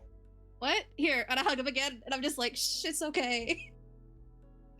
And he's like, oh, hi, hello, everyone. Hi. Hello. You're the one who spoke to me a few times, as you say hello, Mealy. Yeah, that was me. It's nice to finally meet you. Nice to meet you too. Did you ever give her the message that I asked? Yeah. Okay. Let's not talk about that, though. It was a very sad time. We're here now. Well, killed the Ire. You're alive again. Nice. Yeah, I didn't want to work for her. Cool. I think we should burn her body just in case. That's valid. Hand on fire. Immediately. Then he cast produce flame. Anyone who can make fire makes fire. Throws it at her. I think we all knew at this point somehow or other. Eventually you guys incinerate her body. She turns to ash. Nice. And then 30 feet away, I'm holding my brother still, literally, just as I was doing it. Okay. Well, how do we actually get out of here? Well, that's the way we came in. Yeah, I could maybe no fly one of dragons us out up. there? I can fly one of us up at a time. Yeah? That might Maybe be two? better than... That might be better than You say that as your wings disappear. Aww. I tell you what, 47. If you want to ride on Alder, you can take them up and down. I mean, I kind of did really like the way that mine felt, so maybe later. Really? But like, yeah, I mean, I guess we really just levitate up the top. Or is that only one person thing? Got a lot of people that were in cages here too. Yeah, or we just walk out, guys. In style. In style. I mean, but Alder also can't walk out with us because Alder couldn't come in. Alden and Rowan can go up, and we can try to Yeah. walk out and see if there are Yeah. dragons still there. Maybe they were under her control as well. Find out. Gonna ask my brother if, like, he does control people, or if they just, like, work for her regularly. Both. Definitely a both kind of situation. I didn't know anything about dragons, though. What? Oh, hey, there's a dragon. That's kind of scary. Oh, yeah. There was a mammoth here, Yeah. too, earlier. Oh, I wondered kind of. I think I felt That in was my the sleep. nicest. Yeah. Yeah. You should probably give him one of your. And she just makes a spear motion in her hands, like she won't say it. Oh, yeah. I pull out a bead of nourishment, and I said, hey, you want a little ball? What is that? It's food. Okay. Trust me, it's good. This tastes like Mom's apple pie. See, I tasted her pumpkin soup. I'm gonna hold his hand. I'm not moving anywhere. I'm just hanging out with my brother. I'm having an emotional moment right now. You're like, screw those dragons. Screw those dragons. I have the power of love. A familial love, which is what I meant the first time when I took the curse. And I said it to Zazalia, and I said I do this for love. And I realized later it sounded like I loved Annie, who I've only known for 2 weeks, but it was for my brother.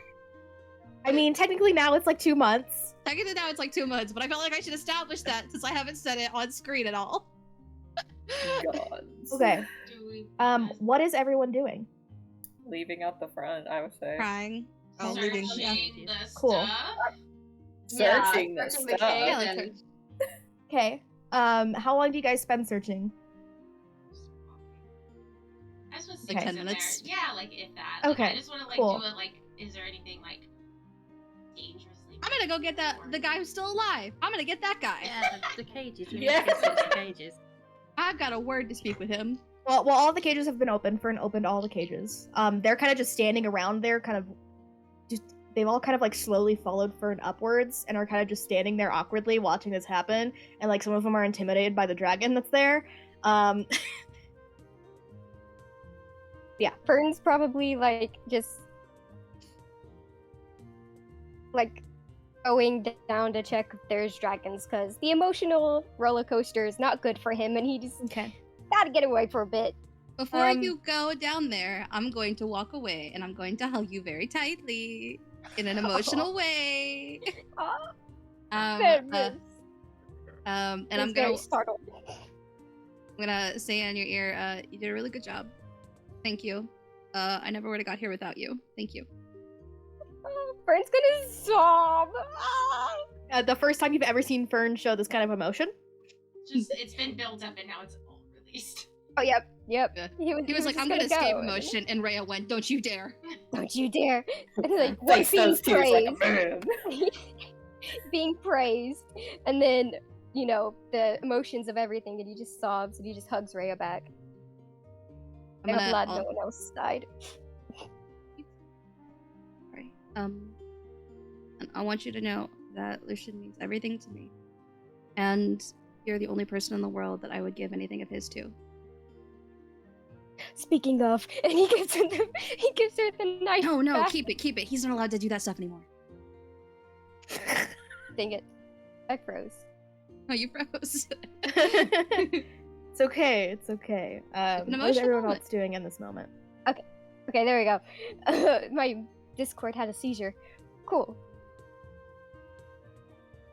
And then you begin making your way down towards the tunnel where you guys entered. You notice about like 5 minutes after you do that, Padak is like just slowly following you to make sure that nothing happens. Oh, hi. You didn't This- see this- anything. And he's just Oh, didn't see a thing. Nope. Cool. And just like silently walks alongside you as you guys make your way down the tunnel. gonna pat his back like awkwardly, like as a like I know you know, but I'm glad you're okay type deal. Just like Yeah. He like does the wide eyes and then like tries to control his facial expressions. And then you guys make your way down towards the tunnel. You don't see the dragon there, the entrance. I didn't think this through. He's gonna scream, just, it's safe! he doesn't have magic, and he didn't think about it. I can send them a message. I don't know if they heard Okay. me, so go ahead. Cool. Who would he send a message to? Probably Mealy.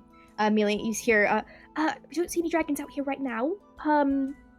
Not sure if we're gonna take more of a look, but look safe from now. She just chuckles to herself. Hey guys, no dragons. Oh, okay. She said no dragons. Cool. She didn't respond. Lovely. I Well, love you know. it. You guys all hear Mealy yell it out loud as eventually you hear an echo of like an and you don't know what it said. Vaguely descriptive of Fern's voice, but Fern talking about a wagon? Oh, maybe Our maybe they got it wagon. fixed. Maybe they got the one that we had Wagon. fixed. Yeah. The wagon. Or maybe there's a surprise for us.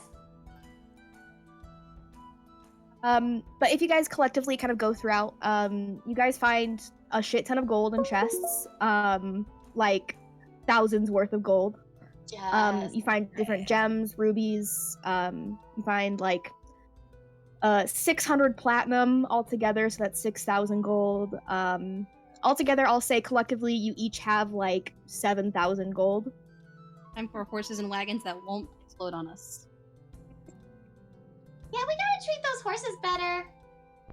Oh, Get out, should we get the out of baby. here? I feel like we should get out of here now. Yeah. What about the last guy that works for the Ire? Can I talk to him real quick? Make an investigation check, try to find him. Investigate. That's a natural one! Yeah, you can't find him. Can't find him. Wow. He disappeared. You go down that dead end that you saw him in, he's not there. It'll He be booked it the last night he fine. could. Wow. I feel like I just walk right past him and he's just against the wall going, Against the wall, like just like He's- please don't see me. Don't see me. and I just walk right past him and I'm like, He's he must have gone. he's Homer Simpson in the bushes, just against a stone wall. I How walk did right you past not him. see me? My eyes are full of tears. Like, Eventually, with the survivors that you guys have gotten here, you guys all make it out. Would Fern go outside of the cave? Yeah? Okay, because you guys are just at the entrance before. You go That's a outside of the scary cave. question. Yeah. And you look upwards and you see the black dragon that was there, kind of just perched on the top of the cliffside. He's just looking down at you. Hi, sexy. What do you want? You're not playing a bard. What is going on? He's just startled. He was like, oh, hi.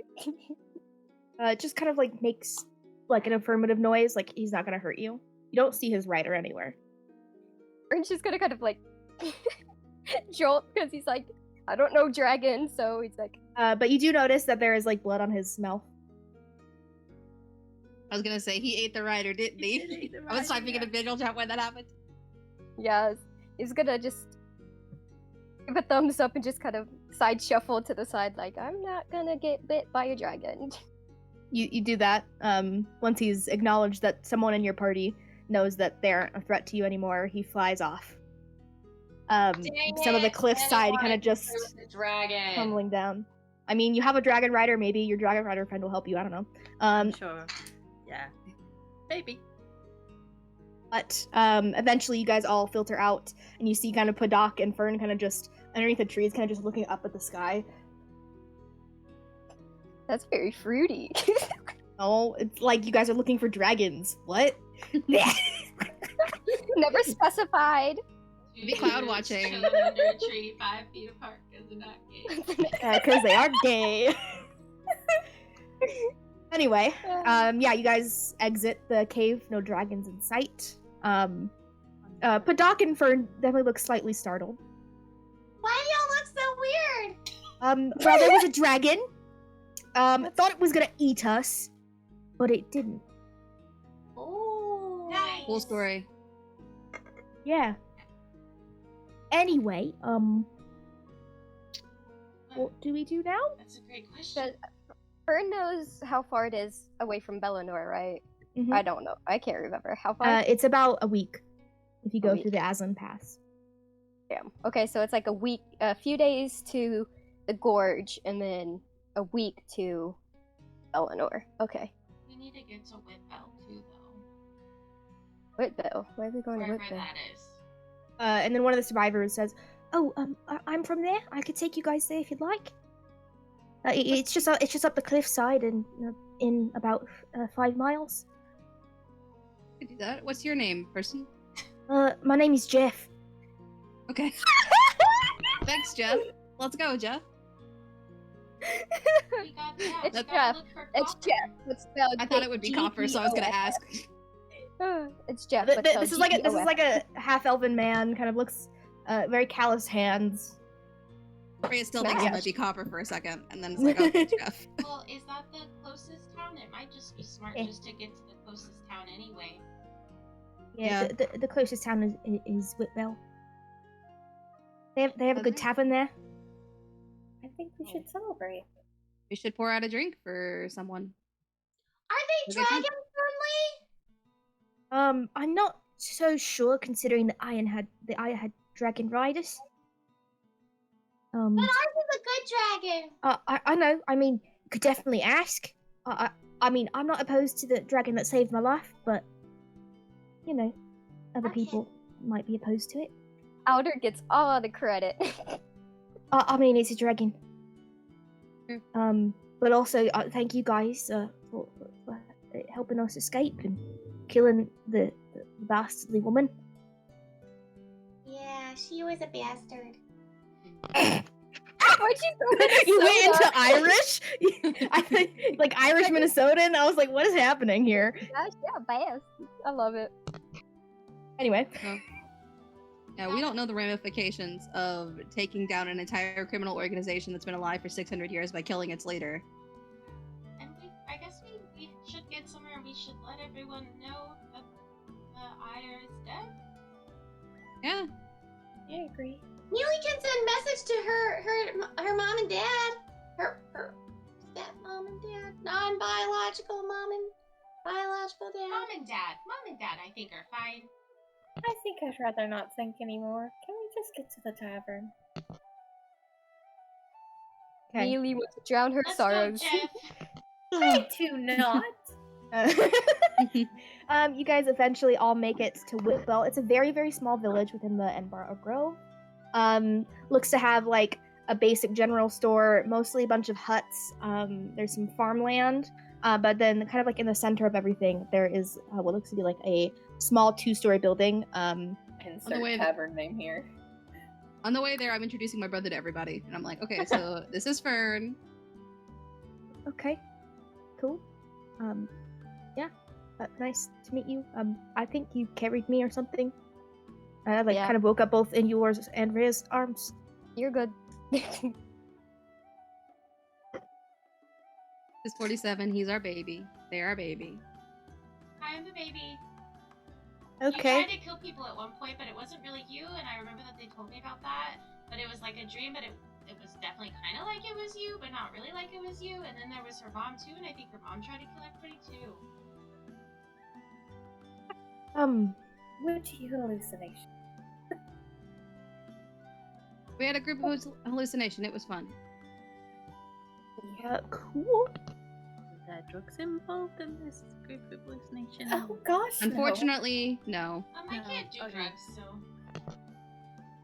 Oh, yeah. shame. 47 What can't if really you slam consume them much into your head though? Would you still feel their effects? We should test that out. Definitely. Like, it's just merely her mom was the Ire, and this is Rowan. Rowan is new, Aye. and this is Annie. And then I whisper, "She's cute, isn't she?" Yeah. If I liked women, I would say yes. Right? Yeah. Fern's Um, also available. Okay, I thought he was with Padak, but cool. Know what? I could see it. I ship it. Yeah, I could too. I mean, we could all be a group of 3 gay besties, I guess. But I don't know. Polyamory. That was my Dream long-winded way game of telling you. That's my long-winded way of telling you that Annie is my girl. Okay, bye. Oh, okay, cool. Awesome. Nice. We're whispering like stage whisper. We cannot whisper. I mean, I think I'm pretty. Lucian is very much better at whispering than Rhea is. But anyway, you guys eventually get to Whitbell, and you guys approach the Short Owl Tavern. Very small building. You guys step inside. You guys see a half-elven man who's like running the bar, and then there is what looks to be a gnomish woman kind of running around with copper hair, kind of running around getting drinks to anyone who's in the tavern. Does Fern remember this because of the whole trip situation at the bank when he turned into the woman? Does he remember this? You remember that because of that, and then also because of the picture in Tripp's locket. That too. Which 47 has, by the way. Yep. So, but 47, I don't think would put two and two together, but would go up to them and be like, and just be like, hi, I have a question, if you... hello. Hi, I have a question if you could help me, I'm looking for this person, and I was told that they might live here, and 47 opens the locket. Where did you get that? Do you know this person? The person, but I mean, there's two people in that picture, but one is me and one's my husband. Oh! 47 looks at it again really close. And then doesn't know what to do, and turns around, like, Did you know Flimble? Who? Flimble? He went by Trip sometimes. Fern's gonna walk over to help out. If 47's mouth could drop, 47's mouth would be dropped. Just like, don't know what to do. May we have a moment to talk? She nods and brings you guys over towards like a more private booth. So, bad news. He's gonna like start getting choked up. He didn't. Goddamn. He didn't make it. I understand. I kind of figured. I haven't seen him in nearly 2 years. He's always thought about you. That's good to hear. When did he die? Recently.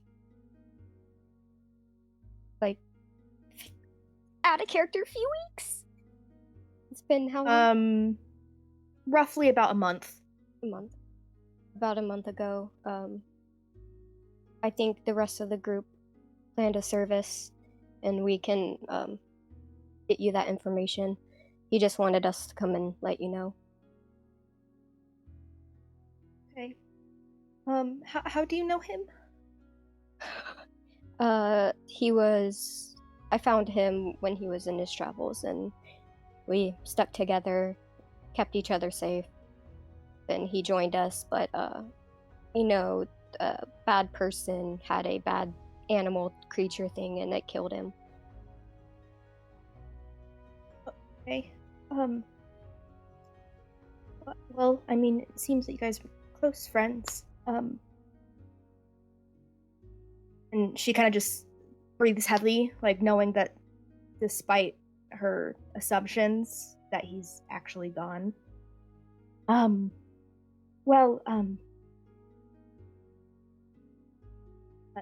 you for coming and letting me know.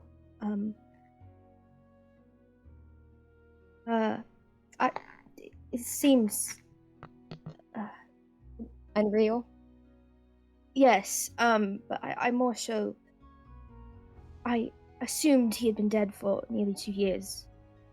But the thought that he could have met his son would have been would have. I never knew he had a son, but he pulls out, I believe he took Trip's lucky coin, he had it, and he No, I didn't grab it? I thought I did. Nope. It was on What did I give Trip's from body. him? You have the Got necklace Trip's that you body. gave him. Yeah. So Fern like pulls it out of his pocket and hands it to her. It's like, he has a matching one of this if you would like to give it to you or your son. Thank you. And Trip, he wouldn't have known he had a son. He left before he was born. I bet he's watching over him now. I hope so. I'm gonna go now. 47's gonna give her the locket, though. Takes it kind of quietly and just smiles up at you before kind of like going up the stairs of the tavern. But Fern's gonna turn to the others and go, well, now that that's done, We should probably give her some of the gold too to, like, take care of their family. Oh yeah, we I did mean- say we actually did. We were gonna add Trip's gold to ours, but we had said we weren't going to, and we were gonna give all of the money, and I guess we would give whatever Trip's share would have been. If we each take like 1,000 out of the 7,000 gold that we got, Yeah, That would be Or- fine, yeah. I'd be fine with that. along with whatever Trip had too. Along with what Trip had. yeah, Trip had another additional 110 gold plus odds and ends of copper and silver pieces. Yeah. She's not here to receive it from you, but you can definitely give it to the barkeeper. And he says he'll pass it along to her. I don't trust that. So Make an insight check. okay, cool. That's a lot of gold. That's a 22. You believe him. He is very close friends with Copper Okay. and is going to give it to her. Okay, 47's be like, okay, now we're gonna be here for a little bit. This better get to Copper. That's fine. I I'm will. trusting you. I will give it to her. She's one of my dear friends. 47! And walks away. Thank you. You guys spend a night of drinks and what have you, kind of celebrating what you guys have just achieved. What do you guys do from here? And this is going to be the part of the episode where we kind of go into an epilogue kind of moment for each character. We'll roleplay what we need to roleplay, but other than that, we'll kind of just say what everyone's doing. Okay. Did Mealy message everybody already? So like the world, like the Yeah, people the know world now? knows. Okay. The world knows. Assyrian Council knows that the Ire's gone. But based on either loyalty or enchantment, anyone who was enchanted by her when she died, they would have lost that enchantment. But anyone who was loyal to her probably still lives within the world. Within Vimania, the continent that you guys are on. So that may be a thing that you guys can deal with in the future or during your epilogues. But yeah. Anyway, I think we should kind of go around. But we'll kind of just go around. Whoever wants to go first can go first. Okay, so I guess I'll say, where are you guys going in the immediate aftermath? I think we all talked about going back to Yethasari. Mm-hmm. Anyone deviating from that? Fern's deviating from it. What is Fern doing? He's going back to Belnor, where he came from. But Okay. he probably stays and chats with Copper a bit about Trip and everything, and leaves out certain details. But gets to know her a little bit, and You do end up meeting Flynnbull Jr. He- Has So the precious. hair. Aw, He's about 2. Very much looks like Trip. But has copper hair. Very much has the fluffy, shaggy hairdo. Yeah. You get to meet Copper. And then I assume you guys kind of spend a few days here, kind of resting a bit after everything you guys have been through. and then there's before they deviate, I was gonna say, he looks at Paddock and he's like, I'm going home after all this, but my home's not as good as it used to be, and I could use some help fixing it if you're not too horribly busy. Well, I suppose I could come and help. I mean, I can't stay forever, but No, it's just a few things. yeah, I'll help out. No worries. Cool. Thanks. The only one I know and trust to, do this. To fix things? Yeah, Bellinor wasn't the best. Everything's pretty much trashy and broken. Well, hopefully we can fix up your home. Yes, hopefully. If it's still there. Yeah. There's a moment where you guys all kind of are getting ready to leave, and you guys see as kind of Fern and Paddock, kind of isolated themselves from you, and seems like they're gonna be heading a separate direction. Hug Fern. Annie goes and hugs Fern too. No, Mealy does too. 47 hugs Quick everyone around. I love He's gonna that. join in as well, and probably Alder will join in. Oh my god. That's precious. Wings around Nestle with everything. the. Oh yeah. That's a wonderful. I'll come visit you sometime. It's been a long time since I've been in Bellinor. You're all welcome, and I'll keep in contact too. I won't disappear. Even though I know that's hard for you. If I come visit you and find out you've been stabbed in the amount of time that it's taken me to come visit you, I'm gonna hope that's on not. you. I'm serious about it. I wouldn't do it. I won't get stabbed again. I don't think. Hopefully. I don't think I've been stabbed there. Oh no, never mind. Anyway, I'll keep in contact. I'll miss you. But we'll see you soon. I'll miss you guys too. I give him one final hug, and in his whisper, in his ear, I'm gonna whisper, "Okay, love you, bye," and then walk away. That's very straight of you. But I love you too. Oh no! I walk away and I come back and hug him again. I hugged Fern a lot in the past 24 hours in game. I love it. I love it. He's all the hugs. He hugs everyone like a few times. 47 doesn't want him to go because 47 is very, very attached to everyone. And it's very sad. So 47 hugs him Yes. for a very long time. Just like debates picking him up and just carrying him. But nope, you're coming with me. 47 probably makes that joke. He's like, mine now. You're coming with me. The whole time, Mealy's just like, look, listen, it's like you either go with him or you come back with me and we get back the Twilight Reaver. I can always. I mean, I'm gonna come back to the temple anyway. At some point, I can always bring him with me, or something. I don't know. I mean, if they want to. Everyone looks at 47 like, Yeah. What? I just totally missed what was happening. Mealy was Okay. like, if you're going with Fern, then you go with Fern, but I think we need to take back the Twilight Reaver. I meant I could bring Fern to Yeah. the temple. That's why what I was was meaning. confused. Okay. No. Yeah, we need to go back to the temple, Mealy. Yeah, I think it's just a lot of us are tired right now. We're all confused. I will definitely visit. Okay. Mealy looks like her head hurts.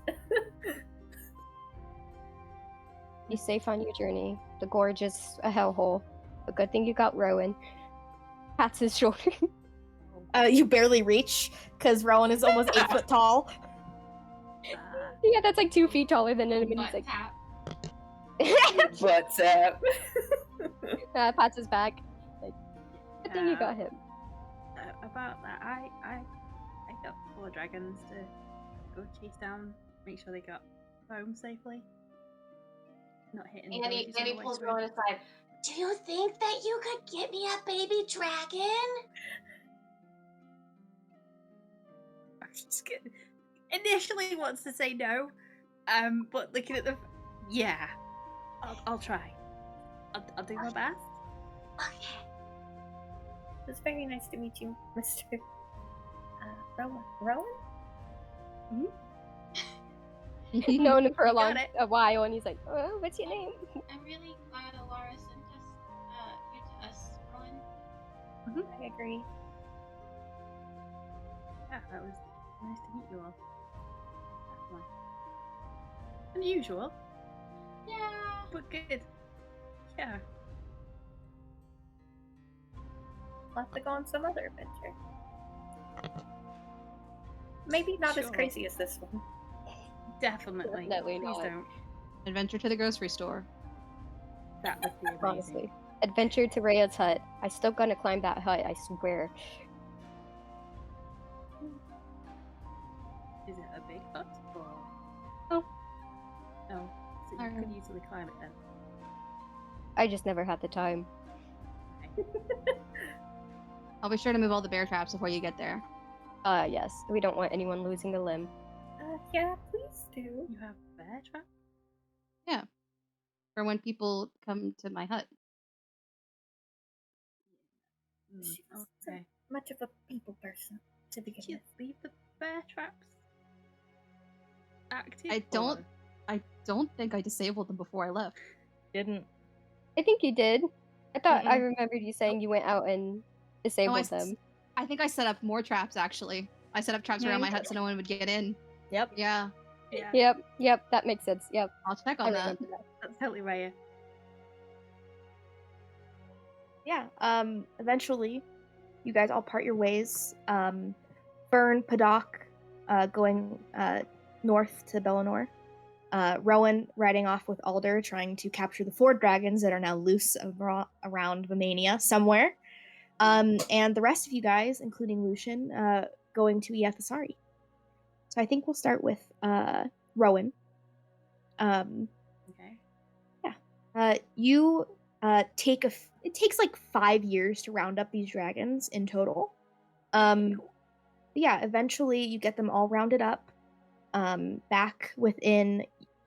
Do you go back to where your village was, or do you set up shop There's somewhere nothing else? Probably every year, every sort of cycle, go back. Just on an anniversary, but probably not stick around. What do you do once you capture and kind of round up all those dragons? It's taken 5 years. That was a long time. Probably take a rest. Okay.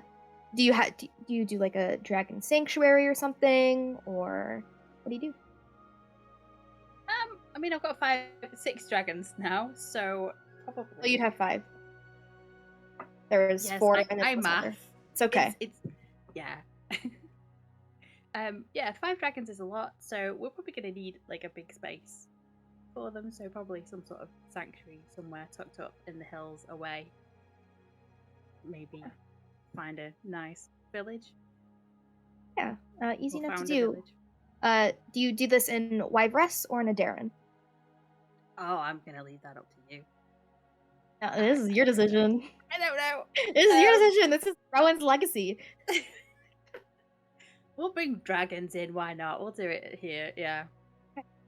Yeah, you kind of tuck up kind of on the eastern side of the Issel mountain range, where you guys had found and fought the Ire. You guys kind of tuck up next to the Issel mountain range and that rolling hills, so that you now are building a dragon sanctuary there in Adaran.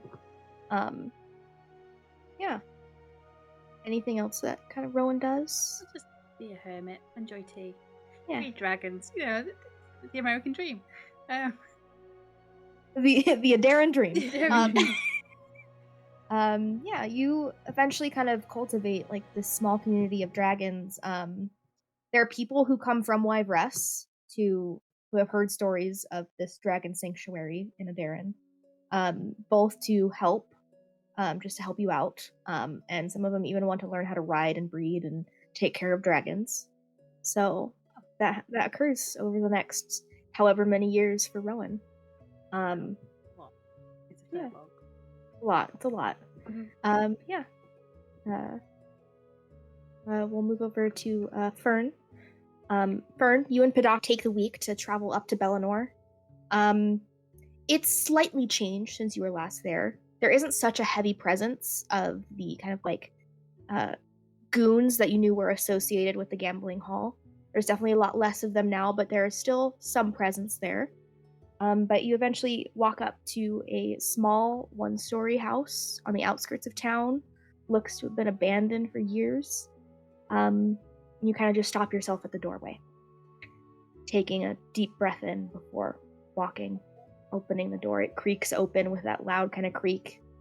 Definitely looks like some kids kind of like graffitied here over the years.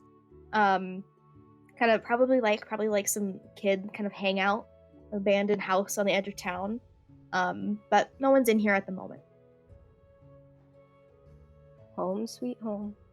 You walk in, there's this kind of stillness in the air. You have memories that flash back of the last time you were here, being taken away, your father being taken away. It brings back some painful memories, though you're hoping you can make new ones as you begin to clean the place up a bit and fix some things. Very much emotional as he just quietly just starts picking up trash and other stuff. Like, obviously not in a lot. There's not a lot in there, and it was almost always like that, so it is painful to like see it, especially because he hasn't seen it in 12 years. And it's so close to his birthday too. Yep. Yeah, Padak silently helps out. You guys spend the next kind of few weeks fixing up the place, repainting the walls, furnishing it out with whatever money you have. You can deck it out all you want, or you can kind of leave it as bare as you want.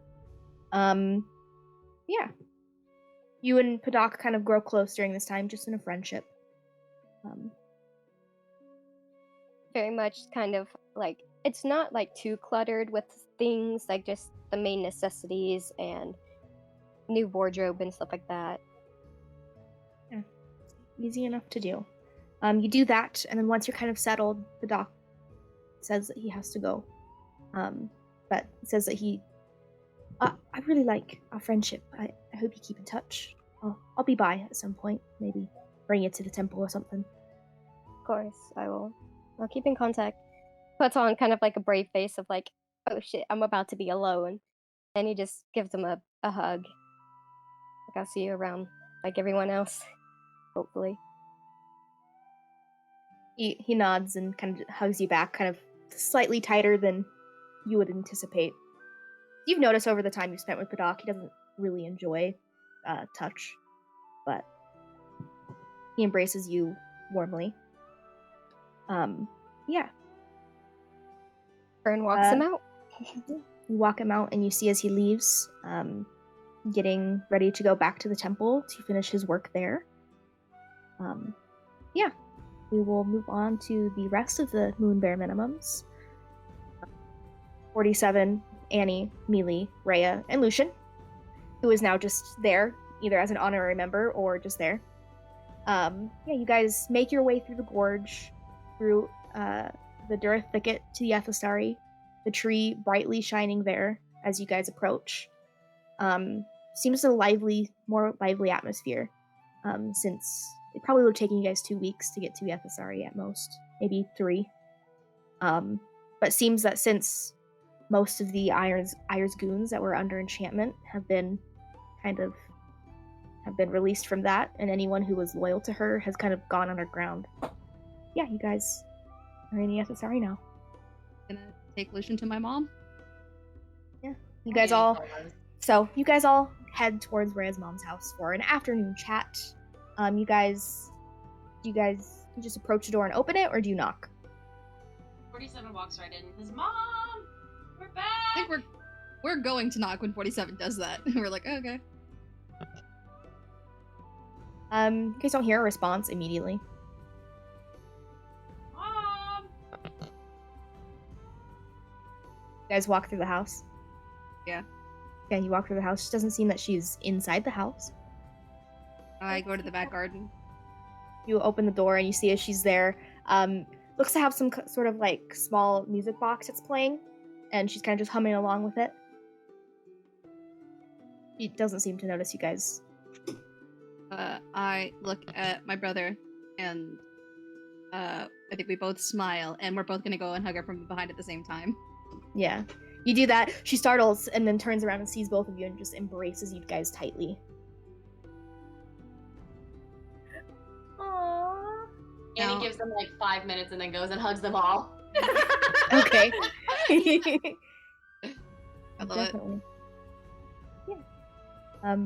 She just is beyond ecstatic to have her two children back together at her home. Definitely makes you guys like dinner and whatnot, and you guys just chat for a really long time about whatever before eventually 47 and Mealy have to go. I can imagine Mealy's definitely like forcing 47, like 47 doesn't want. What? You keep cutting out. Oh, Mealy is probably having to like make 47 go. 47 doesn't necessarily want to go. Come on, 47, we have to take the toilet paper back! But Just like trying to push him out the door.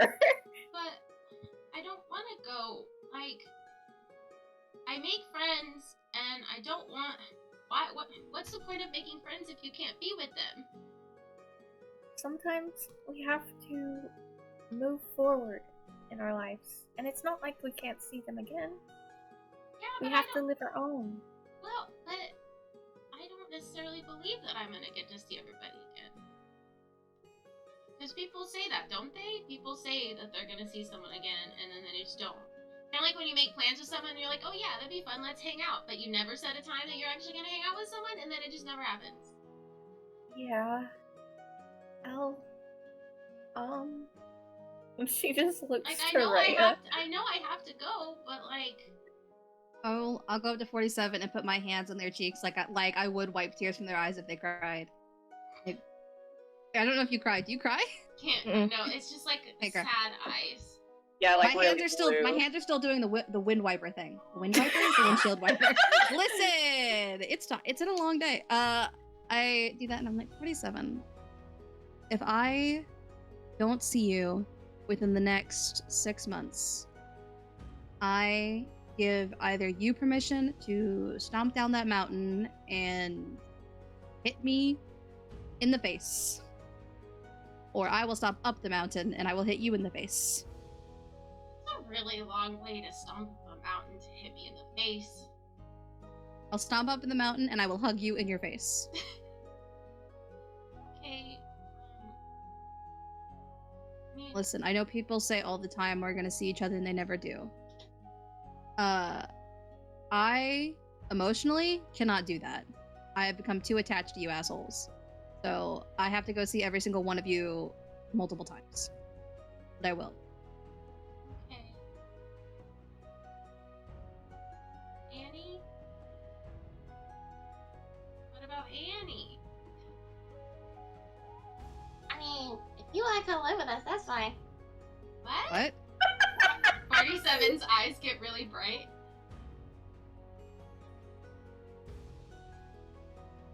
You're really gonna let me traverse those stairs all by myself? No, I'm not. No, I know I have to go. I literally have to go back.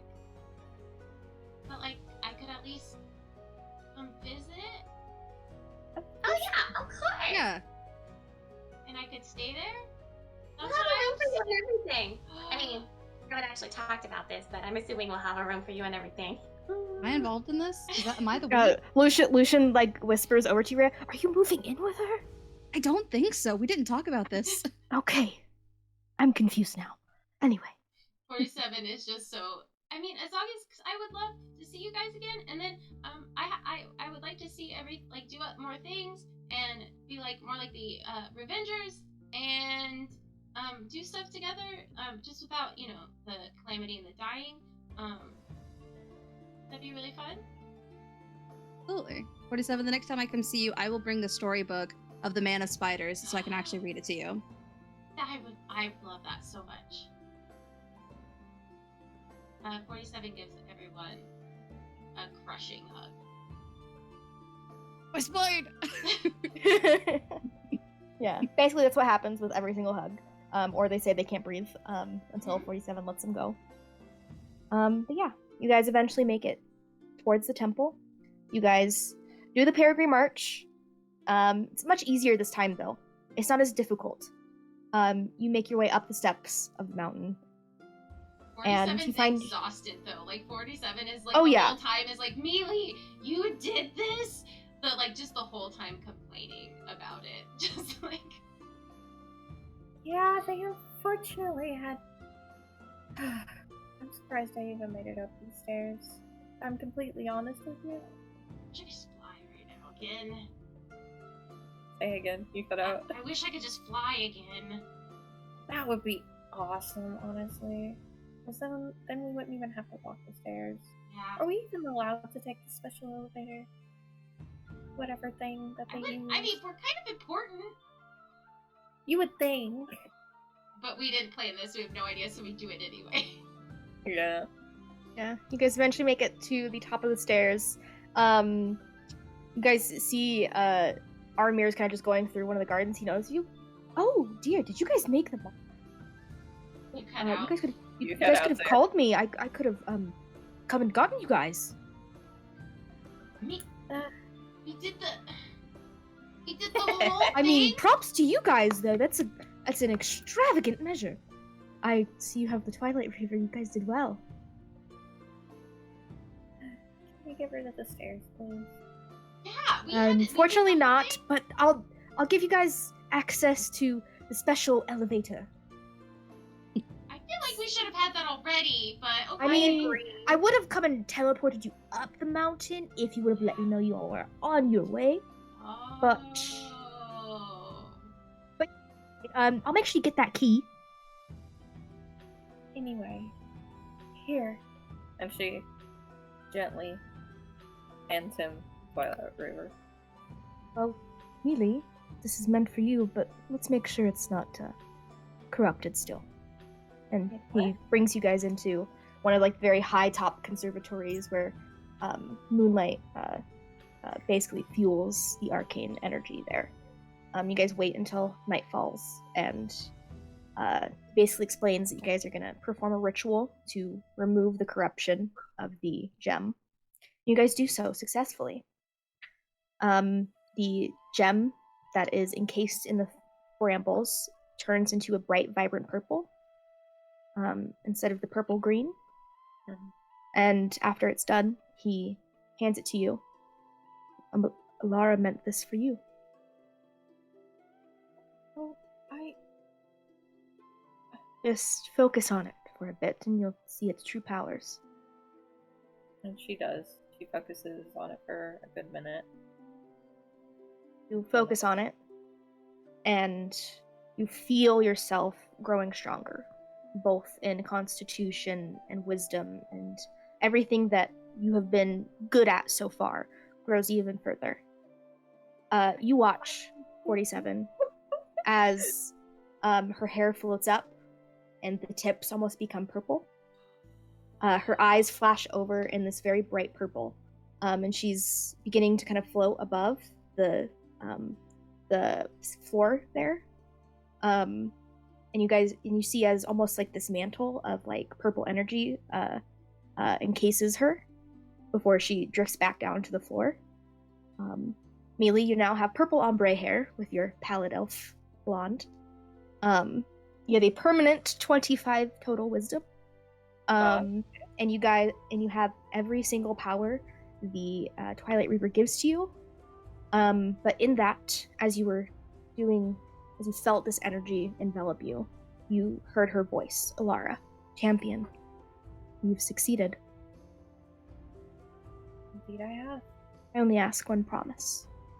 You will help guide those who follow in your footsteps. Of course. You drift back down, your eyes go back to their normal color. And you see this purple mantle around you. Something you didn't see on the Ire. Something that you believe only the champion can have.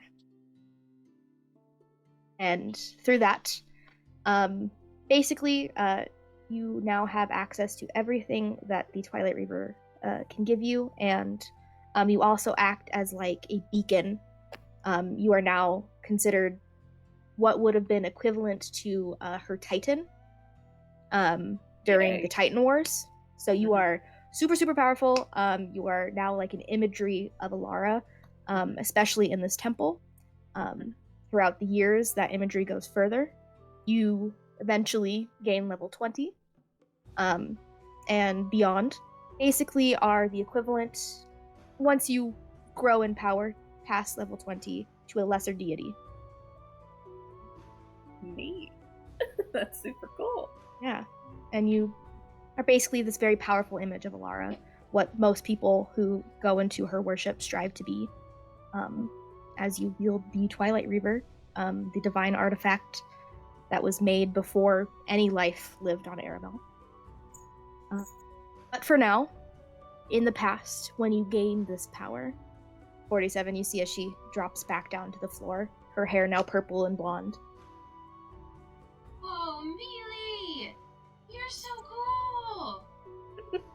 Thank you. Honestly, this is amazing. What does it feel like? I'm going to assume that it feels like what it was when you had your wings. That's But- sick! Yep. What is that in the background? What is that? Oh, we're good? Okay. 47 gives Mealy a big hug. And, oh, you're mute. Are you, Cheyenne, you're muted? Oh, okay. Okay.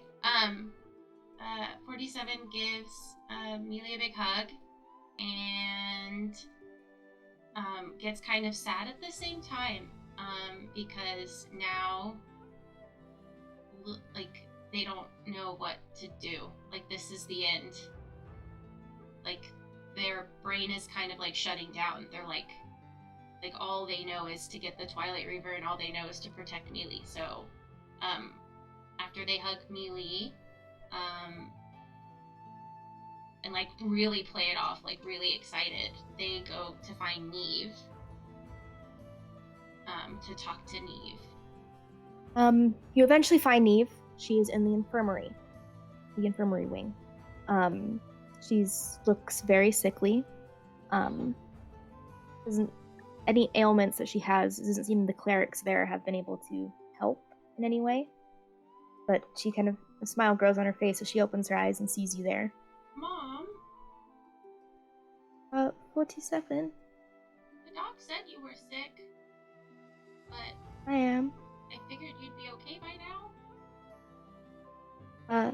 I think we all thought I would. What's wrong? I don't know. I think it had to do something with me being down in that dungeon for too long. I told you that you needed to get out more and get some sunlight. I know. I don't think there's anything I can do about it now. I mean, maybe you could at least feel good in that you did what you were sent to do. I feel great knowing that you and Mealy succeeded because you're here. I mean, how long did it take? Like, what, 127? Wait, no, that's the other one. I don't know. It was like 16 years? Yeah. About. She kind of sits up, almost out of breath, but kind of hops off of the table and kind of just, or not the table, the bed, and kind of just stands by you and kind of holds your hand and kind of just has a cane as well and kind of just begins kind of guiding you down back to where you were worked on a lot. It takes a long time, but you eventually make yourself down that way.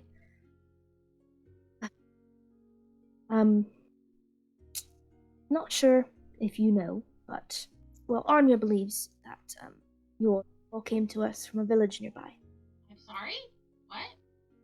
What? It's how you talk, how you interact with the world, and you aren't just a simple automaton working on arcane gears. But I'm 47. Yes, you are 47. I'm not sure whose soul was brought to us for this, but obviously one of great potential, great love for those that they love. I think you should dwell on it. I did have, I think, a dream? I dreamed.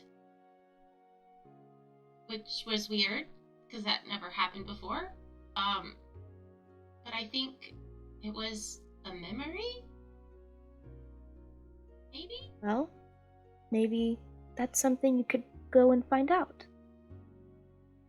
I mean, I was gonna ask, I guess that could be the next thing. I went with Mealy, and we got the Twilight Reaper, and I guess I don't have a purpose anymore. I guess that could be my next purpose. 47. You have a purpose here. It's not only the protection of Mealy and to get the Twilight Reaver, but just to provide companionship to Mealy and the friends you've made. You are really good at that. So, my purpose is friendship? Well, something you're really good at. So, I know it's something you care deeply for. So the secret is the friends we made along the way? I suppose so. I mean, I kind of wanted to stay. I think I want to stay for a little bit, and like actually properly learn though this time. I know I wasn't the best student with you and it was really annoying, and but even though I don't want to admit it, book stuff can be kind of important. So I want to train here, but I also I want to still go out and like the adventuring was awesome, like awesome. I could tell you literally everything like another time, but I mean, I got a lot of it in your letter. Okay, because I was wondering, like, you never responded to my letter, but then I mean it makes sense. I thought you were. I mean, yeah, you were. It's been a lot. Yeah. But I think staying here and training and doing what you need would be good. Perhaps Arnmir, he has much more knowledge of the arcane and what theory he has about what actually sent you, 47, here. Maybe he can help bring out some of those other memories or dreams. I think that's a good purpose.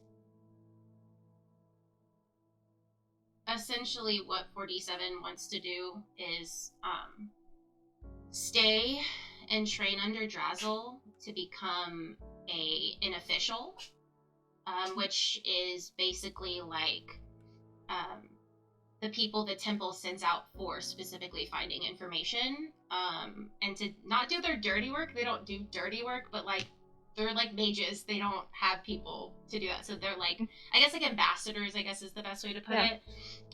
But that are trained in like combat, and then specifically working on figuring that stuff out about the soul with Arnmir, but also using any advantage they can whenever they are out doing missions or whatever they're sending 47 out for, to see the people that they love, because they love their friends.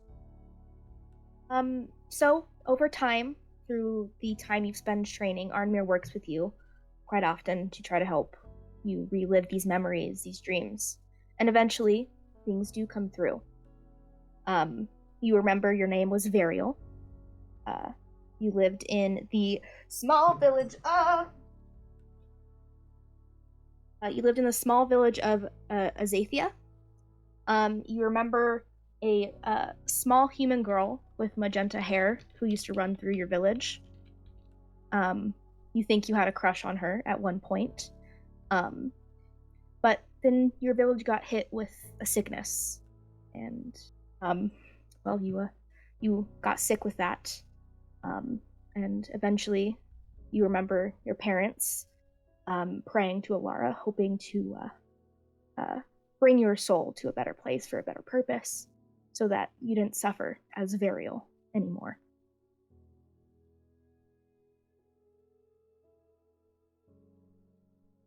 But eventually, you do your ambassador things, and you see your friends again. You help people find the Temple of Alara in the mountains, and you bring them there, and you help find information for what they need and everything. What does Annie and Rhea do during your time? I think, well, okay, so Rhea's first gonna move back in with her family for like a full year. Okay. She's gonna get all of her stuff from her hut. She goes to like destroy the hut and then is like, no, Fern wants to climb this one day. I can't believe it. And just grabs her stuff. Is there anything in the bear traps, by the way? Doesn't look like it. That either if there was, you see a few of them are set off for sure. But anything that was left there was probably eaten by any of the number of different creatures who live within the Durith thicket. Valid. Get my stuff, and then I'll open up a floorboard and pull out a bunch of journals that I've kept ever since I moved here. And flip to the back of them, and in the back of them there are pictures drawn of my previous party. And as I put them in my bag, I'm going to put the journal I keep with me now that has a drawing of each of my current party members. And put it in there.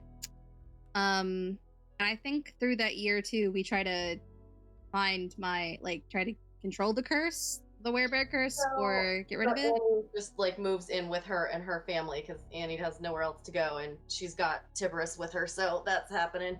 That's fine, yeah. And then along the way, I think we first try and see if we can pull Tiberius out, as long as Rhea's okay with that. So then she's not stuck with a werebear curse. It takes a long time, but you guys eventually figure out that you probably need to kill the hag to remove the curse. So you guys eventually go off on some adventure trying to kill the hag, and at some point during those years, you guys do.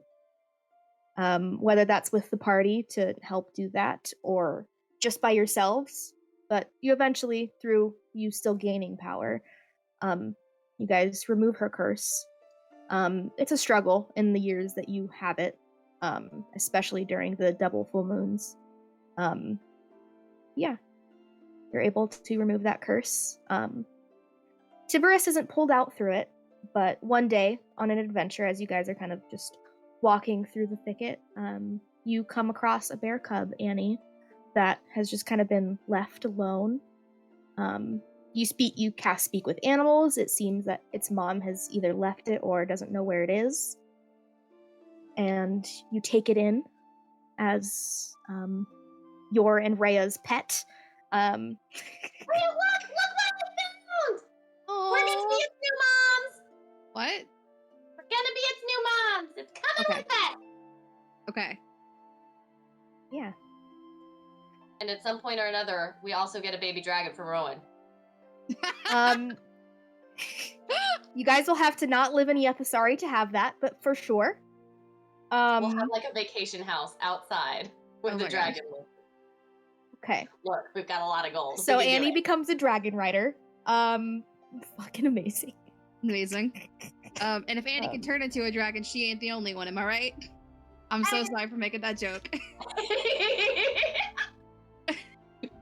Anywho, after and then we also we build our own hut. Yeah. So that way, we also invite 47 whenever 47 wants to come live with us. And that way, if Annie can turn into a dragon, or she'll just let 47 ride the dragon that they have, drop them off at school, training practice.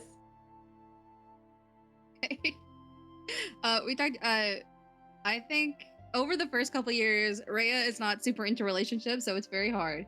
But eventually, all that we get a cub. We visit the temples in 47. I visit. I spend some time and I go visit Fern and Bellinor with my brother. And I go see my old party's home base for the first time since everyone died. It looks abandoned, but you and Lucian still have the deed to it, so it's still technically yours. I'm gonna give it to Fern. I'm gonna give Fern the deed, and I'm gonna hand it over and be like, this place meant a lot to me, and I want you to take good care of it, but I want it to also take good care of you. So stay safe, and then I give finger guns. Anyway, he's gonna. Does he knows where this place is, doesn't he? You've been past it a few times. You know where it is. You just didn't know who it belonged to, why it was abandoned. Yeah. This makes a lot of sense. And he just kind of looks at the deed and then sets it down, because I'm sure they're at his house now. And I'm also going to give him the journal I kept while we were going that has the paintings, the drawings of everybody, including Fern in the back of it. And Trip, sorry. Trip is who I was saying. In the back. I love it. He's probably confused, and he's just like, I guess it's better than stealing it. I knew you would eventually. Nah. Anyway, and then I pull out a map and I say, Annie and I are building a cabin here. You have to come visit us. Why? Okay. We have a bear cub pet now, and I'm trying to get her to name it Bartholomew, but she's not budging. So if you could mention that in conversation, I'd appreciate it. It's like I would cast sending and totally tell them, hey, it's Bartholomew. Love that. Thank I love you. that. And once we build a cabin, I imagine 47 probably helps us build it. Anyone else who wants to help build it? Rhea Mending. with mending, yeah, just slowly mending it together. Rhea wants to become a teacher and help teach magic to people who can't control it, to help them learn to control it. Okay, so you eventually, through Annie's connections at the Hiram Institute, get a job there to help young mages begin to control their magics. Yeah, you're basically like the base level teacher at the Hiram Institute.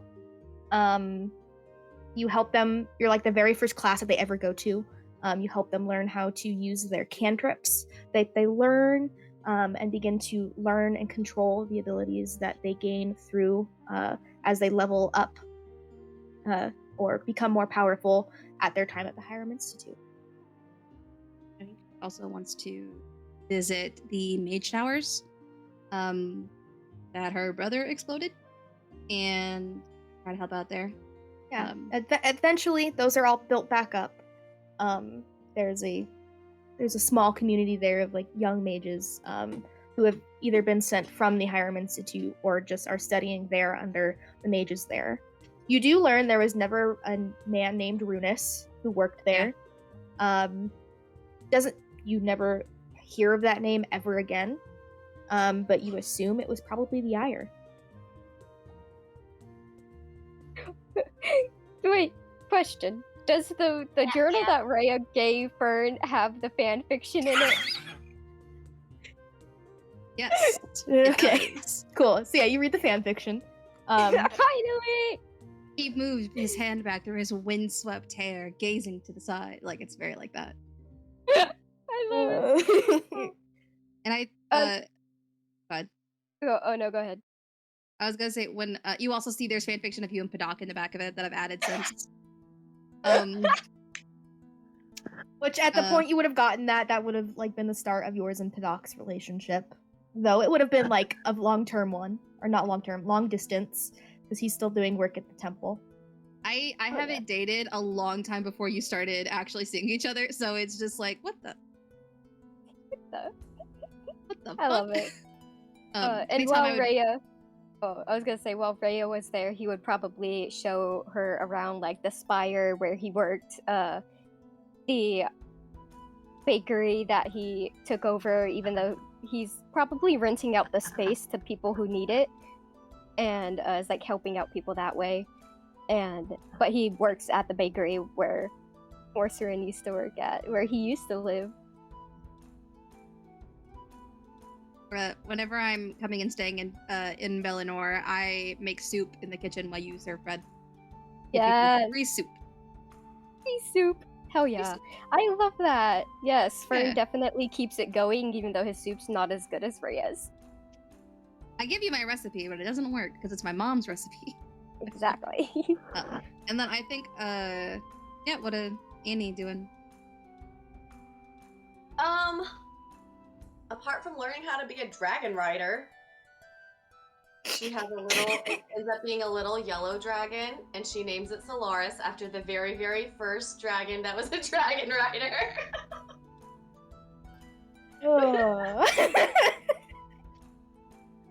Okay. She said it's canon now. I know, it's canon now. But yeah, you eventually become a dragon rider.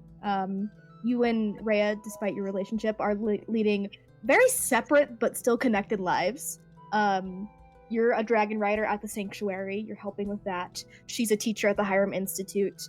Yeah. I think after a while, we spend a lot of time at our house together still. And eventually when Rhea puts a ring in a bowl of soup for her, 47 does the ceremony. Yes! I could just imagine Rhea not noticing it, chokes on it, and then is like, oh, I do! I like to imagine we both proposed at the same time. Yeah. Like, we put it in each other's soup, and we're like, they'll never suspect this, and then we're both choking on rings. No, Annie's soup. Annie gives Rhea a soup bowl that's ring-shaped. You just kind of don't notice it. Until I drink all of it, and I'm like, what the hell?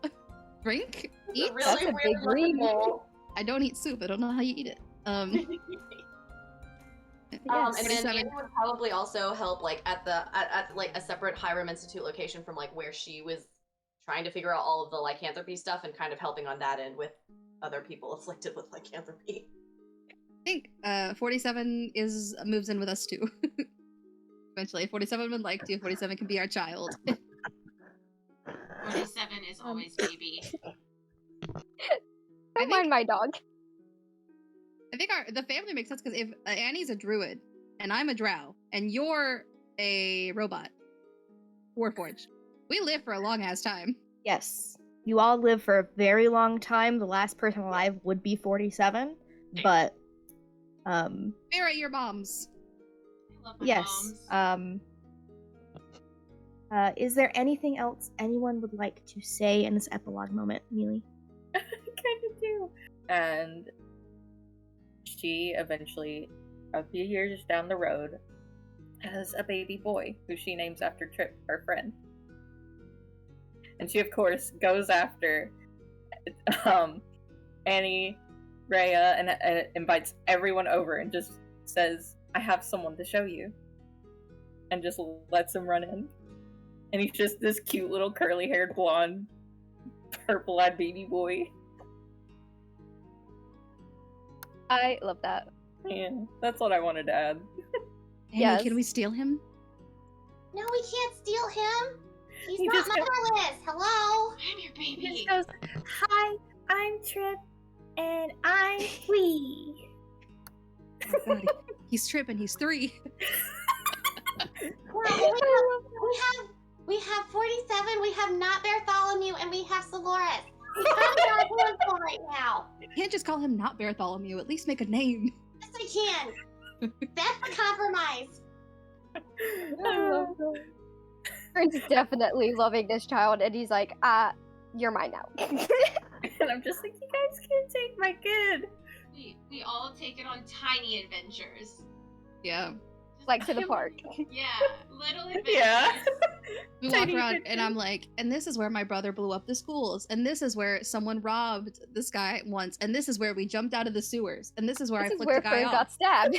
This is where Fern got He's stabbed. just like, And this is where Fern got stabbed. And then this is where Fern got stabbed another time. And then this. Lily's just like, stop. This is where we found out that your aunt could turn into a spider and freaked us all out first. This is where That's we true. all first met, on the streets of Diacrete with a little boy stealing money and running away. Speaking of, how is he? Jarlac grows up to eventually take over the Wandering Rose Inn from Lorena once she passes away. Yay, Jarlac. We go Yay! visit Jarlac. Yeah. I give Jarlac a lot of money. I'm just like, Okay, sick. thank you for this. He soup. takes it. Thank you for the soup. Here's 20 gold. Like, What is money? Oh, also, I want to add that the devotee sister, she does end up taking back and paying a wise fee, essentially, for using it. Because she doesn't feel like it's right to keep it. Okay. Alrighty. they arrest her on the spot. Yeah. Is there anything else that Rowan's doing, or just focusing on that sanctuary? Sanctuary growing old. That's Oh about no, it. I really definitely dragged him out to meet her son. Reluctant uncle in the background with a cup of tea, just going, Yeah. Yeah. She's just like, Oh. dragons! So, this is where the Moonbear Minimum story ends, but we'll continue in Aramel as they each grow to become teachers, to become parents, to become dragon riders and bakers and people who do good in this world. So, thank you for joining in on the first campaign of the Portent Kast. This is very emotional. Yeah. Very It's been much a long so. journey. Yeah. Amazing journey. May the dice guide you to beautiful friendships, and those friendships guide you to beautiful stories. And we're very excited and hope you guys join us for whatever comes next. Thank you all for joining in on this crazy, crazy ride. We love you. Thank you. And Bye. Hobbs.